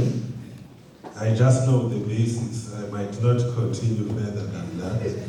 And Ishmael Office of Technology Transfer, ECO Directorate of Community Engagement, Entrepreneurship, Inclusive Innovation and Commercialization. So what we do is to help researchers, community members, protect their what we call intellectual property. That is when you have an idea that you have worked on and it's new, we help you. Of course, what we usually do, if it's from the community, we look for a researcher here on campus who works in the same space, and we help and develop it further, then protect it. And eventually at the end, of course, our office wants to help researchers and community make money from their ideas that they have worked on. So that's what we call the commercialization of your intellectual property. Even indigenous knowledge systems, I know the people from around this area are very good in indigenous knowledge systems, and I know there's reluctances to work with the researchers because in the past you would find that people at universities would approach the community for their indigenous knowledge systems and not acknowledge them. So those are some of the things that we're trying to get rid of. Help researchers, help the communities. That's why also the office that I work for has been taken and put within the community engagement so that we can take the word out there. Thank you. Dr. Gandhi. Rikufukira kha chirambi chashu cha vuviri kavadhidhivadze uri ndibone mwenyi vakumva gai ndolivuwa kukutama titomadhokodhera tero ndojaenda payini nenofana tiva kusvika 95 zvino nabheya neshuruma ndapitorishavo nchimubheya zvazvino nditodishuma anali vasedzangapo ndai vanoona zvichii ndina kampani inofina Petro Agritech naimwe yava ine yavananzisona ngane mavana zvizvo zvine vakuita zvone ndikutusa vanini ngatekinoloji mwenda vakonyanga zvito zvaenergy vakutoda zvishumiswa namumupurasini zvimwe hapo zvine vanhu varaita zvone tinongoribheya noshuma vangati kutsona gaucho ndemini atingaipindurite vatomutisa zvino hange bheya razvishumweita mishakutsena zvino ndovangini namukuzondiroshuma mune kurejista kwamini nyoro namishonga zvino mishonga South Africa handinori kwama mishonga bedzi muna zvo zvinoti biological products idzi biopesticides, plant extracts, biofertilizer. Vanhu vapo navanonzi legume inoculants. Musi vachikotava dzibhinzi dzitoinokulatiwa ngabacteria ine hava nitrogen fixing bacteria atero. Zvino ndina imwe kampani inoyanzi Recluse Scientific ine itusa kampani dzinononga Bayer, Corteva, Syngenta, Tiger Brands, UPM, kurejistara emishonga kana manyora South Africa. Ndichimwe chimwe zvachindarava nacho chiwanira Pretoria. Zvino hapo ndione mune kunaka unji ori mune vatsireredzei kuitwaho.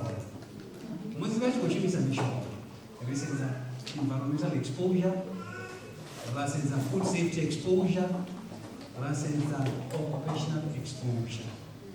Hii mishonga mingi ya kwa ndingazochifika sana cha kubambia gore mingi ina gaucho zvino gaucho ingawa chamuviri una chimwe chinogenera tonchi protect ndikupuka mutukutu vazozopa mabili ndinochi musi richingosenza risk ya mishonga. Number one, risenza nochi ori iyi mishonga yakandokula nochi nochi dzava rofa hauna zviviri zvino vyadovarasenza nemishonga iyo izosvika anangeni kana groundwater ndizvine zvavakushuma mara zvotorikisauda mutsiapai ndiyei michini yandaukapana arangofarira michini besi nezvito zvinji rinanzi beehives ndivumwe kudini mune rakonyakova kudiisa ori naufuwa nochi wavanamini nabhini dziyaluma ndi zwone ndingavagondisa somo valuka ro livhuwa vho dokotela Netumaka. Ri sathu continue, ri sathu fhirela phanḓa kha vhomme hafhaḽani, kha ri thome ri wane uri hu na dzimbudziso kha zwo ambiwaho nga vho Ganton na vho dokotela nga phanḓa. Vha sokou imisa tshanḓa nṋe nda ḓa na maiki.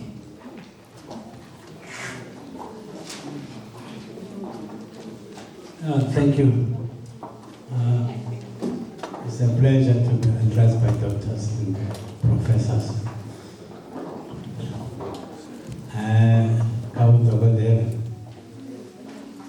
I don't know, Nendo Toma Urima, much, but my concern during cat chicken farmers in Luana, but Bago breeders who call for Chisanyam, or the professors and doctors. I think now it's time already. You collaborate with the local abattoir, Aparado breeder for our own market. Now, only Pombo Yule, Romeraka Pig and Pig. Then economy as a core. Thank you. Ralivhuwa. Vana zwine vha khou nyaga u eda nafho kha phanele. U lima vha lima bora. Lima tiana ngena makoro. So nazi interne for sure don't bakashera ngarufa for the interne zone. So interne muscles are paying themselves. For what they were to sang tiana. And then you go to what's the pool. Okay, jambo ribone next time vatoda khaela workshop ya livestock. Tiri va ku focus ka dzikhuhu. Okay. You know, the Gorima pre-beginning I started selling pre-built to Joel market, but now was a pool. So the side you go to say a business and who professor had never done enough yet. But now I'm giving them. No, it's fine.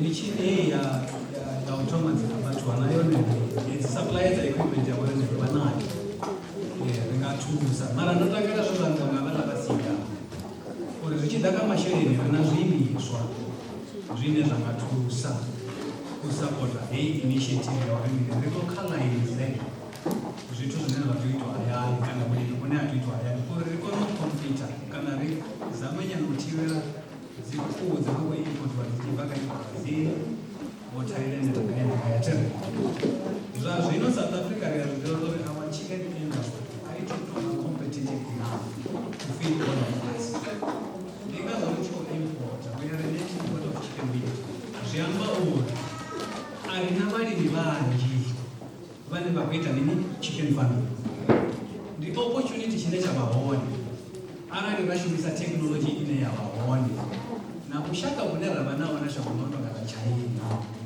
uri ringasikone nowana equipment ine ireasonable relocalize like some of these activities reprevent or minimishumwe iyega Brazil or the more we buy Brazilian meat zviamba rikosapota mini valimi vaBrazil the more we buy chicken from Thailand zviva zvikamba rikosapota mini valimi vaThailand kezvi zvonogomaka anoti vaya Spar kana Shoprite vanile paketi yamapanda vari muchipanda matatero vandivazokuita ningeiual trading market hauna mashango mawanda iva e-waste kamashango mubrazil kana US they don't eat chicken feed zvino they are finding a way to process their waste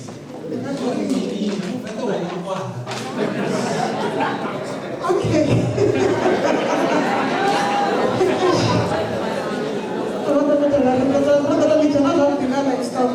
Workshop. Karen February. Ndiko ndivyowa nne nditi nyengezeni rachireva Ndi shuma kha muhasho wa agriculture, ofisi ya Showbase Akakwarela. Ndi tshi khou shuma kha vhupo hoṱhe ha Thulamela ine ya khou vha River Central Zone. Ndi shuma nga zwimela fhedzi. Mushumo wanga wo besa nga maanḓa kha u thusa vhalimi vhashu u vha dzhiela mavu, u vha ṱhaṱhuvhela mavu, ra vha isela laboratory aya a analyze uri vha thusa ngo ita interpretation uri mavu avho a shotha mini, o ḓala mini. Ra vha thusa ngori manyoro vha tshi renga vha renga afhio kana vha shumisa afhio.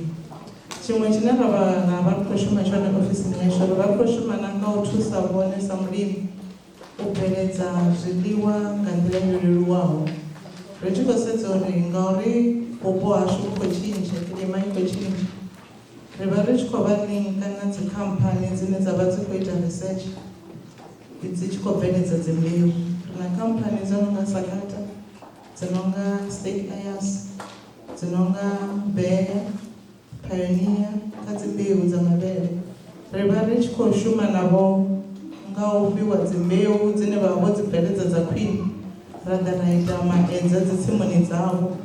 Musi ro ita maedza kha dzitsimu dzavho, vhone vhane vha ḓa vha vhona uri mbeu idzo dze ra ṱavha dzo bveledza hani khaṅwe. U bva hone vhone vha ṋanga ine vhone vha ṱoḓa yone, ye ine vha vhona uri i khou bveledza khwine, i khou dovha hafhu ya vha na khano khulwane ya vhori i a konḓelela nyimele ya mavu avho na vhupo havho. Ndi wone mushumo une ra vha ri khou thusana navho ngawo uri ri bveledze khwine, ri ite zwiḽiwa zwinzhi na vhone vha wane income yavhuḓi. Ndo livhuwa.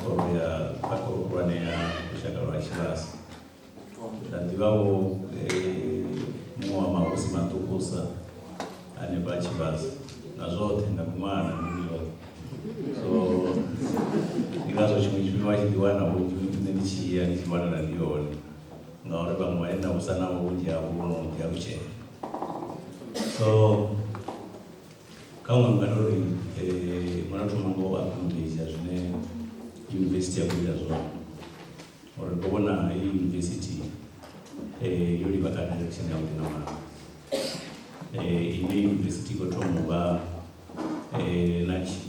na chipinda chine yako chitamba ka society yashu kana ka rushaka rwashu asutoma nishinda hapa na university kwa umwani dono dame chinyana chikubana makubanga nonongane nikuona university chikushumira chichawa chacho zvakutungamana zvine zvikurikubaidza namana zvine arari narinesa rushaka rujerano zvitoriberedza izvi zvine zvakuite kuvakudzango azviyo mashangoni manje paafrica zvine zvavaone pano South Africa mashango manji vazvirira vaone apa dziprofesa vavakuamba kunobva mamwe mashango kuri kuzimbabwe nagai izvo hazvikwambiwa panoni zva zigrant nazvote hazviyo vana mumashango mara rina paSouth Africa rudzura nazvo va very fortunate uri nazvo mara ari kuzvishumisa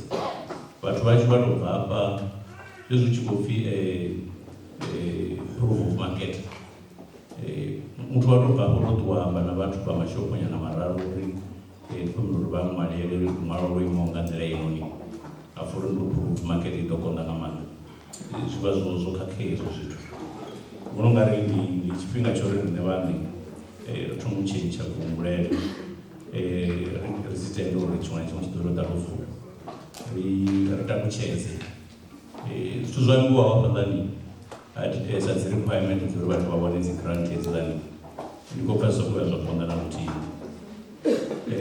una vatu vane vakuapply the funding which could vachiko you present madocument mahunama ane vakuwana kuti vakupanganira vavanji vasakaira vachiko ito business plan vakuitota iye ikonvinsi vari vanhu vafana zvinhu zvinokwandiwa ngavasita vachidova vatodinekedzera navo vanhu vavakona kutusai ndivona ungari ari zvizhinji rinotangamanda riapply nariri rikoliwa ngamanda nazviyambi zvote zvovaoneka namusi kubuda zvichingamanda kubuda uperi wamba ngazvithu zvinji bari rokuda ngakutsireledza miko rokuda ngamanda ngaufara mavhu asvika uvi rokuda ngamapfungwadzi artificial intelligence rokuda zvinji ngamanda namusi zvina raratova narine rasvika mahayani asho rasvika razvipikisira kavanhu zvikuretika ngamanda ndikuligwa mutombe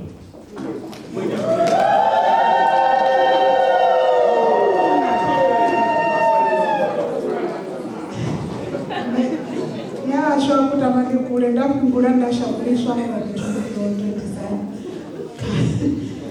ritomere njie dzimbudziso kana kabekabesi edzisi okay ni masiari vatikope negadzina mfima uku Michael Mudau ndimulimisi ane pakamwasha agriculture ndishumerangi rinobvi Western ndori vaive vasvika hamwe yechitandatu vadavarisa kubva kovera vodavarisa ine tungoenenga ndashumawo sazvevo rachiri vavamba hazvokundofamba nesa zvine rashuma zvona ndichazadhokorora ndizatoengedza kazvinowo zvinoendanangari zviyesa ngamanda kazvo zvinoenda raita zvona atamamanda anodavarisa chipinda chedu kuedza musi uchikofundziwa vachikozvifa wechikwangori kanji taidzo yavarimi ndinakoezvazvonekana zvino rine rinarupapa rinerakuedza ngaro varimi ndirupapa rova runopfirishep rinokwamba small holder empowerment and promotion ndimapongo anarava chikuvakuedza uri musi vasatuya varimi vatomengawo iro zvithu zvinavakungozvirima zvindoperera gai hezvo zvivatusa uri zvivainfome kana zvivadhivadze uri ararisa tsumbo vasipa vachiri varikundakavishi vatovaudza uri ndakavishi inoremera ungapani naone yamuvara tiri kavishi dzina muvara namaduva zvinaraliwonengotoma vaita kutodhurusa ngamakete vatokonodhiva uri haiwa ufirila yamuvara mutsvukuyi neto dziri mutsvuku mara vanodiva todiya murindinzana ndiyo neone naone vatototangapani ngachipingadhe uri naone vakumifusha todeya dzavo ibveredza vasakauri vachingashumisana navamwe vateoita mini uri kamwe vapurane oil market une vasidovira vapedza wovabarera chimwe chinhu chine chadinaka varimi vashuzuru vatoko ndianela mashumori mapungu auri vaita mhima woga the human ndote haritodi kushumisana navatu vatsini haritodi nechangano chibveredza chichirimwa ndirichonaka chorari mara chinodhina ndichori yange market ava kutoda zvinoda kusaplewa namusima chavo zvisuwanare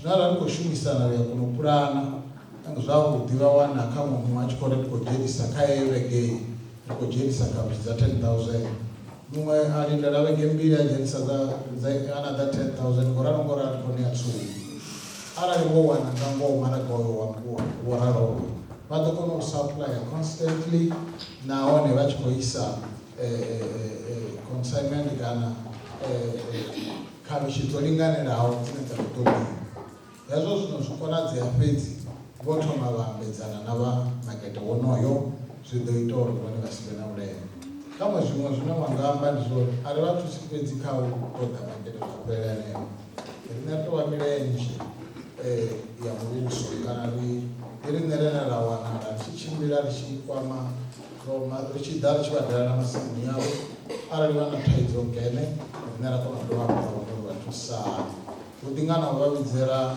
vatu vanotongane vava vane vakuitonga research university kana kupombana navo rekonovavidzana vone vanga vaita mishumo inongaseni ndikutoengedza kazva vorachiriva nachipinga charadhita research anenge yakutama yambeu dzedze vakodiyamo vachikuta ruchedza dza sumbedza dzi tshi khou bveledza zwavhuḓi nga maanḓa vhathu vha dzi takalela na ngoho zwi khou tshimbila u swika zwino zwi khou ralo. U nga amba ndi tshi dovha nda ri a si miroho fhedzi kana na mavhele na kha miri ya mitshelo ri a dzhena ri tshi khou thusedza kha area ine nṋe nda shumela ngayo nga maanḓa i ṱoḓesa zwezwi zwa citrus ngauri fhethu ha hone condition ya hone a i tu fana hone ya fhethu hunzhi mara i bveledza ya nga maanḓa nahone na vhalimi vhaṱuku na vhahulwane vhane vha khou sumbedza zwine zwi ita ngauri ri khou vha ṱuṱuwedza zwi tshi khou vha na mitshelo yavhuḓi.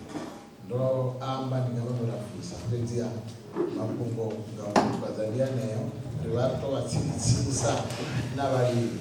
Ri khou livhuwa nga maanḓa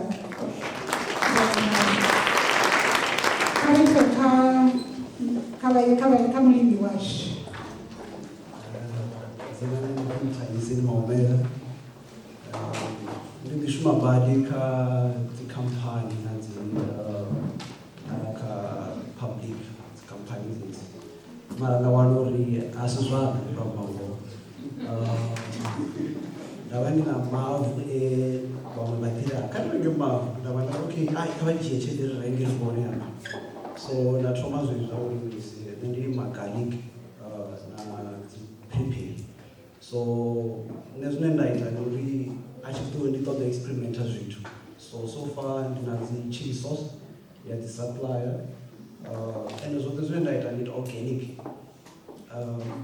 now for the first time ndo anda ri okay rani try the garlic ndo ṱavhadza 4500 ndo dzi try dzoṱhe ndo ita organic about 90% dzi ita zwavhuḓi ende dzo gula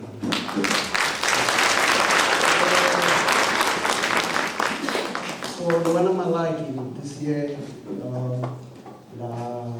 na fandiwa nga vhaṅwe vhathu vha Holland ya ntshaka iwe training ya dzi organic so haningei vha khou gudiswa zwoṱhe zwo itiwa ndo zwi guda badi u mulcha composting u ṱavha u songo wa shumisa na minyoro na ḽithihi ḽo rengiswaho because vha khou spenda tshelede nnzhi nṋe ndo save more than 5,000 to 10,000 thi wana shumisa na minyoro na ḽithihi ḽe nda renga and ro gudiswa uri ndi afha khou guda nga nṋe muṋe mara zwe ra gudiswa ndi zwa uri muthu wa kona u fida muṱa wawe for the whole year o ṱavha mavhele nga o rovhalela so hezwi ndi khou ḓo uri ndi zwi kone ndi kone u ḓa kha vhone ndi vha sumbedza uri zwi a konadzea vha kone u fida muṱa wavho vha songo vha renga na minyoro nga ḽithihi o to dzi itela na ndi to dzi itela compost dzi quotishala idzi dzi no khomba dzone a tovha na kudzama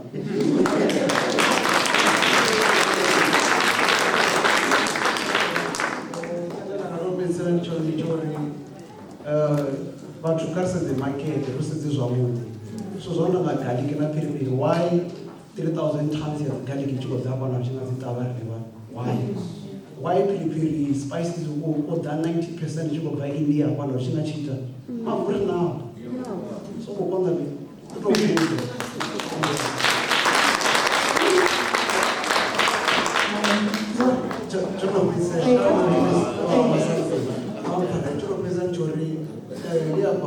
vhudza uri muthu wa kona ita jamu nga maṱamaṱisi na last more than 6 months vha kona u haḽa nga maṱamaṱisi u fhirisa u sokou laṱa zwithu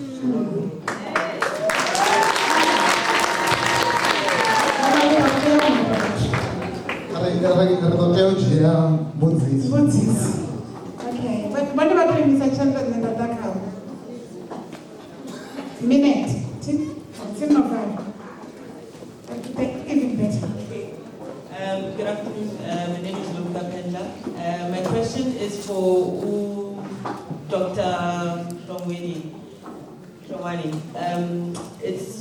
I wanted to find out, is it possible for a person to get 2 different grants? For instance, if I want to have the general dealer grant to open up a sponsor shop to sell my produce and other things, and at the same time also have like an asset grant that will allow me to grow my produce that I will be selling as a general dealer. Thank you. Thank you. Which one? Yeah. With the general dealer, I said it covers 3 components. 1, stock. 2, renovation. 3, the assets that we are talking about. 100,000 for stock, 100,000 for the renovation, and 100,000 for the asset. So I think everything is covered in that 2,000. But I think what she wants to know, sorry, can she apply for 2 different grants now? Like a general dealer and maybe an asset grant or Yaulima, regular, different, because you presented 3. That's fine. If you are 4. not applying for the same items, you can apply. But you cannot apply for item or asset assist. And then you apply for the same items on. Oh, so the granting tea, Not what you apply on asset assist. Okay. You cannot apply on the general dealer. Oh. Because that would be double DB. Okay. Yeah. Thank you so much. Then when I put this on okay. Yeah. Okay. It's fine. Can I cover this? Hi everyone. I'm Adume Bagarero, I've got 3 few short questions. First one is for Ms. Racheliwa. Sorry, una specific crops na zine wadoshuma kazo. Last on my last dorima jam potatoes na jam tomatoes. But the tomatoes the tomatoes is like zoparasti because doshisa mupfudze wako. Then go so the crops, is there any specific mupfudze na? Second question is for Dr. Masewe. What do you want to children at Kifinga? So the professor recovered the Masewe. Upper University on the section of cloud seeding.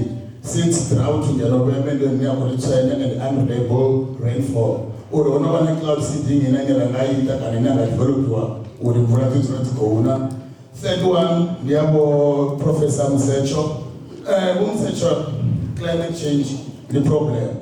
Whenever climate change, I might be find out that I'm the only one who knows about climate change.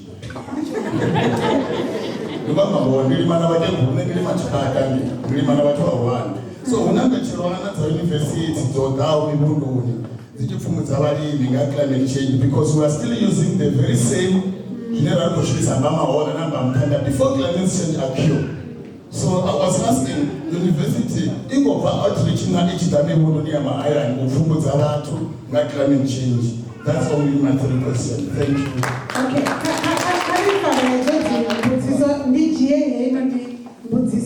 Then we go ubana nazipindula. Kala zifana wobudziwa.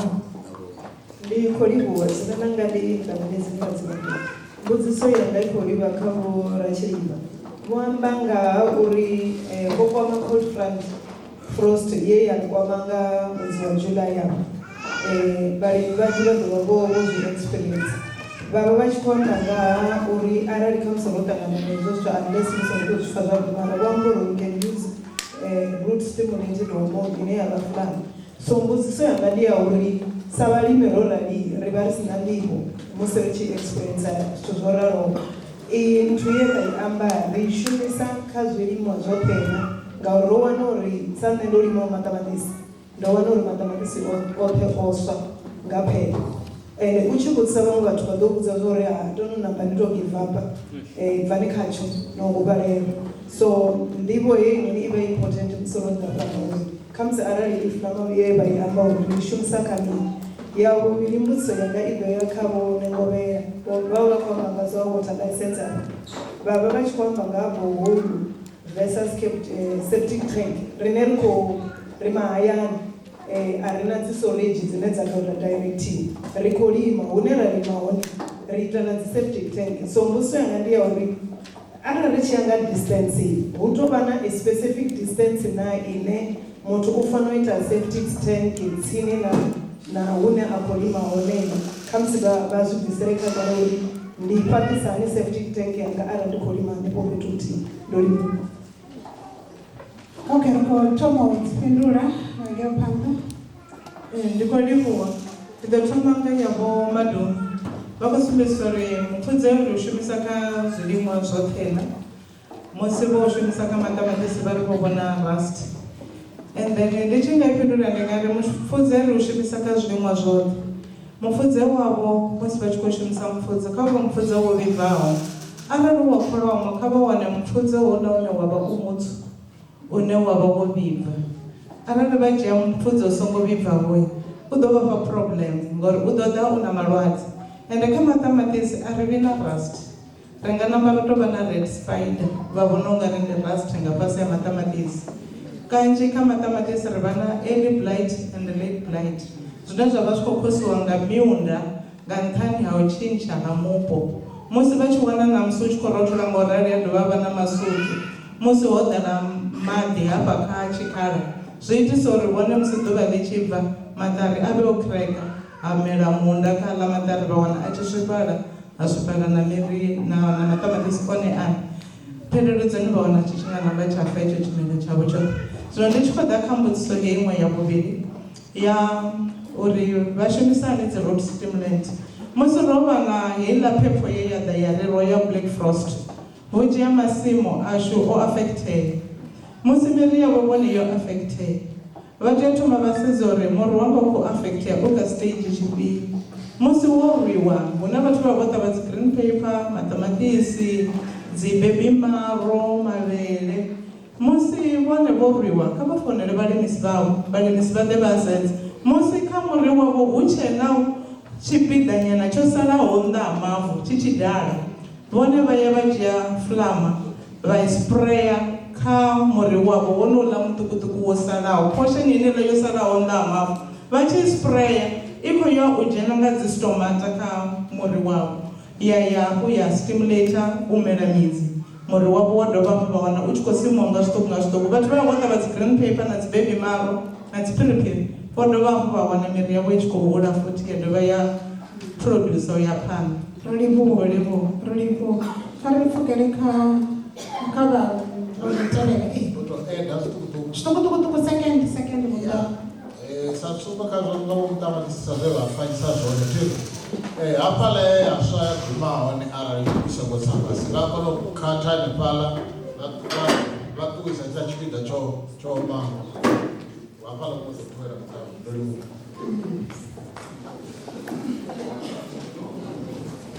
Khou livhuwa ri tou ri gagaga na musi ri tshi fhindula ngo ṱavhanya cloud seeding fhano a ri nayo South Africa at this stage.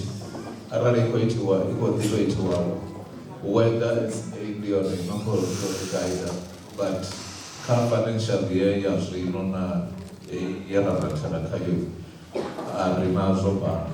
Yo vhuya ya lingedziwa murahu fhedzi nga nṱhani ha u ḓura hazwo ra vha ro zwi litsha. Nga ri una shango ḽiṅwe vhu Middle East mahoḽa nyana hanefho ya mbo ḓi sokou vho zwi ita a ḓa miṅwe midalo ye vha fha dziḓoni nga zwikepe. So ndi zwithu zwi no khakhisana na mupo hezwo mara a ri nayo zwa zwino ri ḓo vhudziwa nga vhahulwane.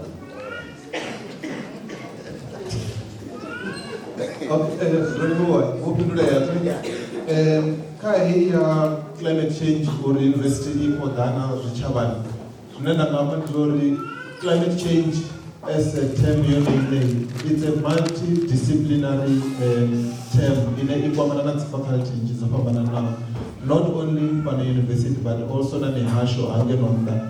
Fhedzi ya university iṅwe ya dzi key performance areas dzayo ndi dza uri hu tea u vha na community outreach hune university i khou kona u ya nnḓa i tshi amba na vhathu nga areas dzo fhambananaho not only climate change. Heyi engagement ine ra vha khayo i ḓivha part and parcel ya activities dzine university ya vha i khou engagana na vhathu. So ri vha ri khou takala musi ri tshi khou vha vhone vha hone ngauri musi vha tshi ṱuwa hafha zwi amba uri vha ḓo ḓi amba na muneiba wavho uri through the university we were able to get this kind of information. Zwine ra zwi vhona kanzhi ndi zwa uri arali ra tou vha specific sometimes ri tshi ri ḓo amba nga climate change kana nga ndondolo ya mupo vha pfa vhaṅwe vha tshi vha amba uri ndi vhaḽa vha no khou amba zwa nama heḽiwi vhathu vha zwi dzhiela fhasi ngoralo ngoralo. Nṋe ndi khou livhuwa uri namusi university yo kona u ṱavha mbeu ine vhone vha khou ḓo ṱuwa nayo vha tshi yo amba na vhaṅwe uri arali havha na mulevho matshelo wa uri u khou ḓo amba zwithu zwi no nga hezwi vhathu vha kona u bvelela nḓivho iyi tshitshavha yunivesithi i khou swika nga maanḓa hezwi zwithu. ri khou livhuwa mara madumi a si ene wa ya ṱhanu zwiḓivha na muhali vha zwiḓivha.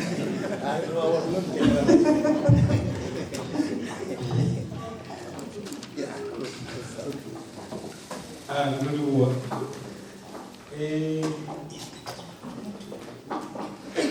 ndo leva tenda prof vha ḓo ntsireledza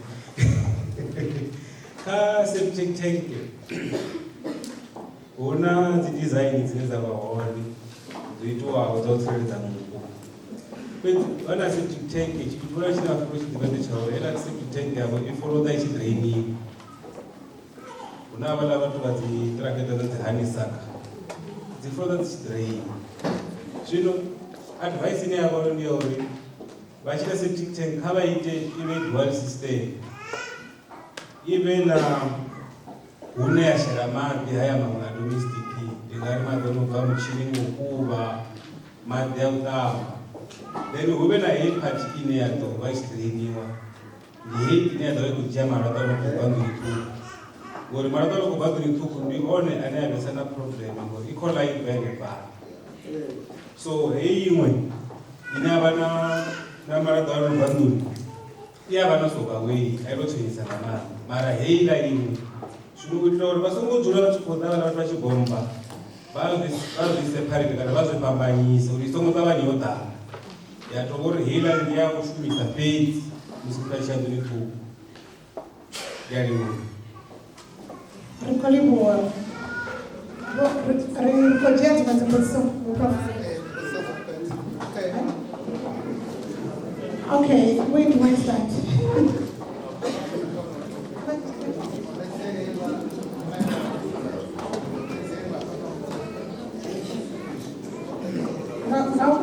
Khawuledza vha ku sembisa tu. Ndi khou tou vha na khumbelo ine nda vha nayo, nṋe ndi pfhi vho sina muṱavha ndi khou tshakumu.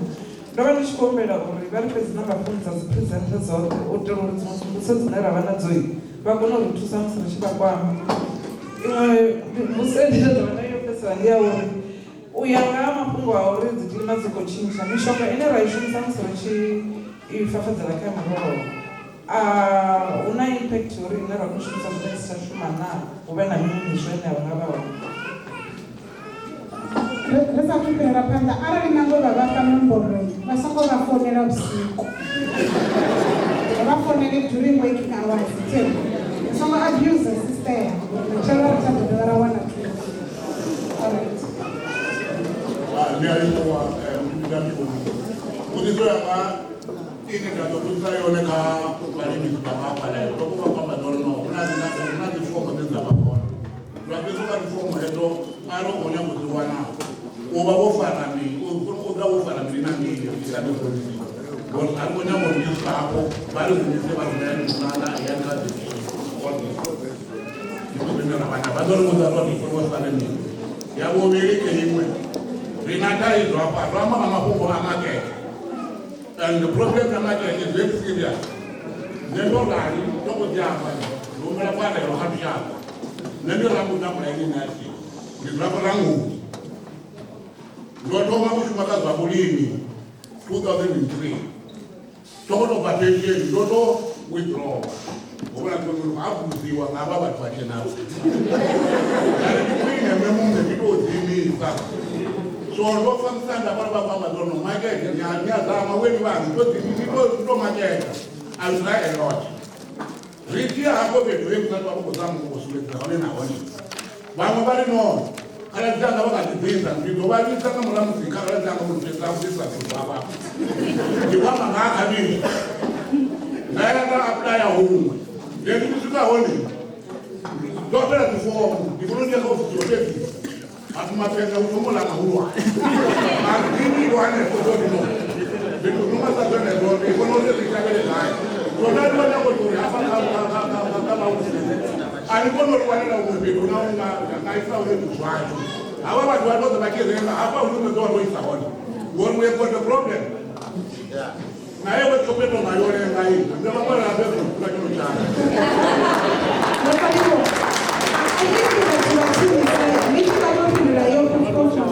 vhathu vha tsinisa vhane vha nga vha thusa ndi shuma navho kha area yavho. So kha shume navho very closely. Vha ḓo vha thusa, a vha nga ambi zwa mapfhene mahulwane a no lotho. Ndi dzhie muvhuso.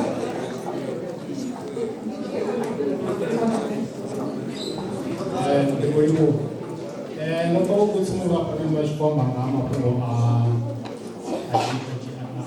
ṋotshi uri ṋotshi ndi tshithu tshihulwane. Nṋe ndi pfhi Mudzimu Makhado ndi mulimi wa minti nda dovha futhi nda vha beekeeper.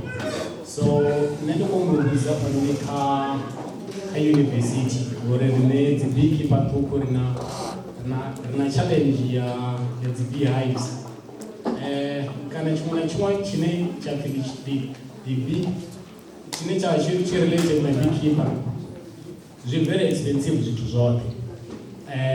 U bva kha bisuthi dzi khou ḓura, dzi beehive dzi khou ḓura, a tou tshiṅwe na tshiṅwe. Nṋe mbudziso ine ndavha nayo hafhanoni kha yunivesithi ndi ifhio program ine yanga tou pfhi I khou tou didana na dzi beekeeper ṱhukhu vhane vha nga ri thusa u ḓi itela dzi beehive dzashu uri tshithu tshihulwane nga maanḓa ndi beehive. Ndi yone mbudziso.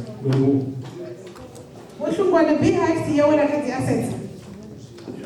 Ya wela thi K-level solution. Cash. So ba dzi ofisini dzavho vha kwami. Kha vha sida I wanala hafha hanefha Thohoyandou thi. After session kha vha ye vha vhudzise zwavhuḓi vho hlungwane vha ri kha vha ḓe vha apply. Thiri. No, university I fund muthu. University ita hezwi zwine I ro fara nḓivho ri vha empower. Ra vha ḓisela vhathu vha vha ḓisela tshelede. Thiri. There is shuma zwezwo. Thiri. Yeah, after vha ye vha vhe na vhudonality vha ri vha kha vha ḓe vha apply. Direction. Ndo livhuwa. Tsela funo. Thoma nga u livhuwa mashudu a musanda ngauri ndi vhabva hanefha na mazuwa a musanda a na ṱhuṱhuwedzo yavhuḓi ine ra khou ipfa dzi requirements dzi khou vhonala dzi tshi nga dzo livhuwa nga maanḓa. Mara nṋe sa mulimi muṱuku ndo pfa ndi na mbudziso nga fhungo heḽiani ḽa National Water Act. Zwi amba uri ndo ri ndi tshi ṅwala dzi requirements nda zwi wana zwa uri heḽi ya fhungo ḽa National Water Act ndi nga vha na hedzi requirement. Mara nda wana uri ngo shaya nḓivho ngori ndi mulimi muswa a thi zwiḓivhi zwa uri na tshithu tshi no pfhi National Water Act. Zwine zwa khou amba uri fhethu hune nda lima hone ngori mulambo wo gidima magumoni ya tsini nṋe nda khou swika nda gwa nda ita damu ḽanga zwine zwa khou sumbedza uri nga National Water Act zwi vha zwo no khakhea. Ndi vha ndo no tshinya ndi tshi khou pfha nga ndi khou ita zwithu zwa right. Lune ndi nga tama clearance ṱukuṱuku nga tshifhinga uri arali vho ṱoḓana na ḽi bambiri ḽa National Water Act ndi thoma gai. Vho Makhado vha na business card. Vha nayo the. Ya uri ndi pfese nda ndi tou vha na hetsho certificate tsha National Water Act. Ro khou itela uri vho Musalafu ro khou itela uri vha vhe na tshifhinga tshilapfu na discussion na vho Makhado thi vha vha thuse. Okay. Mara arali vho Makhado huna zwiṅwe zwe vha khou pfha vha nga ṱalutshedza general zwine zwa nga thusa vhathu. A huna mbudziso thi. Okay, kha vha vhe dzi business kha vha ḓe vha kwama. What program? Which direction? Two. When you say she, no, when you say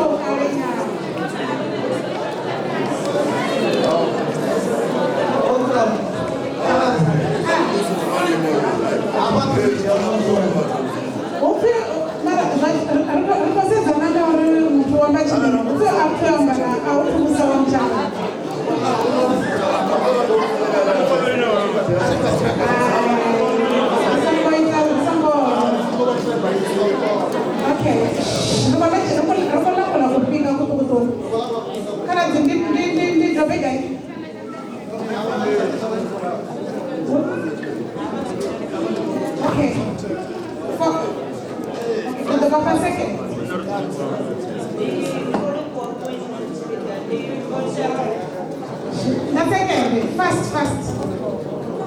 Ndi vho Sharon ndi muvhuso ndine nda khou ṱoḓa u vhusa henengei kha vhaledzisirasi vha makwarela vha sa dinidza mabindu hu ya vha na gulo ine ya hwala zwithu zwavho zwi tshi ya makete then riṋe nga sadi nga ngei thauluni ndi ri khou kona u isa nga ngeni ha mutele kana wa isa tsanini zwine ra khou tou humbela vho uri vho a vha ri zamele hu ḓe vho ṱirakana ine ri nga ḽaisa khayo zwi tshi ya makete ndo livhuwa.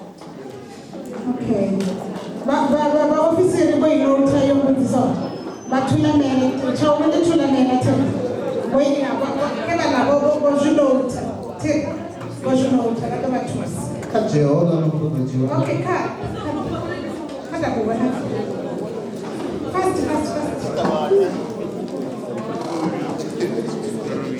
awuna no problem akachichanga no wabudzisa sesi it's fine doesn't matter Nanganya kukudzisa fhala kha manyengo thanga line ranga shumisa rine shumisa u shela matogwa la kholomo kha masaki ra shela thanga ra shela shela maḓi thanga la ḓala ra imela a tshi tshintsha muvhala ro kona u tshimbiza nga dzi ṱiredi uri khaya ane ra vha ro a shela kha masaga naye ane a vha o sukiwe ane a vha a na ndeme ndi mafhio. Botinaro, did you hear the question? I think you mentioned it.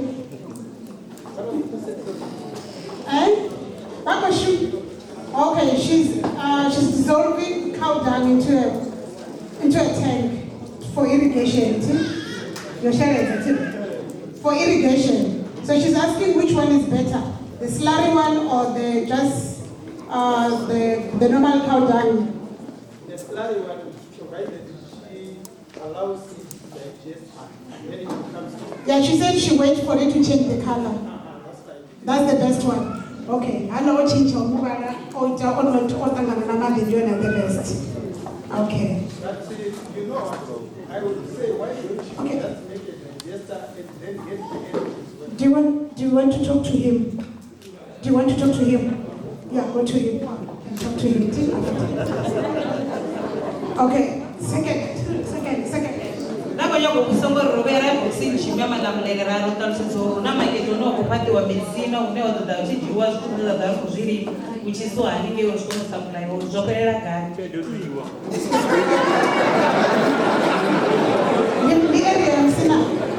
Ni wa msina ndo mashapa. Wa msina ni mshapa. Motwa. Baba mshapa.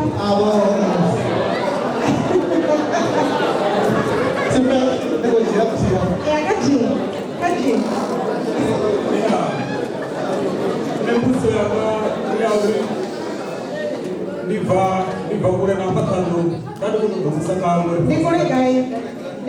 Akutaba midoroni Asipuri maone ngai hivyo.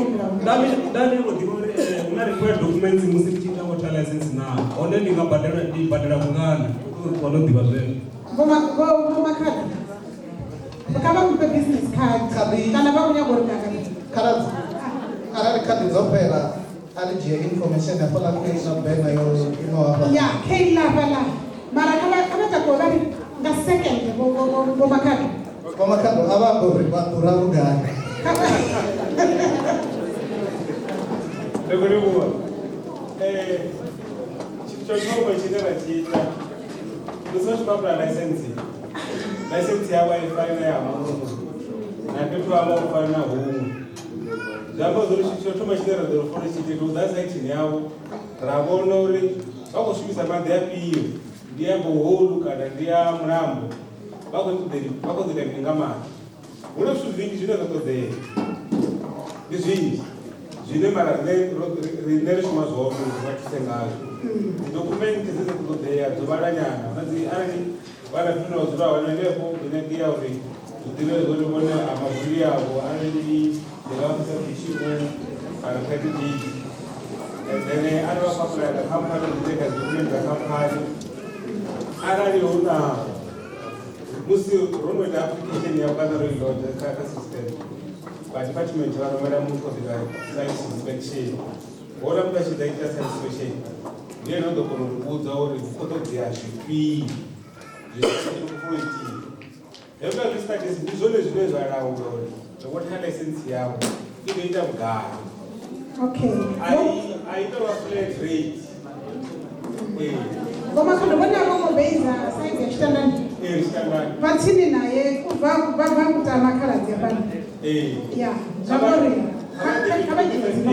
Arasaka Street. Phone number is 071 6160 411. 071 6160 411. Ila bele na ukimwona na imwe rekazina idiwa na zinu phone number na email address. Bafo rezo phone number wataona tuso whatever. Yeah, kama se oyengeza kasino kwambonga kwa makadwe vantu vahashu mushumo unoerana na zva water use license muhasho unoravirisanawo nazvo ngamanda ndi muhasho waizva maḓi nachamfungani Department of Water and Sanitation. I know that they have got a program ine vakuchimbira na milambo apa vachilaverisana na vorabulasi vatuku vachivathusa ka program ya uri vave na water use license. Ndikwamba arali vasingakona wana vomakhado kana vomsecho kana vamwe vane vatova dzi-consultants mara muhasho wone une vana program ine vakuirana ine vakuthusana na vorabulasi ateri. So arali vachidiva une havana department iya zvamati kavaisvike vafokonyi vakudzisa uri izvi vamathusana yangandirani da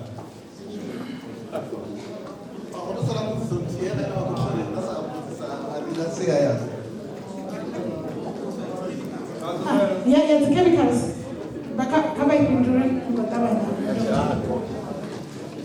Zvinotevera zvazvino na United Nations. Hela yo ito goals njinji tete. Ina the convention. Amabomo ya convention, Stockholm convention etc. Zvino South Africa osaina kurilwa habai. That's UN conventions. Zvino museti chemical register. Zviadova zvaseti ori iya mitana criteria ya edzisi convention etc. Una product yonotimita kwama ita nifimigenta tena atwaja waidira tena elani iya ulaya ozone South Africa region is remini iko ibera in a phased in approach during every year the quantity of methyl bromide is going to reduce and the issue is several to fumigate critical situations to protect food security. When I remember that you're looking at DDT. DDT is a pollutant. It's an organochloride. I like sprayer. Not depressing. You understand what material? Je ne sais pas si opinion est au convention. Mara South Africa no na malaria. The Department of Health. Lioni yo tendeliwa import DDT for malaria vector. Zvino hapa ni bimbo yasprayiwa dzinoletera anozvendezera yone iyone ine ishuza madipatment zvino dzimwe dzote dzichemikali neinji dzobheniwa this year June 2024 ngori dzakwasa cancer na reproductive toxicity mubuso waporine is very responsible valimi vanji vanogona dzimwe dzichemikali dzichichea like chlorpyrifos.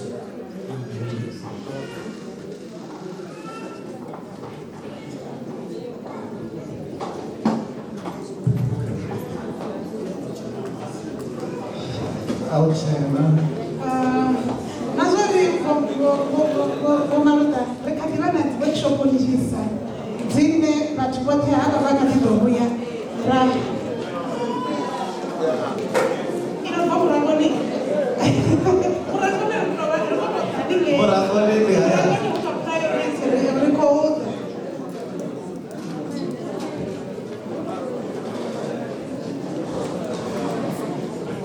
ndikolipuwa musi richikuita dzi-farmers day ngavanza richifamba ngofafadzela huna valimi vene vakudzisa uri valimisi mushonga wauraya thondo mbiri zvino ndenda ndikudzidza ngori namusi rina vatu vaenvironmental uri richabudziswa hei mbudziso yori ringapenya hani toho masimoni Vanhu vafanele vachikoibudzisa hanhepha na vhathu va environmental uri kune ri chavudzisiwa va uri pawatiro dzibva hando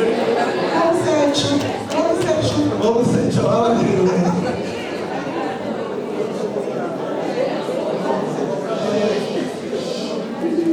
ati zvinova kasiyana kabudzwa naenvironment una despecialization una vatu vanatu vadzizoologists vanodhilana nadzianimas nazvipuka tiri taidzo ndori atikuona namutivi wavo ndikoshakowamba ndavodzonga ndikuzvipa tiri mara it's something that we would have to take as a take-home message comes around Sanaba. Vana tiri vashimana na mishonga. Vana zvimwe. Vana zvimwe. Ava arikafariwi. Rokundisa toho. Vari kutore maruve. Zvino hapa South Africa hakuna mushonga waapproviwawo kuuraya toho. Kana kuuraya ndou hakuwo. Zvito zvine zvazvouraya ndemamhete, namvera, namasodzi, namagege, naizvi zvinoita kuvini vantu rivare like unyunyu, namarwadzi anini azvipuka, namarwadzi anini ane roho. Zvino akuwo mushonga wouraya toho, akuwo mushonga wouraya pfere, hakuna mushonga wouraya ndou, dzitori iripo. Zvino arali vachikuita kuripela hezvi kune mishonga inononga garlic extract dzine dziyakunoripela mini dzindo hadziti kurayiwa.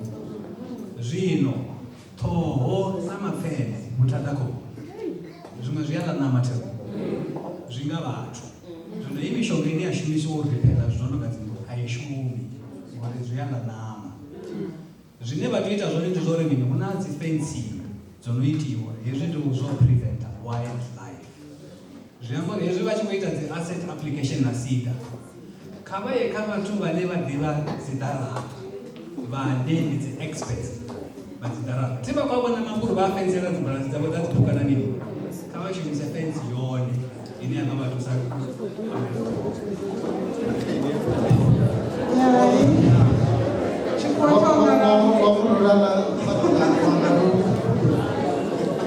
vamururana valonge rivhari isina chanda chikosa ndichipira muchisiko chavo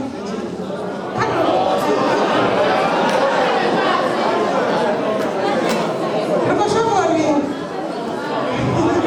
hai no kandiyambena nderichikwenzi atiri wadzipiripiri okay ndidomupa permission amukudzisenera richipedza ronovhara tiri komutendera ti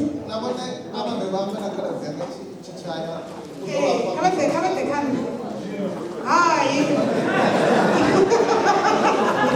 richivhara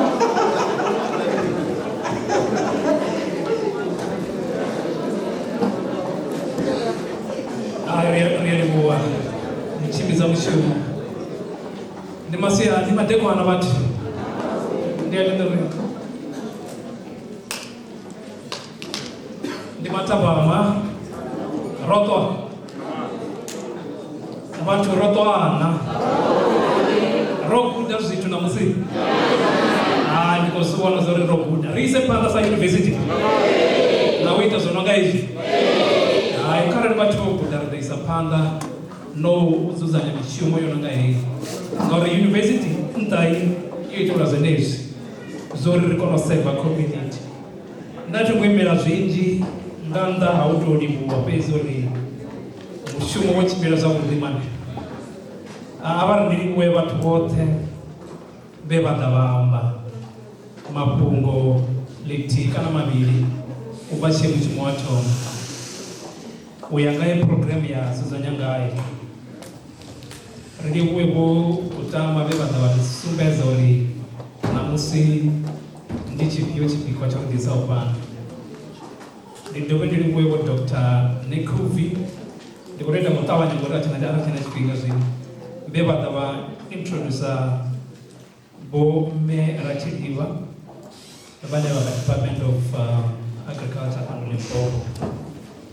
Rikodi wabo me boratiliwa veva davari sumbezisa zwinji malugana na mavu na zimezo ariadhiwa zuri zinori limisani mutirikilima na uri mavu ari neri atriti sana abaru ndiriwe mudokotera botobogi bebadaba reintroducera bo Dr. Masebe bo Dr. Masebe kolibuwa funzo ibarenekeza yone malugana na technology inayabaone na uri ringaichinisa ka bulimi ashu abaru ndebendiriwe muntu wenda watoto yotoma ngaye ndichitoma ndi mu program director bo mudokotera mumatomo woda wapo badaba introduce zwi speaker azoneshika zveraro kunonamsi rikodiwa mumatomo bo prof Dr. Dinaro woda vamana rinenga uku rivinga empowerisa hani ora bras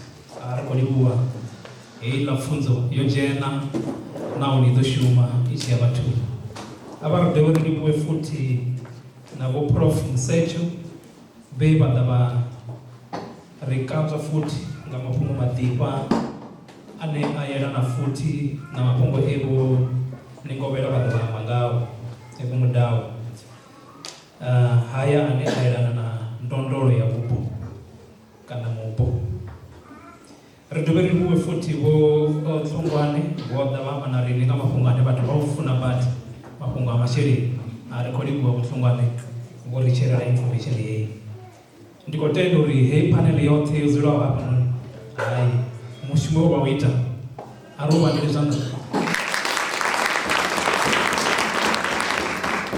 rekodiwa bo moderator wa prof Maruta beba rutuso moderator hii na panel discussions with Dr. Ganto mungu waze panel members redeweri libuwe futi na bo nefumbanda bomudau na bomaumera zitori zeva ziyamba haya ziyari tutuweza manuri ziye possible mutu angalicha mishumo adhiwadi shuma ende zitusachimbira upirisa idea vachikushimawani roda vanafana kamukala hapo ozi emphasize ore hey baba chikota mzi wange balicha endo zachimbira wari chitori refer chifa zote yore yore kushumira vantu ngenori chingakona kuita ndishumori na vanhu roda vara appointa na vanhu mamumera vana vatu vane vovahira valaka brasi yavo uhira vatu vanga uita mishumo kara vavandire zvangu avari ndidovera ndiri kuva nepalaka panel ndotonzi chichanga koro ndizopesera ngavo vamusanda rikolivuva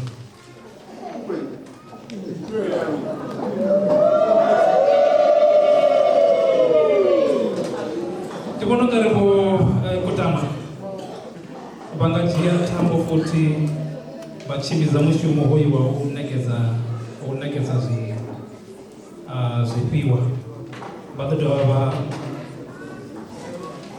aripe mushumo kana zitambo kana zipewa prof Maruta Musecho vomengovera vohlongwane votinaro vomaseve kopela vovasangela phanḓa.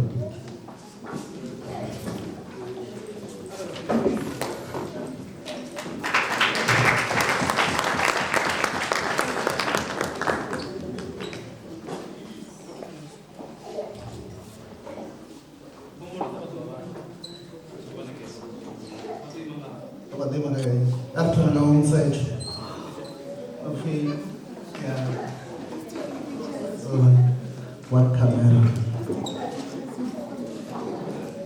I'm not going to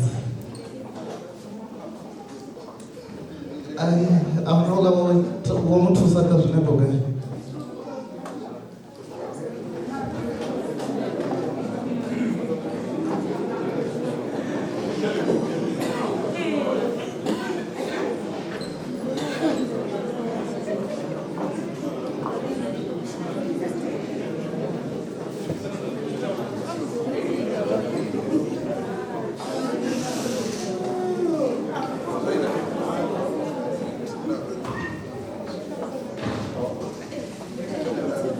kawan apa aja? Apa yang kawan?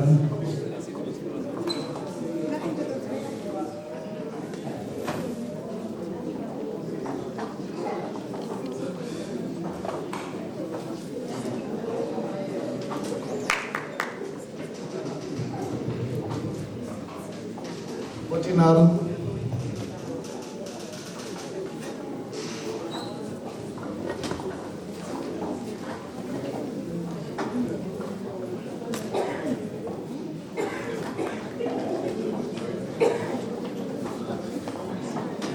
Format 7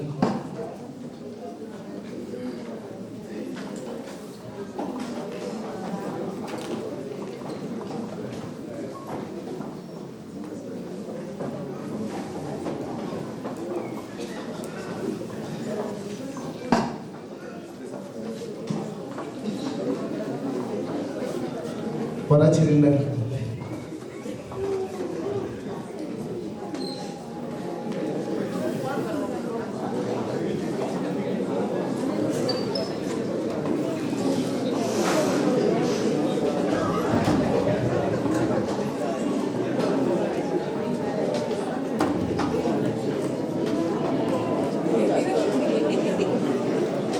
Wanafumba abatebe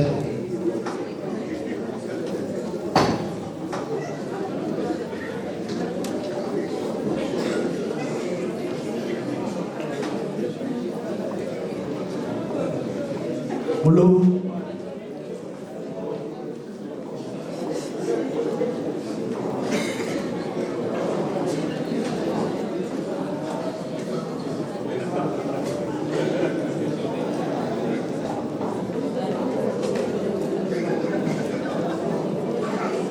Romang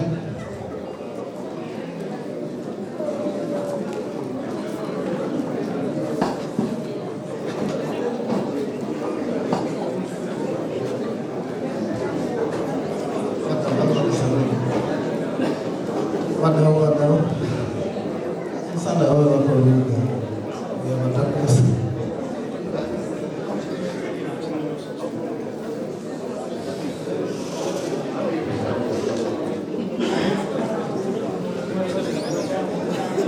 Debat aku sama Ari Dobe.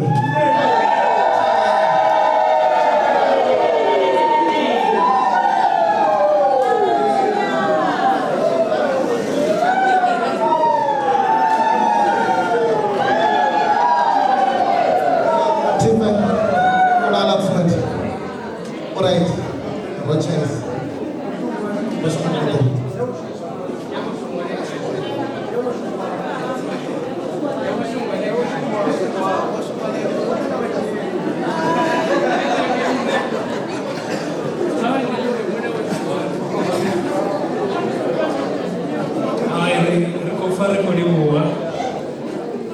Kufari kulibuwa chitengo chila cho chibira zabuti